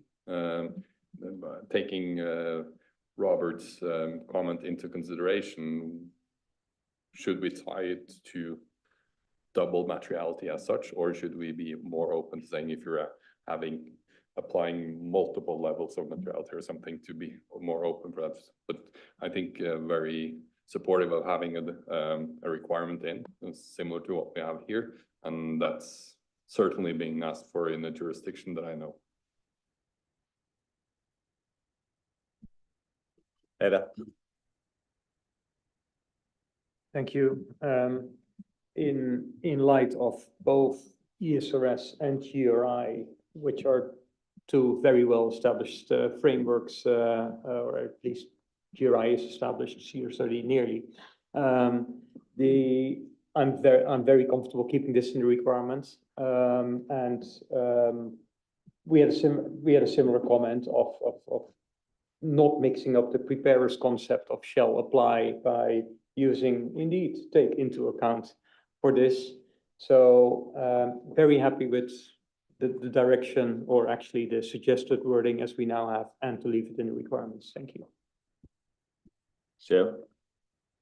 And just to make it a full set of taking into account, my notes also have exactly the same phrase.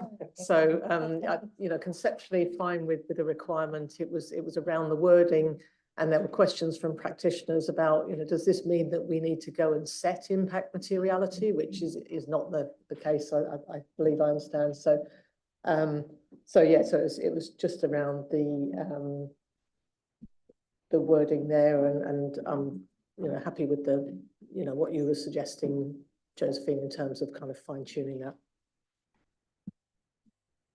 I would personally be reluctant to remove the concept of double materiality to other materialities, precisely for the point that the well-established frameworks today have double materiality, and the jurisdictions that are adopting a double materiality framework as a reported framework suggested that this would be particularly helpful in directing practitioners to the right approach. Okay, that was not the only point on 91 to 93 in relevant application material. Any other comments on materiality? This has been a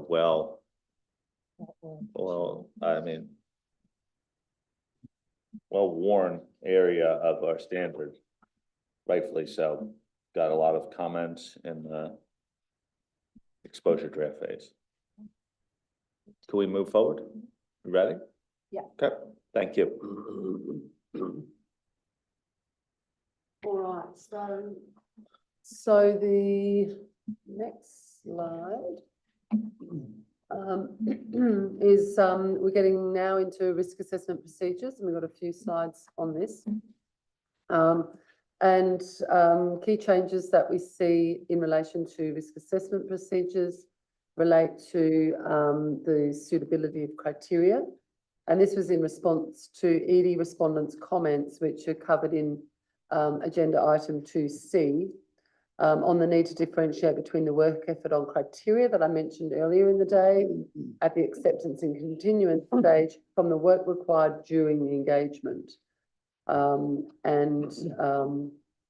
Paragraph 97A, just moving down to that spot. So that's just been clarified to add applicable criteria, and when relating to that, in response to those respondents' comments about too much work effort on entity developed criteria, and if you recall, we also spoke about that earlier today, separating that from the policies to apply the criteria. So 98, paragraph 98 now focuses entirely on the policies, the entities reporting policies that they use to apply the criteria. So that's just a reiteration or an extension of the matter that we discussed earlier today. Now, the difference in work effort is also now highlighted more clearly, hopefully, in A299. And that's also explained in agenda item 2C. And we have a couple of paragraphs that talk about the transitional relief that may be provided by frameworks in A300 and A301A. And further, the material, sorry, let me start that again. The application material on the characteristics of suitable criteria that was previously in the preconditions has all been moved to the risk assessment procedures, and they now appear at paragraphs A301A to A301M. So that's really just a relocation, and the purpose of that relocation is to, again, de-emphasize, if you like, the work effort of the acceptance and continuance stage, and that is the sort of more the level of detail that you'd be going into as part of the risk assessment procedures. So that's a sum up of what has been changed in relation to risk assessment procedures in this paragraph range. So over to any comments. Okay, risk assessment procedures, 94L to 101. Greg? Thanks, Tom. So I just want to focus on 97A and 98. So, and sort of talk about the relationship between the applicable criteria and the entity's reporting policies. So, the applicable criteria, is obviously the framework criteria, the entity developed criteria. And therefore, I think that means the reporting policies are not part of the applicable criteria. The applicable criteria, though, form the backbone of the standard right through to concluding. So what's in applicable criteria is critical. Now, I think we just, through talking about the definitions earlier, I don't think we changed criteria or applicable criteria. So I think it's, well, my reading of the standard as it is that we've introduced this new notion of reporting policy, which I like, actually. I think it's helpful because I can see a situation where the measurement basis won't be defined sufficiently quite often in the applicable criteria, and therefore some sort of more detailed translation of how do you measure this stuff is helpful. But how do we intend for the reporting policies to work in the standards? So how, so one of the steps here is to evaluate the reporting policies for their appropriateness, in effect. So where does that play out if they're not part of the applicable criteria? Because the applicable criteria ultimately is the key checkpoint or benchmark we keep coming back to. So I was initially confused whether we intended for the reporting policies to be part of the applicable criteria. I thought that's where we were going, but I don't read it that way now. I could be misreading it, but even in our definitions, we're pretty clear that it comprises the framework criteria and the entity development criteria. So I could have this wrong, but I'm a bit confused the role of reporting policies. I like the idea of them. I think they're helpful, but actually how do they connect with the standard, with the architecture of what we've got in here? Thank you. I think it might be worth responding to that one, if that's okay, unless you wanted to add to that, Sue, before I respond. Because I think, look, it is a really, really important, good point, Greg. And I guess the thing that the task force has been trying to resolve, if you will, is that there's certainly, for example, at the acceptance and continuance stage, there's quite a lot of work to be done on determining the suitable criteria. And if you go down to the level of, in applying that criteria, these are the policies you're selecting, that becomes so granular that it's sort of unsuitable for that acceptance and continuance stage.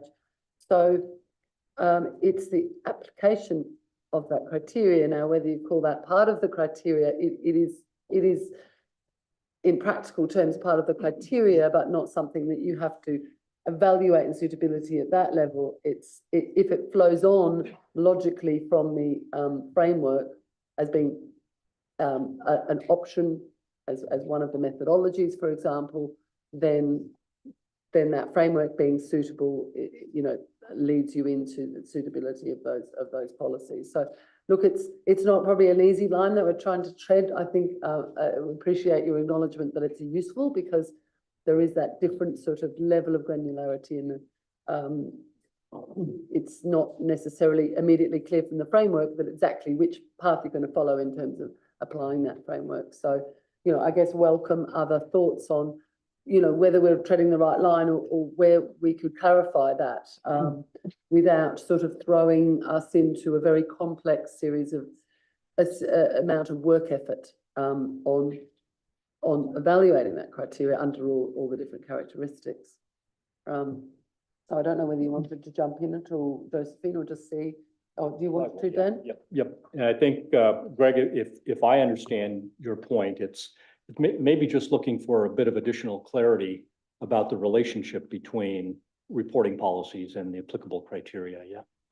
And, you know, I think it starts with some of the wording in paragraph A1X that the criteria may establish broad principles, but may not have the how-to guidance, the detailed guidance, and that's what the reporting policies are intended to do. So it's maybe just strengthening that link between A1X and, you know, where we're getting to in this section of the standard on understanding and or evaluating the reporting policies, if that would help. I think that would help. I think the other thing is throughout the standard, the reference to the applicable criteria, you know, is quite a stark and could be interpreted not the way we want. So it's particularly if people go to the definition of criteria, you know, it's and our standards are interpreted in a very black and white way at times. So I just, yeah, we might need other tweaks to just, you know, I like what you're suggesting, Dan, but it may not be enough. So just if you could look more broadly through wherever because applicable criteria, of course, appears quite a few places throughout, right through to concluding, I think, and even beyond. Yeah. Greg, you might have to then have another offline or send to us where that is, because I know I keep doing this and it's not helpful, but if I think about the auditing standards, we just talk about the financial reporting framework and the accounting policies. And we talk about the financial reporting framework throughout the performance, the planning and performance of an engagement. So it's conceptually, that's what we mean. That's the reporting framework. We don't say the sustainability reporting framework. We use our terminology from our foundational standards because we're trying not to change that in case people interpret something differently from what we're trying to convey. So if you're reading the application material or seeing that language being used and you feel like it's not appropriate in the particular spot, then please show us where those are, because those are the kind of things we need help on fixing, because we probably can't always see them. Thank you.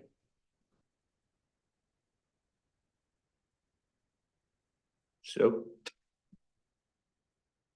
my comment is on the small edit that's come into 94L, where we're changing the risk assessments at for the disclosures to being at the disclosure level.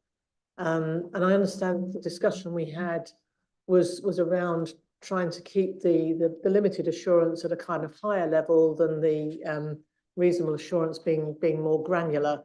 The feedback I've had from some practitioners has been around by changing the words in the way in which it has been, it could potentially lead to more work in the limited assurance space than in reasonable assurance, because by saying it's at the disclosure level, it potentially precludes taking an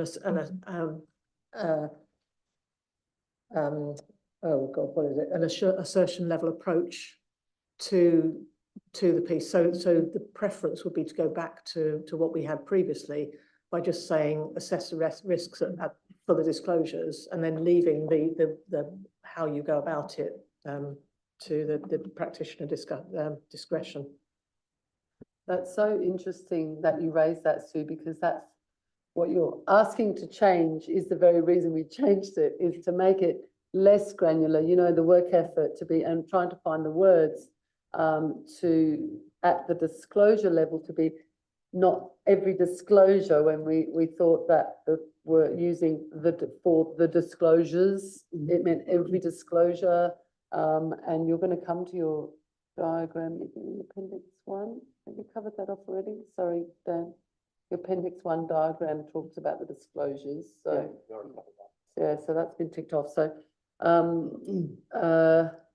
yeah, so that's, I don't really know how to resolve that, because we felt like people were confused before that that they were having to maybe work on every disclosure, not group the groupings. But maybe the groupings that we've got now in the standard are enough to make that clear. So I don't know if others have appetite for returning to that wording, previous wording. Well, yeah, any other thoughts or?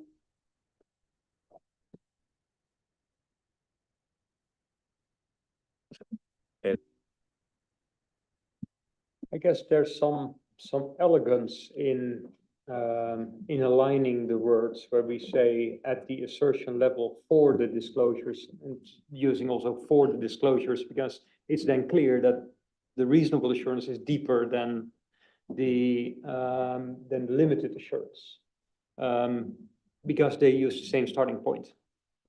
But so if it was reversed, it would align. You'd see well, the it's clearer clearly. that's reasonable goes deeper than limited. And do you think the groupings that's now much more, there's a lot now on groupings of disclosures, and that maybe covers off the point that we were trying to address in here? Perhaps it's clear now that you don't have to assure every disclosure, you know, you don't have to do a risk assessment on every single disclosure separately. We reverted. Yeah. Well, perhaps that's the answer then, to revert. Any concerns? Sorry, no, I think we went through a whole conversation about this, and we got to, at the disclosure level, people felt a lot more comfortable with that. So just turning it like that, it doesn't make any, I don't really want to do that. Ado said actually it's quite elegant because we have it at the assertion level for the disclosures. And so I'm a little bit concerned that just reverting it back when we had a conversation about actually changing it to at the disclosure levels. All right, Julie has her card up. Thank you. I actually was going to come in to support what the task force had done, because when I compared the two and said, one says at the disclosure level and the other one says at the assertion level for the disclosures, I understood what we were saying from a granularity perspective. So I wasn't concerned with the edit that had been made. I thought it was clear. So. Yeah, I recognize, Claire, what you said about the material that's in there about grouping, but I do feel that it to me it wasn't completely clear, and there's more in the issues paper, and maybe it's something that we can make a little bit clearer. That there is, you know, there is flexibility, and that there are ways in which you can achieve that.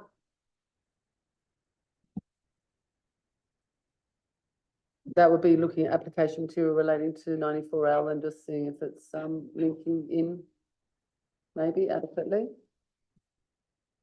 So I guess, oh, sorry.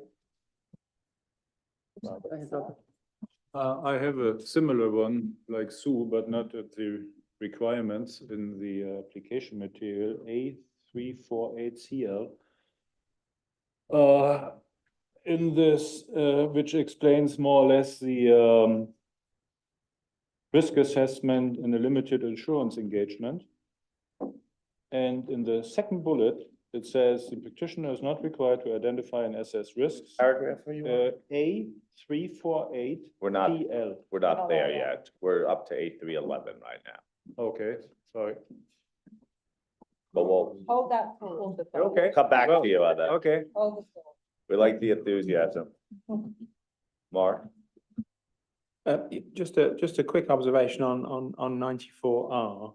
I struggled with the term assertion level, I couldn't see any explanation of that in the application guidance anyway, either. And yeah, I don't know what it is, and I suspect a non-PA might not know what it is. So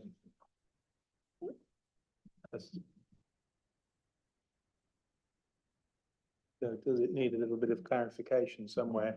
Thank you. Thank you, Mark. So, for a reasonable assurance engagement, our foundational principles, our whole assurance framework is built on the concept of, for a reasonable assurance engagement, you're identifying and assessing risk at the assurance level, at the assertion level. Now I'm going a little bit mad, apologies. And so that's the fundamental concept that we have. It sits throughout our reasonable assurance engagements. It sits throughout our entire audit engagement. So that itself is, as I say, foundational. And so what we were going to do, because we have had feedback that maybe, I mean, as far as we understand from our outreach, our non-accounting practitioners do understand assertion level and reasonable assurance at the assertion level very well, especially those who already applied 3,000, etc. But we did say that in our illustrative guidance, some of these phrases we would do some explanation for. I mean, they are in our glossary of terms, they are explained, but we can bring them to life a little bit about what that means, including what do the assertion levels that we have in the application material. What does that mean in this kind of context, in a sustainability reporting context as well? Thank you. Okay. Anyone else?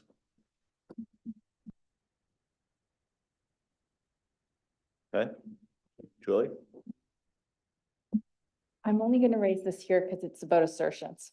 And I know that 94, I think it's 94R does refer to this application material paragraph. So it kind of ties into what we were just discussing. But in the assertions list, in particular, completeness includes for historical and for forward-looking information. And I guess the challenge was, would you be able to get completeness over forward-looking information?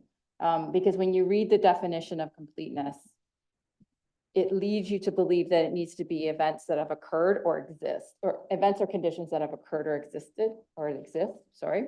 So it's just a question whether the inclusion of that forward-looking in the brackets makes sense. Julie, thank you. Also, it must be something about this side of the table ahead of where we're actually trying to. But it is linked. It is linked. So I will take that on board. Thank you. I like all this enthusiasm. Thank you. Anything else? Could we go on to the next topic? Yeah. Yep, we'll just move to the next slide. And I'll hand over to TK. Yeah, thank you, Claire. For paragraphs 102 to 106, the only key change was on paragraph 105A, small c. And this is explained in agenda item 2D, but we added, or the task force added, the requirement to clarify what the practitioner should do with regards to estimates and forward-looking information when gaining an understanding of the entity's information system and communications for the reporting. So that will be the only significant change. The rest of the estimates and FLI will get to later on. But looking for the board's input on paragraphs 102L to 106. Thank you.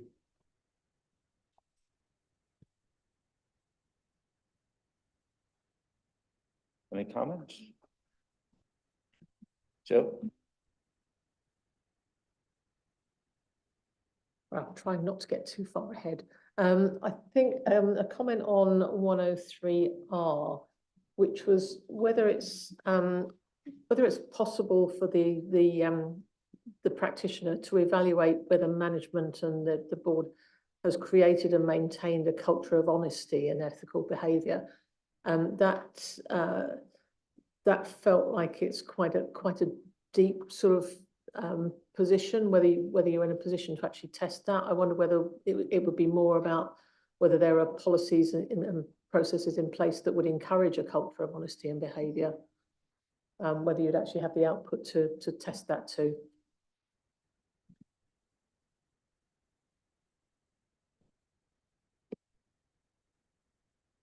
Okay, thank you, Sue. All right, so the task force will look into that, but my understanding and the discussion was as part of that evaluation, we'd consider the policies they have in place. But the task force will look into that and try to clarify that for the next round. Thank you. I will add though, I wouldn't hold out much hope there, Sue, because that's been there since exposure. We got absolutely zero comments on it and no one's raised a single point on it through this draft. So we will have a chat about it, but I think on the whole, the direction we got from stakeholders was actually put more in here, and we were trying to be proportionate, so. Thank you.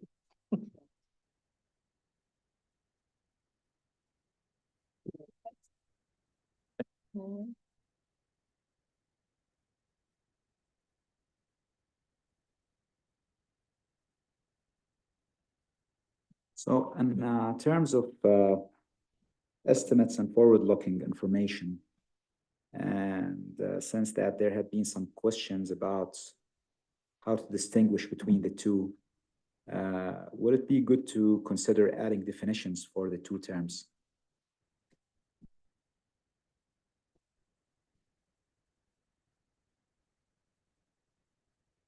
The question is whether the definitions for estimates and forward-looking information. Well, thank you, Sammy. From the feedback that we received from the ED, the question 16 was quite clear if people supported the approach, and the majority of respondents did support the approach of treating them together. But we will, as a task force, we will discuss it, but the feedback was quite strong that people were comfortable treating them as one. We did have a minority view where calls were made to separate the two, but the task force did discuss this and felt that because of the overwhelming support for the approach and the similarities between the two, they should be treated together. But in terms of adding a definition of estimates and forward-looking information, I think the task force can discuss that, but I think before the ET went out, the board did discuss this as well, and there wasn't support for it at that stage.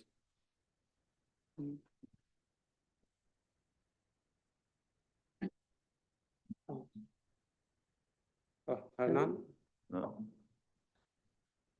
Thank you. In connection to the paragraph that we are reviewing, I suggest to change the word in the definition in the paragraph 17 related to the system of internal control, because we are using the expression reasonable assurance in a sense that is different than in the context of the standard. In the point WW system of internal control, paragraph 17, in connection with this, we state that the system designed, implemented, and maintained by those in charge with the governance, management, and other entity personnel to provide reasonable assurance about the achievement of an entity objective, and that could create confusion among users because we use the same term in different sense. Point WW in the paragraph 17. Thank you, and we'll just double check that. Thank you for bringing that to our attention. Thank you. Okay, any other comments on 102L, 106, and related application material?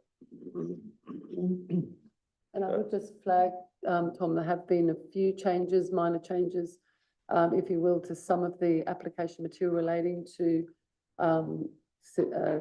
system of monitoring risks and controls, for example, A326B.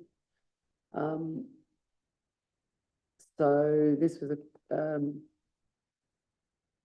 a compromise of monitoring controls and limited assurance that are, to help you identify risk of material misstatement.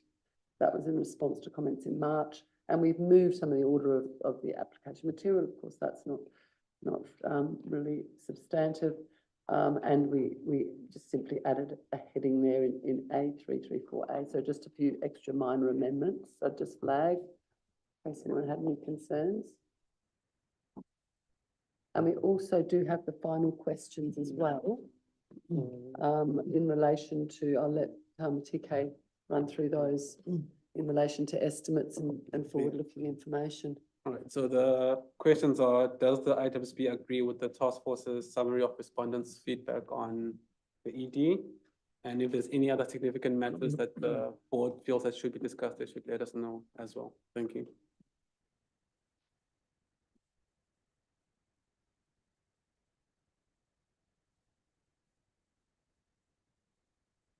Yeah. You can move forward.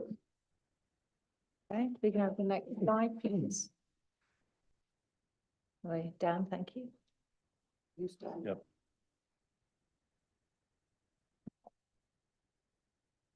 Yeah, on this section, 107R to 113, the biggest change in the requirements was in paragraph 110AR.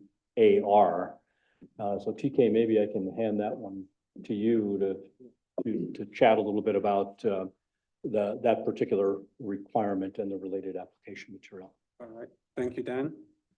So paragraph 110AR is the introduction of the management override of controls requirement in the standard. This was based on feedback from respondents, the ED, where they called for the same concept as the presumed fraud risk in Extent 240 and ED 240. The task force did discuss this, and considering the level of maturity of internal controls within the reporting environment for sustainability, the task force then introduced this requirement. The requirement is fashioned around the significant risk requirement in ED 240, but it's been aligned with the concept of the risk spectrum within ED 5000 and the proposed standard. We've also added application material that explains how the risk comes about and what the practitioner needs to consider there, but the significant change is the new requirement. And yeah, looking for the board's input on the new requirement, paragraph 110AR.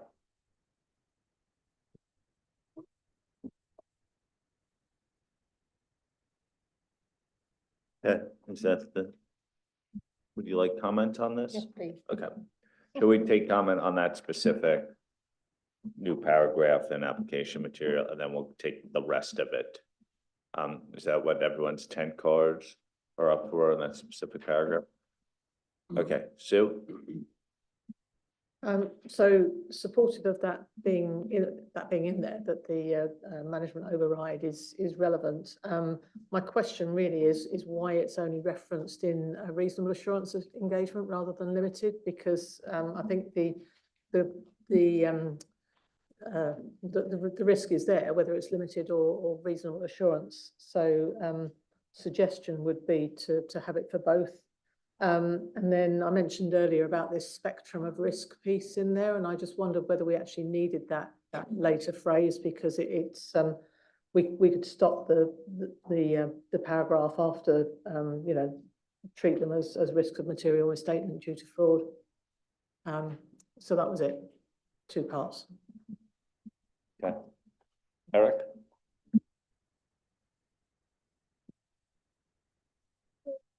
Basically the same comment from me on the pervasive risks. I think that perhaps something around A351 could explain that the pervasive risks also could apply in the limited assurance environment.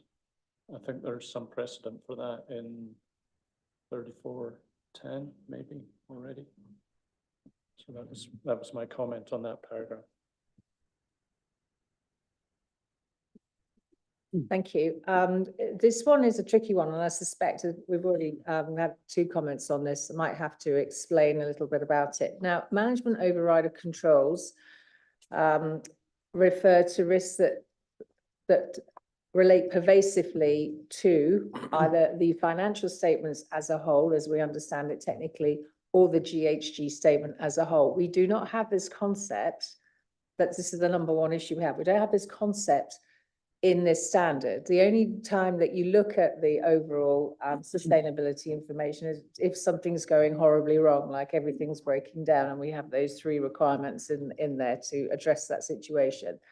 So, and I do understand that they're representing the idea that you're going to increase again, but it's considered as a whole. The other thing as well is that the concept of testing for management override of control is really only dealt with in Julie standard in 240. And it is alluded to in 315, but when you're in that situation, 240 tells you exactly what you need to test. And you are testing at the assertion level then, because you're testing for example, where management is detecting, preventing, correcting misstatements, and where they're overriding the entity's ability to prevent, detect, correct. And so as we have a little bit of an issue. So we can address it at a reasonable assurance level because we have this concept of at the assertion level and prevent, detect, correct at the assertion level. But it's really difficult to bring it in terms of a limited assurance engagement. Because we don't have, as I say, we just don't have this concept of the sustainability information as a whole, as a statement as a whole. So there's a couple of things we could do. We could introduce some new ideas and introduce perhaps some more, we could introduce some material that tries and makes this link for its limited assurance engagement. But to do that, we would have to perhaps consider that the individual would have to think about where something might go wrong at the assertion level in order to look at controls that are there at the assertion level in order to work out if management's overridden those controls. So we'd have to bring that in, and then that sort of takes you almost down a disproportionate route of always having to look at controls at the assertion level for a limited assurance engagement, which we're really trying to avoid. So that's the logic as to why that's one logic, was many bits and pieces in there. So that's one reason why we couldn't go down that track. But also, we just felt that it's disproportionate in a limited assurance engagement. You do, even if we can find a solution and find some way of actually taking you down a route and testing them, and that's fine, that's great. Is it really proportionate in a limited assurance engagement to think about it? So that's why we got to the answer that we got to. And yeah, totally open to where you want us to go with this. Really happy, but as I say, there are real technical nuances as to why we couldn't do what we have all just been talking about. Thank you. Anyone want to come in on that point, Julie? Coming in to support what the task force had done, I had logicked it in a different way than what you just described, Josephine, but I think I was linking it back to the fact that in limited assurance, we don't have this control activities aspect either, and it doesn't get to the assertion level when you're dealing with risks. So I was okay from that perspective where we were. My only point on this paragraph is we refer to spectrum of risk here. I think we do it a couple more times, and we have a paragraph in application material, which is A349. I would just wonder if we can reference it just to be helpful when we use that phrase. Ada?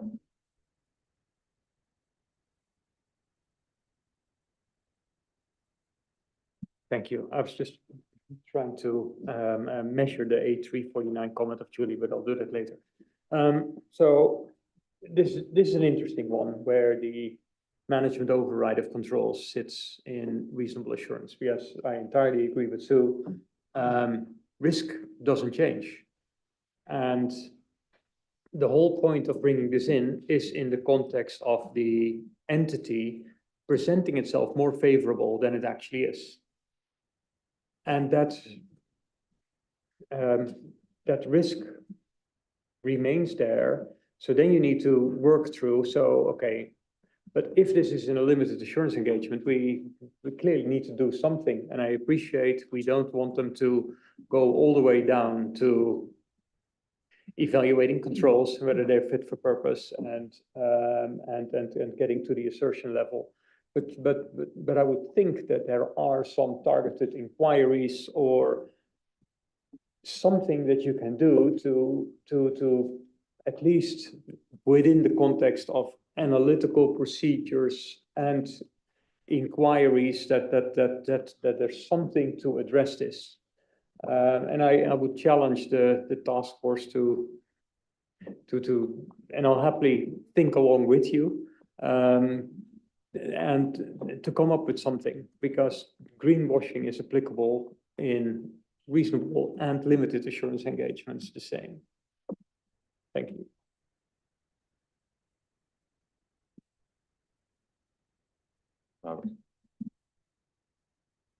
Now I come back to my A348CL, which is just prior to the one you mentioned, A349. What? And my this paragraph in the application material more or less describes or should give guidance to limited assurance risk assessment. And in the second bullet, it says the practitioner is not required to identify risk of a material misstatement at the assertion level in a limited assurance engagement. And then it continues. However, it may choose to, or the practitioner may choose to use assertions and so on. Now, in order to provide precise guidance, I would recommend to take out the second sentence here. However, listening to you, Edo, in your previous comment, I think this is what you're looking for. Maybe we can take this second sentence and put it somewhere else.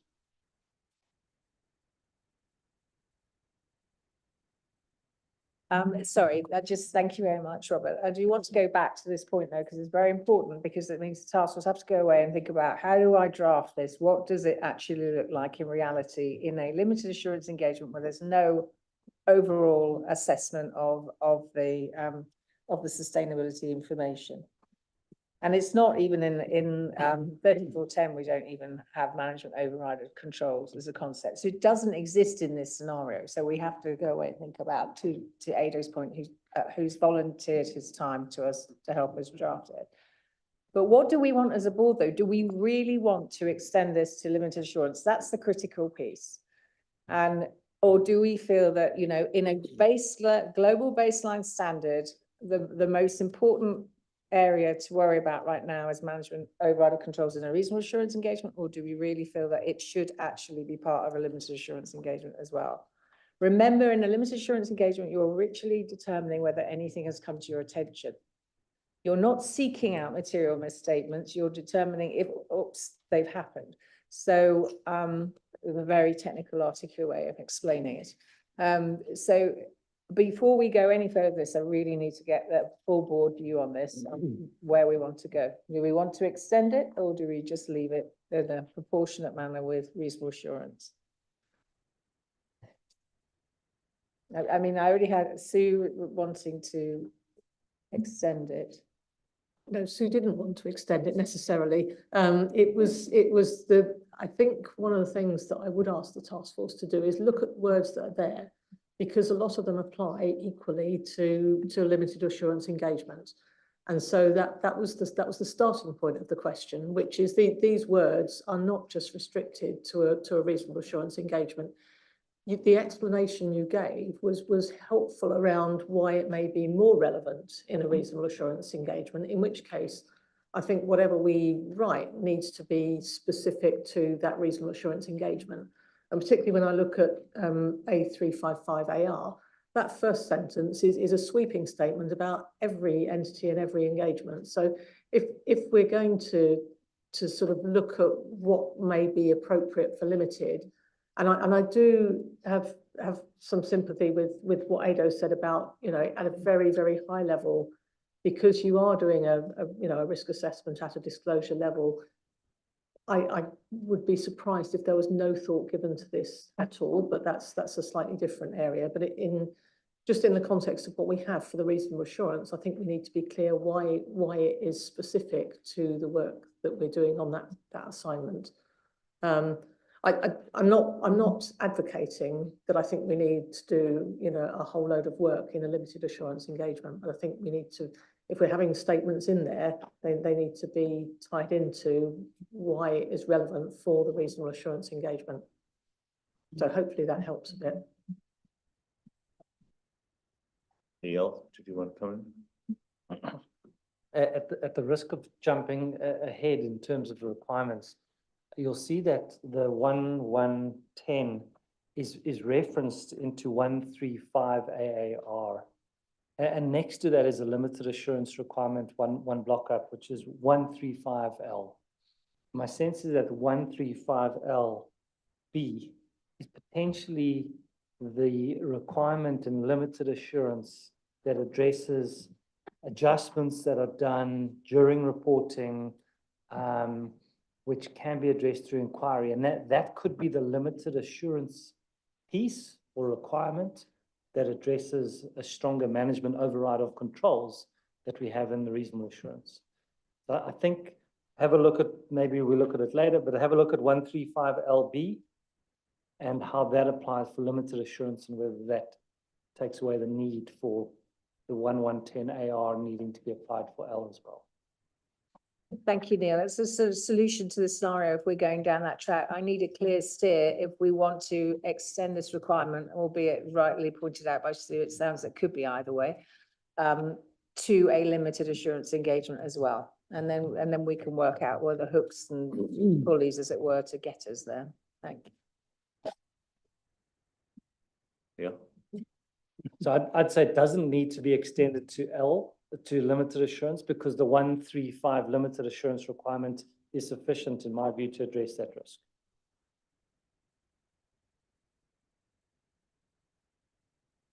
Warren, it'd be helpful if you came in. Thank you.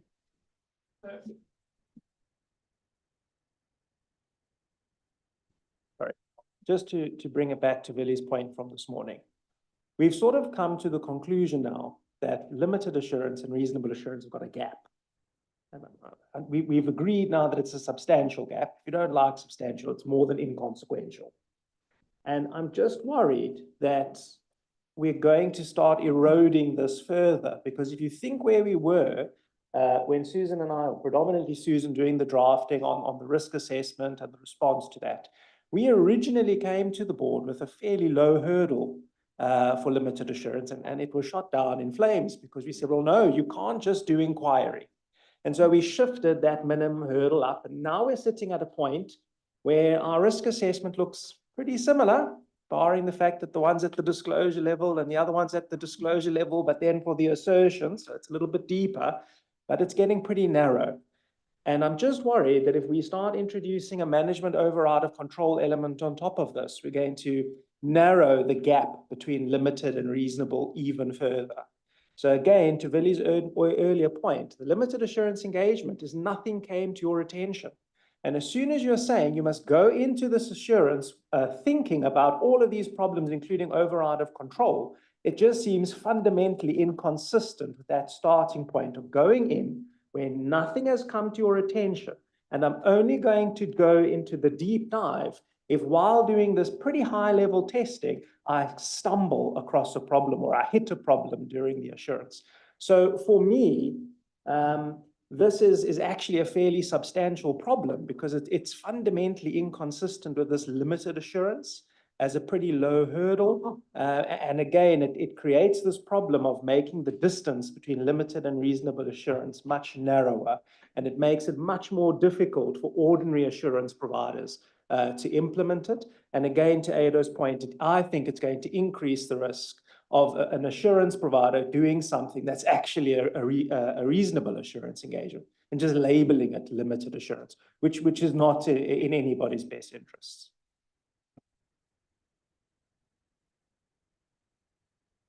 Yes, and I clearly agree with Warren on that point, but I just trying to get my arms around it. Yes, the risk exists, but then again, also for the limited assurance engagement in 94L, the practitioner needs to consider the risk of fraud, and where that comes from is irrelevant. And in addition to the other point that Neil made, I'm quite comfortable with keeping this at reasonable assurance. It may be helpful to articulate why this risk is only addressed in the context of a reasonable assurance engagement, because the risk theoretically exists in both engagements. but I wouldn't suggest that we go further or imply specific procedures for this risk in a limited assurance engagement. Thank you. Okay, so to Josephine's fundamental point, there's not an appetite to extend this requirement to limited assurance. There's been a number of suggestions to provide further clarity. I think Sue's point was be more distinctive of why it applies to reasonable assurance, which is similar point to which Edo raised as well. I think there's nothing more on this topic other than the task force will benefit from the comments here and see whether they can create further clarity in terms of our guidance in this topic. Okay, so that was really about that one specific requirement in our standard here, 110 AR.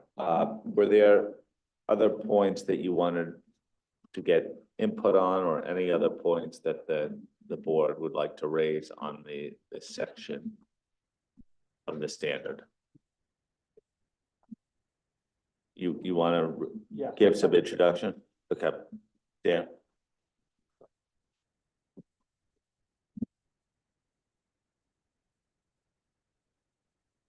Yeah, just as a quick setup for the board, the more significant changes in the rest of this particular section were in the application material, and it was specifically the application material to paragraphs 110L and 110R.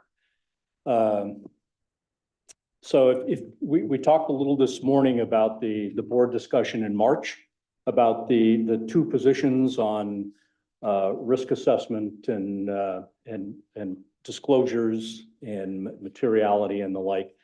And in March, the board asked the task force to find ways or look for ways to better differentiate the risk assessment process for limited and reasonable assurance engagements. So that's what the task force attempted to do, particularly in this series of paragraphs A348A to A351. And if I could just comment quickly on three of those paragraphs. First, A348CL, which was the one that Robert had referred to earlier. This was an important paragraph, or is an important paragraph, to clarify the distinction in the starting point for the risk assessment process between limited and reasonable assurance. There's the limited assurance engagement. The risk assessment is based on a more limited understanding. It is done, it's not done at the assertion level, it's done at the disclosure level. It is a higher level. And so that's what A348CL was trying to set up. Then A349B was intending to also differentiate the fact that the procedures that are performed are different between limited and reasonable. And that's the link to the deep dive concept for limited assurance engagement. And we'll have more discussion on that when we get to that section of the standard. And then the paragraphs A350B and C were added to help address concerns that were raised in March about the level at which the risk assessment, identification and assessment is done. There were concerns that were raised about whether that would need to be done for each individual metric, or whether it could be done for reasonable assurance, or for each relevant assertion for each metric presented. Now, what the task force has done in terms of grouping disclosures goes some ways toward addressing that concern, but these paragraphs were intended to take that next step and bring it in as part of, or address it as part of the risk identification and assessment. Just one last bit on that, on A348CL, because just Robert, thinking back to your earlier point, if you parse that second bullet into the two pieces, the first sentence is quite important because it is setting up part of the fundamental difference in the risk assessment process between limited and reasonable, right? It's done at the disclosure level, not at the assertion level. The second part of that bullet, which Robert had alluded to, had an interesting history because essentially those words were in the exposure draft. In March, those words were deleted just based on some comments that had been received on exposure. We got offline comments from the board in March saying, oh, wait a minute, that was kind of helpful to have a prompt for practitioners to say you might want to use assertions even though you're not required to do so for limited assurance. So been added back. It was added back in a different place, and when we did the final review before posting, it just seemed to fit better here. So just wanted to give you that bit of history and background on the well-traveled wording in the second sentence of that particular bullet. So Tom, I will stop there. Now we can take any comments from the board on the rest of the application material, including these paragraphs that I just mentioned. Thank you very much, Dan. Julie, I was about to call on you earlier. I will call on you first. Okay, now that I'm in the right section of the agenda.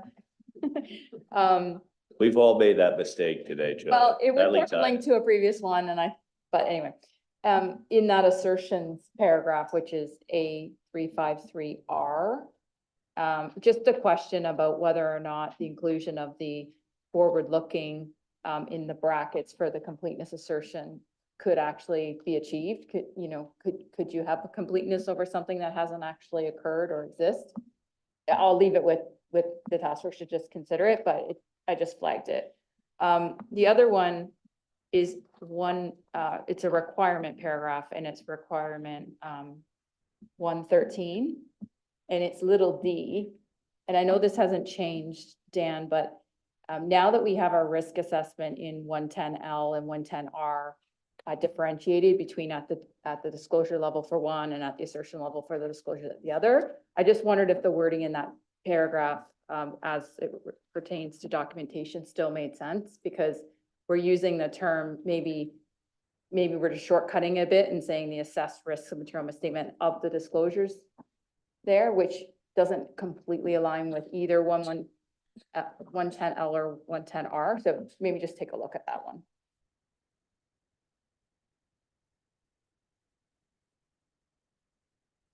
Okay. Eric? Thanks, Tom. I'd like to focus in on 8348 CL as well. The introductory wording talks about a higher level and less detailed than for a reasonable assurance engagement.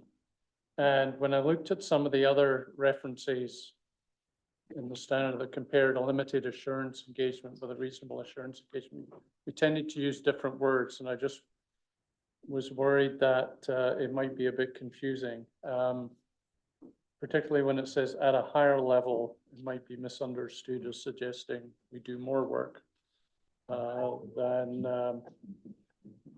you would need to on a reasonable assurance.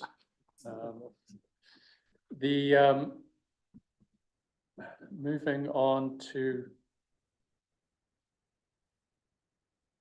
so perhaps something like less extensive, which we've used in other places. In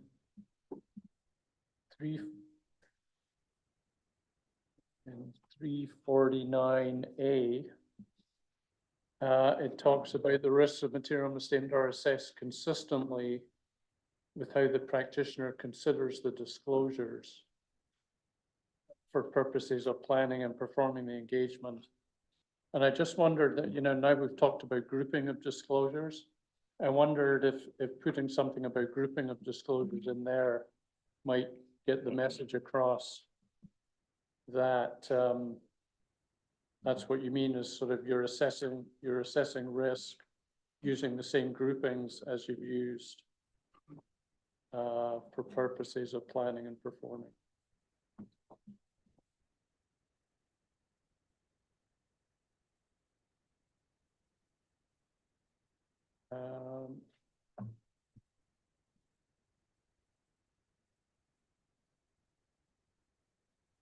I think that's all I'd like to talk about this one. Thanks. Sashka? Thank you. I have one comment on A350 big B. The first bullet, that bullet says the practitioner may treat an entire group of metrics as a disclosure for purposes of identifying assessing risks. But I support the grouping concept, but I think in certain situations where there are metrics related to multiple sustainability matters or topics in sustainability information, it will be difficult to identify and assess the risk of material misstatement by treating them as a single group. So it is often the case that the sustainability information covers broad range of sustainability matters. So I suggest that task force add some explanation about to clarify the intent of this guidance. I know it's just an example, but there may be some risk of misunderstanding that you can treat everything in one group.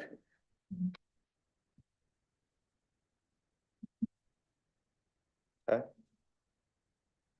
Okay. I think that's all the comments.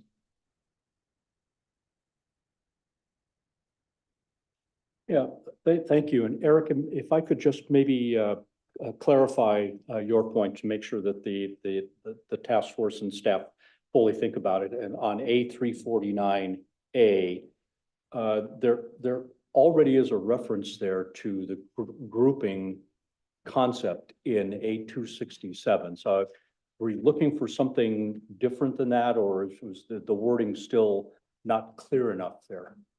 Yeah, my suggestion would be to delete the reference to consistently with how and use words like using the same groupings of disclosures that the practitioner used for. So it's just brings the two together. Got it. Thank you.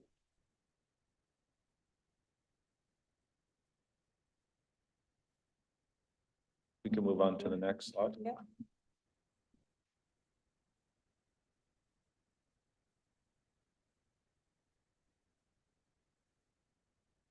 So now we're moving into response. We're doing extremely well, thank you. So we're looking at 114L to 132 and associated application material A358 to A385. But TK, you're going to talk us through one of the main changes, which is in 117A, I believe. Yes, thank you, Thank you. Josephine. So 117A is one of the most significant changes. This flowed from respondent comments where they're asking for the task force to include more requirements from ISO 250.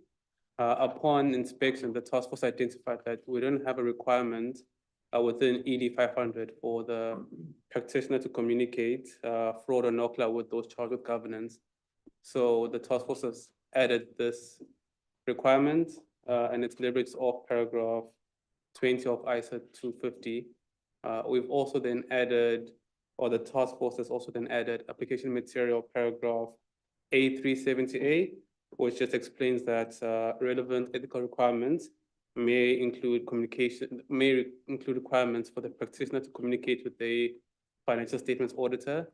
And we've also added a footnote there to the IAASB's sustainability standard or ED. But that is a more significant change within paragraphs 114L to paragraphs 132, but open to get comments on all the paragraphs from the board as well. Thank you.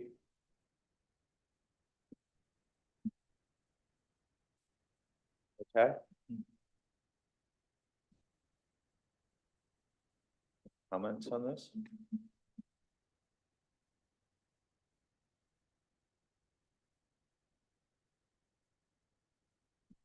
Okay. Thank you. Thank you. All right, and then we're going to, we're still responding, and we're moving on to A133AR to A134R. And then, of course, application material A390 to A396BR. Just keeping you all on your toes there. As the majority of these changes are related to estimates and forward-looking information, TK, I believe that I'm handing back to you again. Yes, Thank you are. you. Thank you, Josephine. So this, in this section, the big changes were estimates and forward-looking information.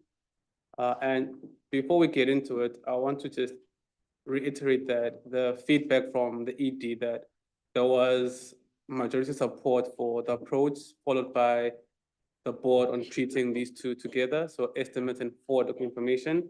And like I said before, we did get comments where people did offer them to be separated, and the task force did discuss this in great detail, and those discussions and the summary is within agenda item 2D. And in terms of the actual changes, paragraph 134AR has been added by the task force to have an explicit requirement for the practitioner to evaluate whether management has appropriately applied the applicable criteria. This came through feedback also where it was required in the limited side requirements for 134L had this requirement, but we didn't have the equivalent requirement for the reasonable assurance side of it. So that's one of the changes. The second change is we've aligned the lead-in wording in 134L with the wording in 134R, just to make them more consistent.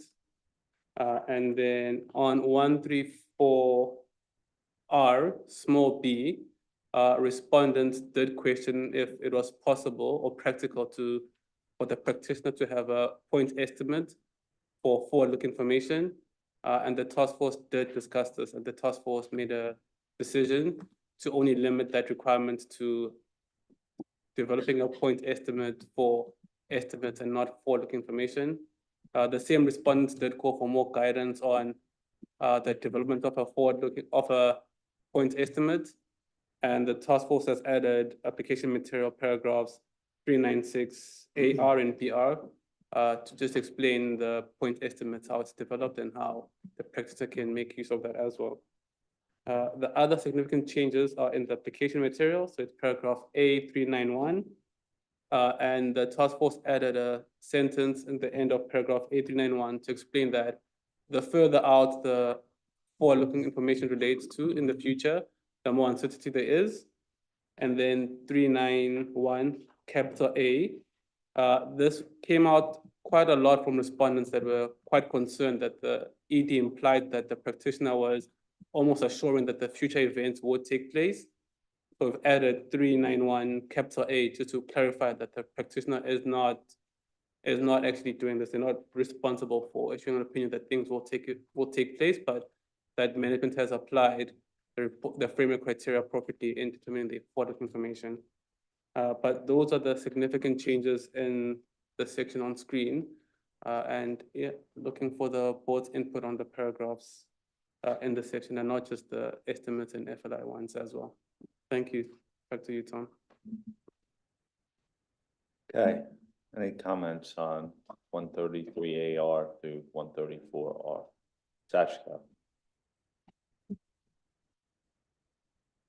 Thank you, Tom. And I have 2 comments for the requirement and 1 comment on application material. To start from requirement, and my first comment is on paragraph 133, big A, big R, the new one. Although the paragraphs 133, big A, big R, and 134, big L, small a, small 1, both are requiring the practitioner to evaluate management application of the requirements of the applicable criteria. These two are not presented side by side. And I think these two requirements should be located next to each other in a comparative way. So my suggestion is to relocate the 133 big AR to the lead-in of paragraph 134 big R. I will send you my offline wording. I will send offline my wording suggestion later. And my next comment is on paragraph 134 big L, small a, small 2 and 3, and paragraph 134 big R, small a, small 1. They both require the practitioner to evaluate the methods used, but the descriptions of these requirements are slightly different. And the description for limited assurance looks more detailed than those for reasonable assurance. I understand this is because the requirement for limited assurance is based on 3410, and the requirement for reasonable assurance is based on 540.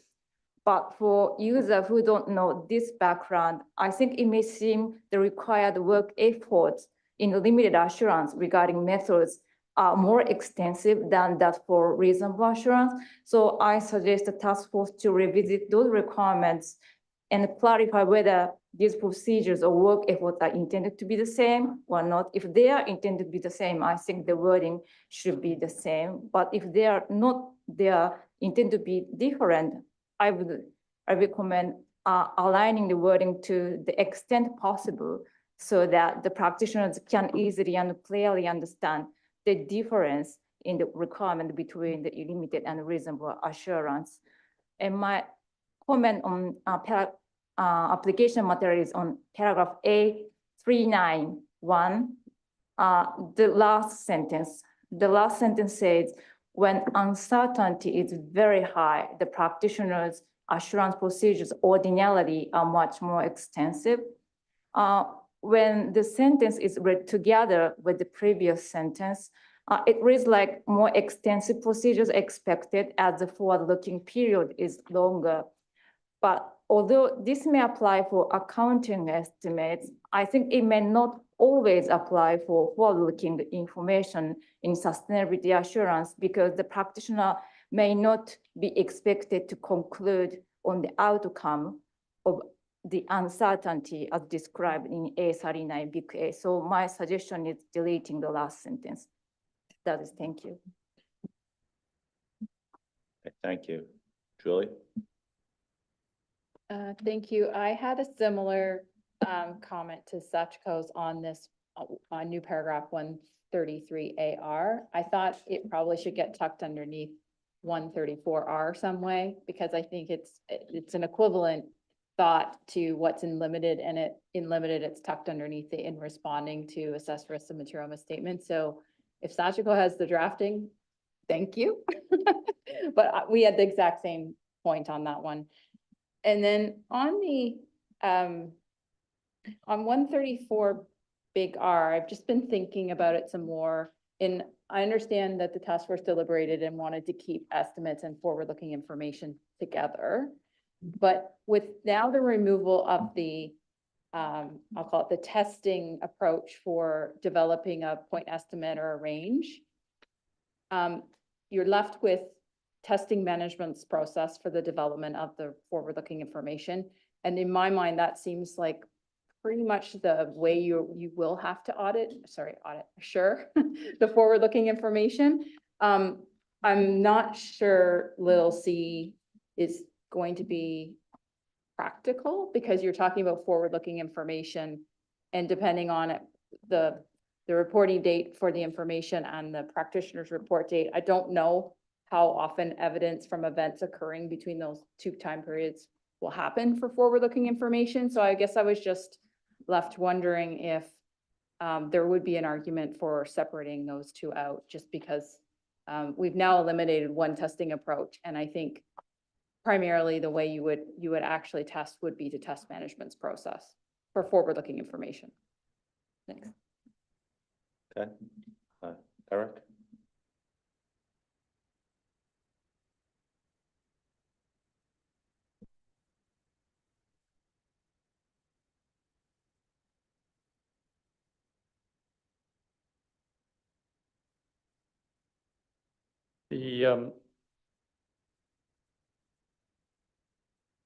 The paragraph that Julie was just referring to, 134R, and the removal of the reference to forward-looking information. I suppose it could still be an option that the practitioner could, depending on the type of information, develop a point or a range. So I wondered if there was a way of keeping the thought somewhere, if it's not specifically in the requirement, at least as part of the guidance.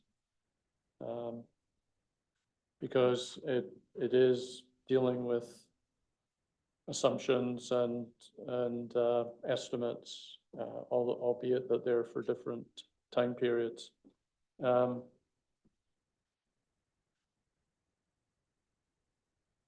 The support with respect to A391, I support Sachiko's comment on the last sentence. I think it reads as though performing more extensive procedures would allow the assurer to remove or alleviate the uncertainty, which is probably unlikely.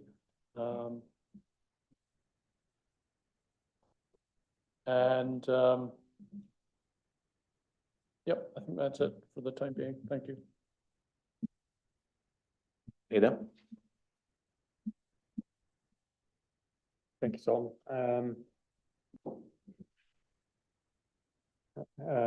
Maybe to start off with 143R. Just want to say I'm quite comfortable with taking out the forward-looking information out of B. Not sure we need to retain the thought and I guess even in the sense of forward-looking information, if something happens that between now and the date of commissioner's reports, that has a bearing on the assumptions that management uses for the forward-looking information. I think that you would consider that. So I was quite happy with how this was drafted and I thought it was appropriate. I also struggled with A391, the last sentence, because this seemed to me so that, well, uncertainty increases, I need to do more, but it's getting more uncertain in the future, so I need to do more. So where does this end? So I would be happy to delete that one. And in respect of, I was struggling with A391A, which says, when the applicable criteria require disclosure of forward-looking information, yada, yada, yada, the petitioner is not likely to be able to obtain evidence about whether the strategy, target, or intention will be achieved or come to a conclusion to that effect. So just in reading that, that reads to me like the practitioner cannot obtain sufficient appropriate evidence. And whether that then, is that a qualification or worse, or? So yeah, that's if the practitioner is not able to come to obtain evidence, I think that construct just worried me, and I haven't thought of any alternative language, but this raised more questions than it probably should. Thank you. Okay. Thanks for your comments there.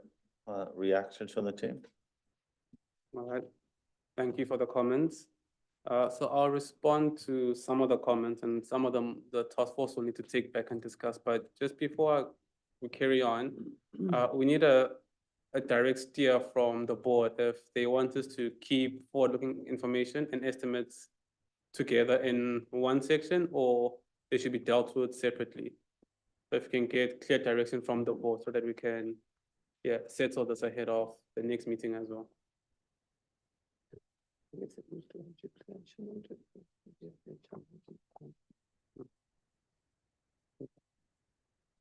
Maybe make it a little bit easier so people don't feel like they just put their cards up. Yeah. So are you comfortable with it all still being presented together? Because we did say, it keeps coming up and we've said each time, we are literally going to have repeated requirements. except for those few little words, estimate and forward-looking information. And so I just want to get, if you feel you want us to separate it, please do raise your hand and then we can go away and cry, but do that for you. That's happy. We're happy to do that. Is that an incentive or disincentive? But Julie? I don't want to make you cry, Josephine, but I would prefer them separate, but. Let's, hands, who would like them separated? And Joseph. Julie's in the Make Josephine Cry camp. Who would want them, just make sure you're fine with it together? Okay, there we go. Josephine doesn't need to cry. All right, thank you. That's probably the happiest I've been at a board meeting. Thank you for that. I don't know, now we have to have a conversation. That's the happiest.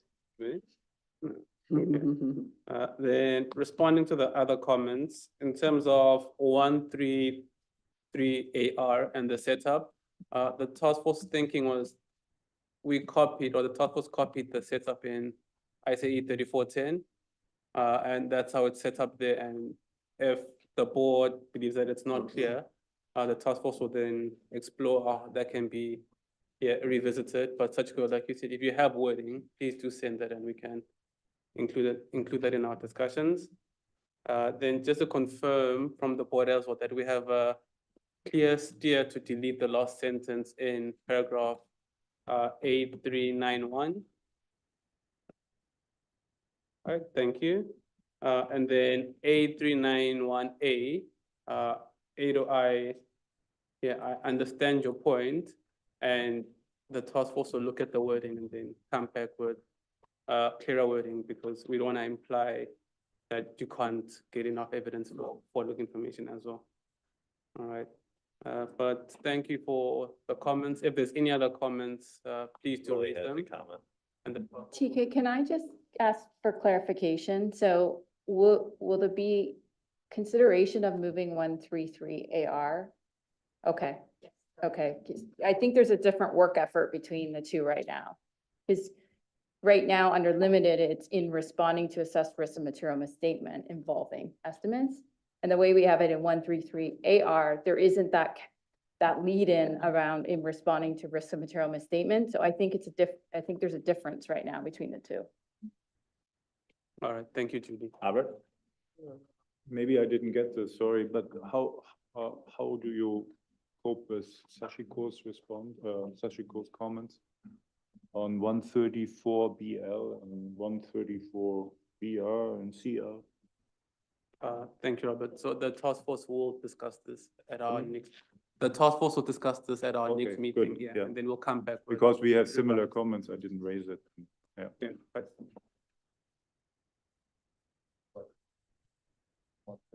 Robert, can I confirm the paragraph? Wait, what? Yeah, I just want, so Robert, were you referring to 134 BL and BR? And yeah, and 134 CL for this revising risk assessment. Oh, okay, yeah, that, we haven't discussed that yet. I think that's going to come. I think she mentioned it, right? Or didn't I get it? No? I'm sorry. No, she didn't. Apologies. Sachiko didn't mention that one. No. I'm gonna raise that tomorrow. So yes, you're going to, I'm afraid you're gonna have to wait overnight for that exciting conversation. We were not gonna get through that discussion today, but we'll have a lot of energy tomorrow to discuss that point.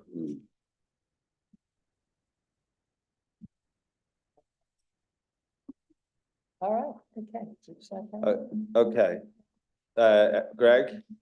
Thanks, Tom. I just want to check on para A391A as to what the task force is going to do. Look at the wording, or because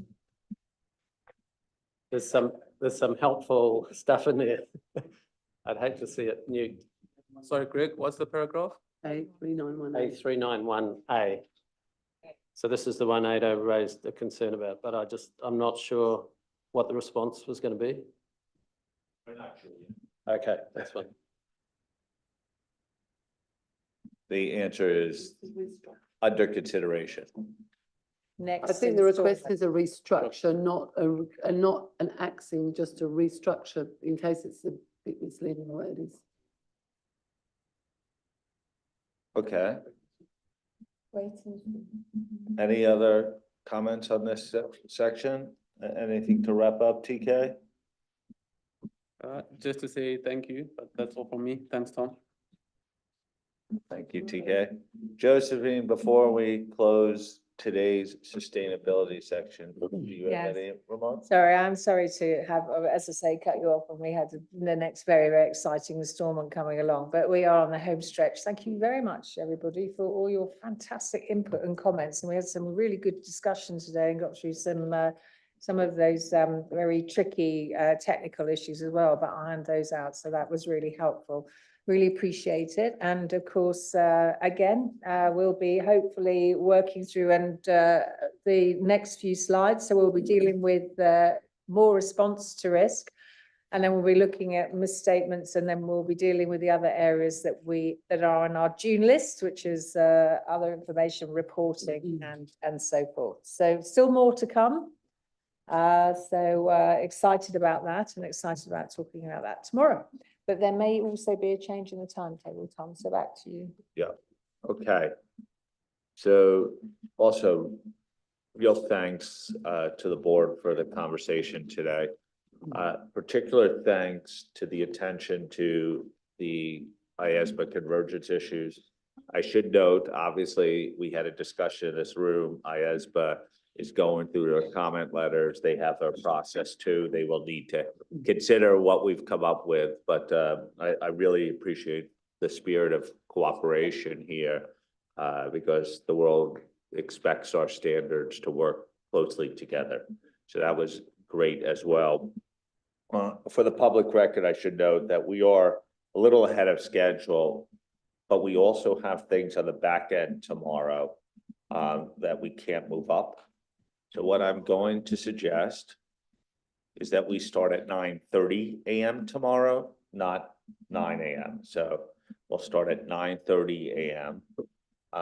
As I think like yesterday, we'll have same setup in the morning downstairs. Village? About tomorrow morning? Yes. Okay, please, Herman. Okay, so what we found out, obviously, when we booked into the hotel is that breakfast is included in the block room rate that we had.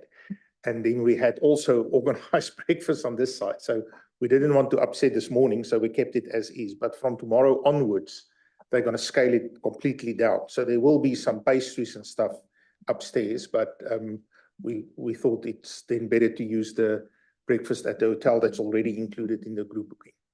Okay, that's an important point. So we'll start at 9:30 tomorrow morning. Just at the end, just so you know, the PI task force is going to meet at 5:45 in the meeting room on the first floor. Before I bring it to close the public session, first of all, Mark, I hope you enjoyed the first day of observing our board and are not ready to leave us quite yet. But if I come back tomorrow morning. yeah, that's what I'm afraid of. But any observations you want to make today, or would you like to reserve them till after we're done with sustainability topic? I'll probably reserve comment, but it's been a long day, but a really good discussion, and I promise that I will educate myself on assertion level before too long. Josephine's offered to be your tutor. I can do that. Yeah. Okay, we're gonna close today's public session. I just want to make some administrative announcements also afterwards. I did the timing on public record because there are people who are observing us and I don't want them to be joining half an hour early for the meeting. But could we close the public session? And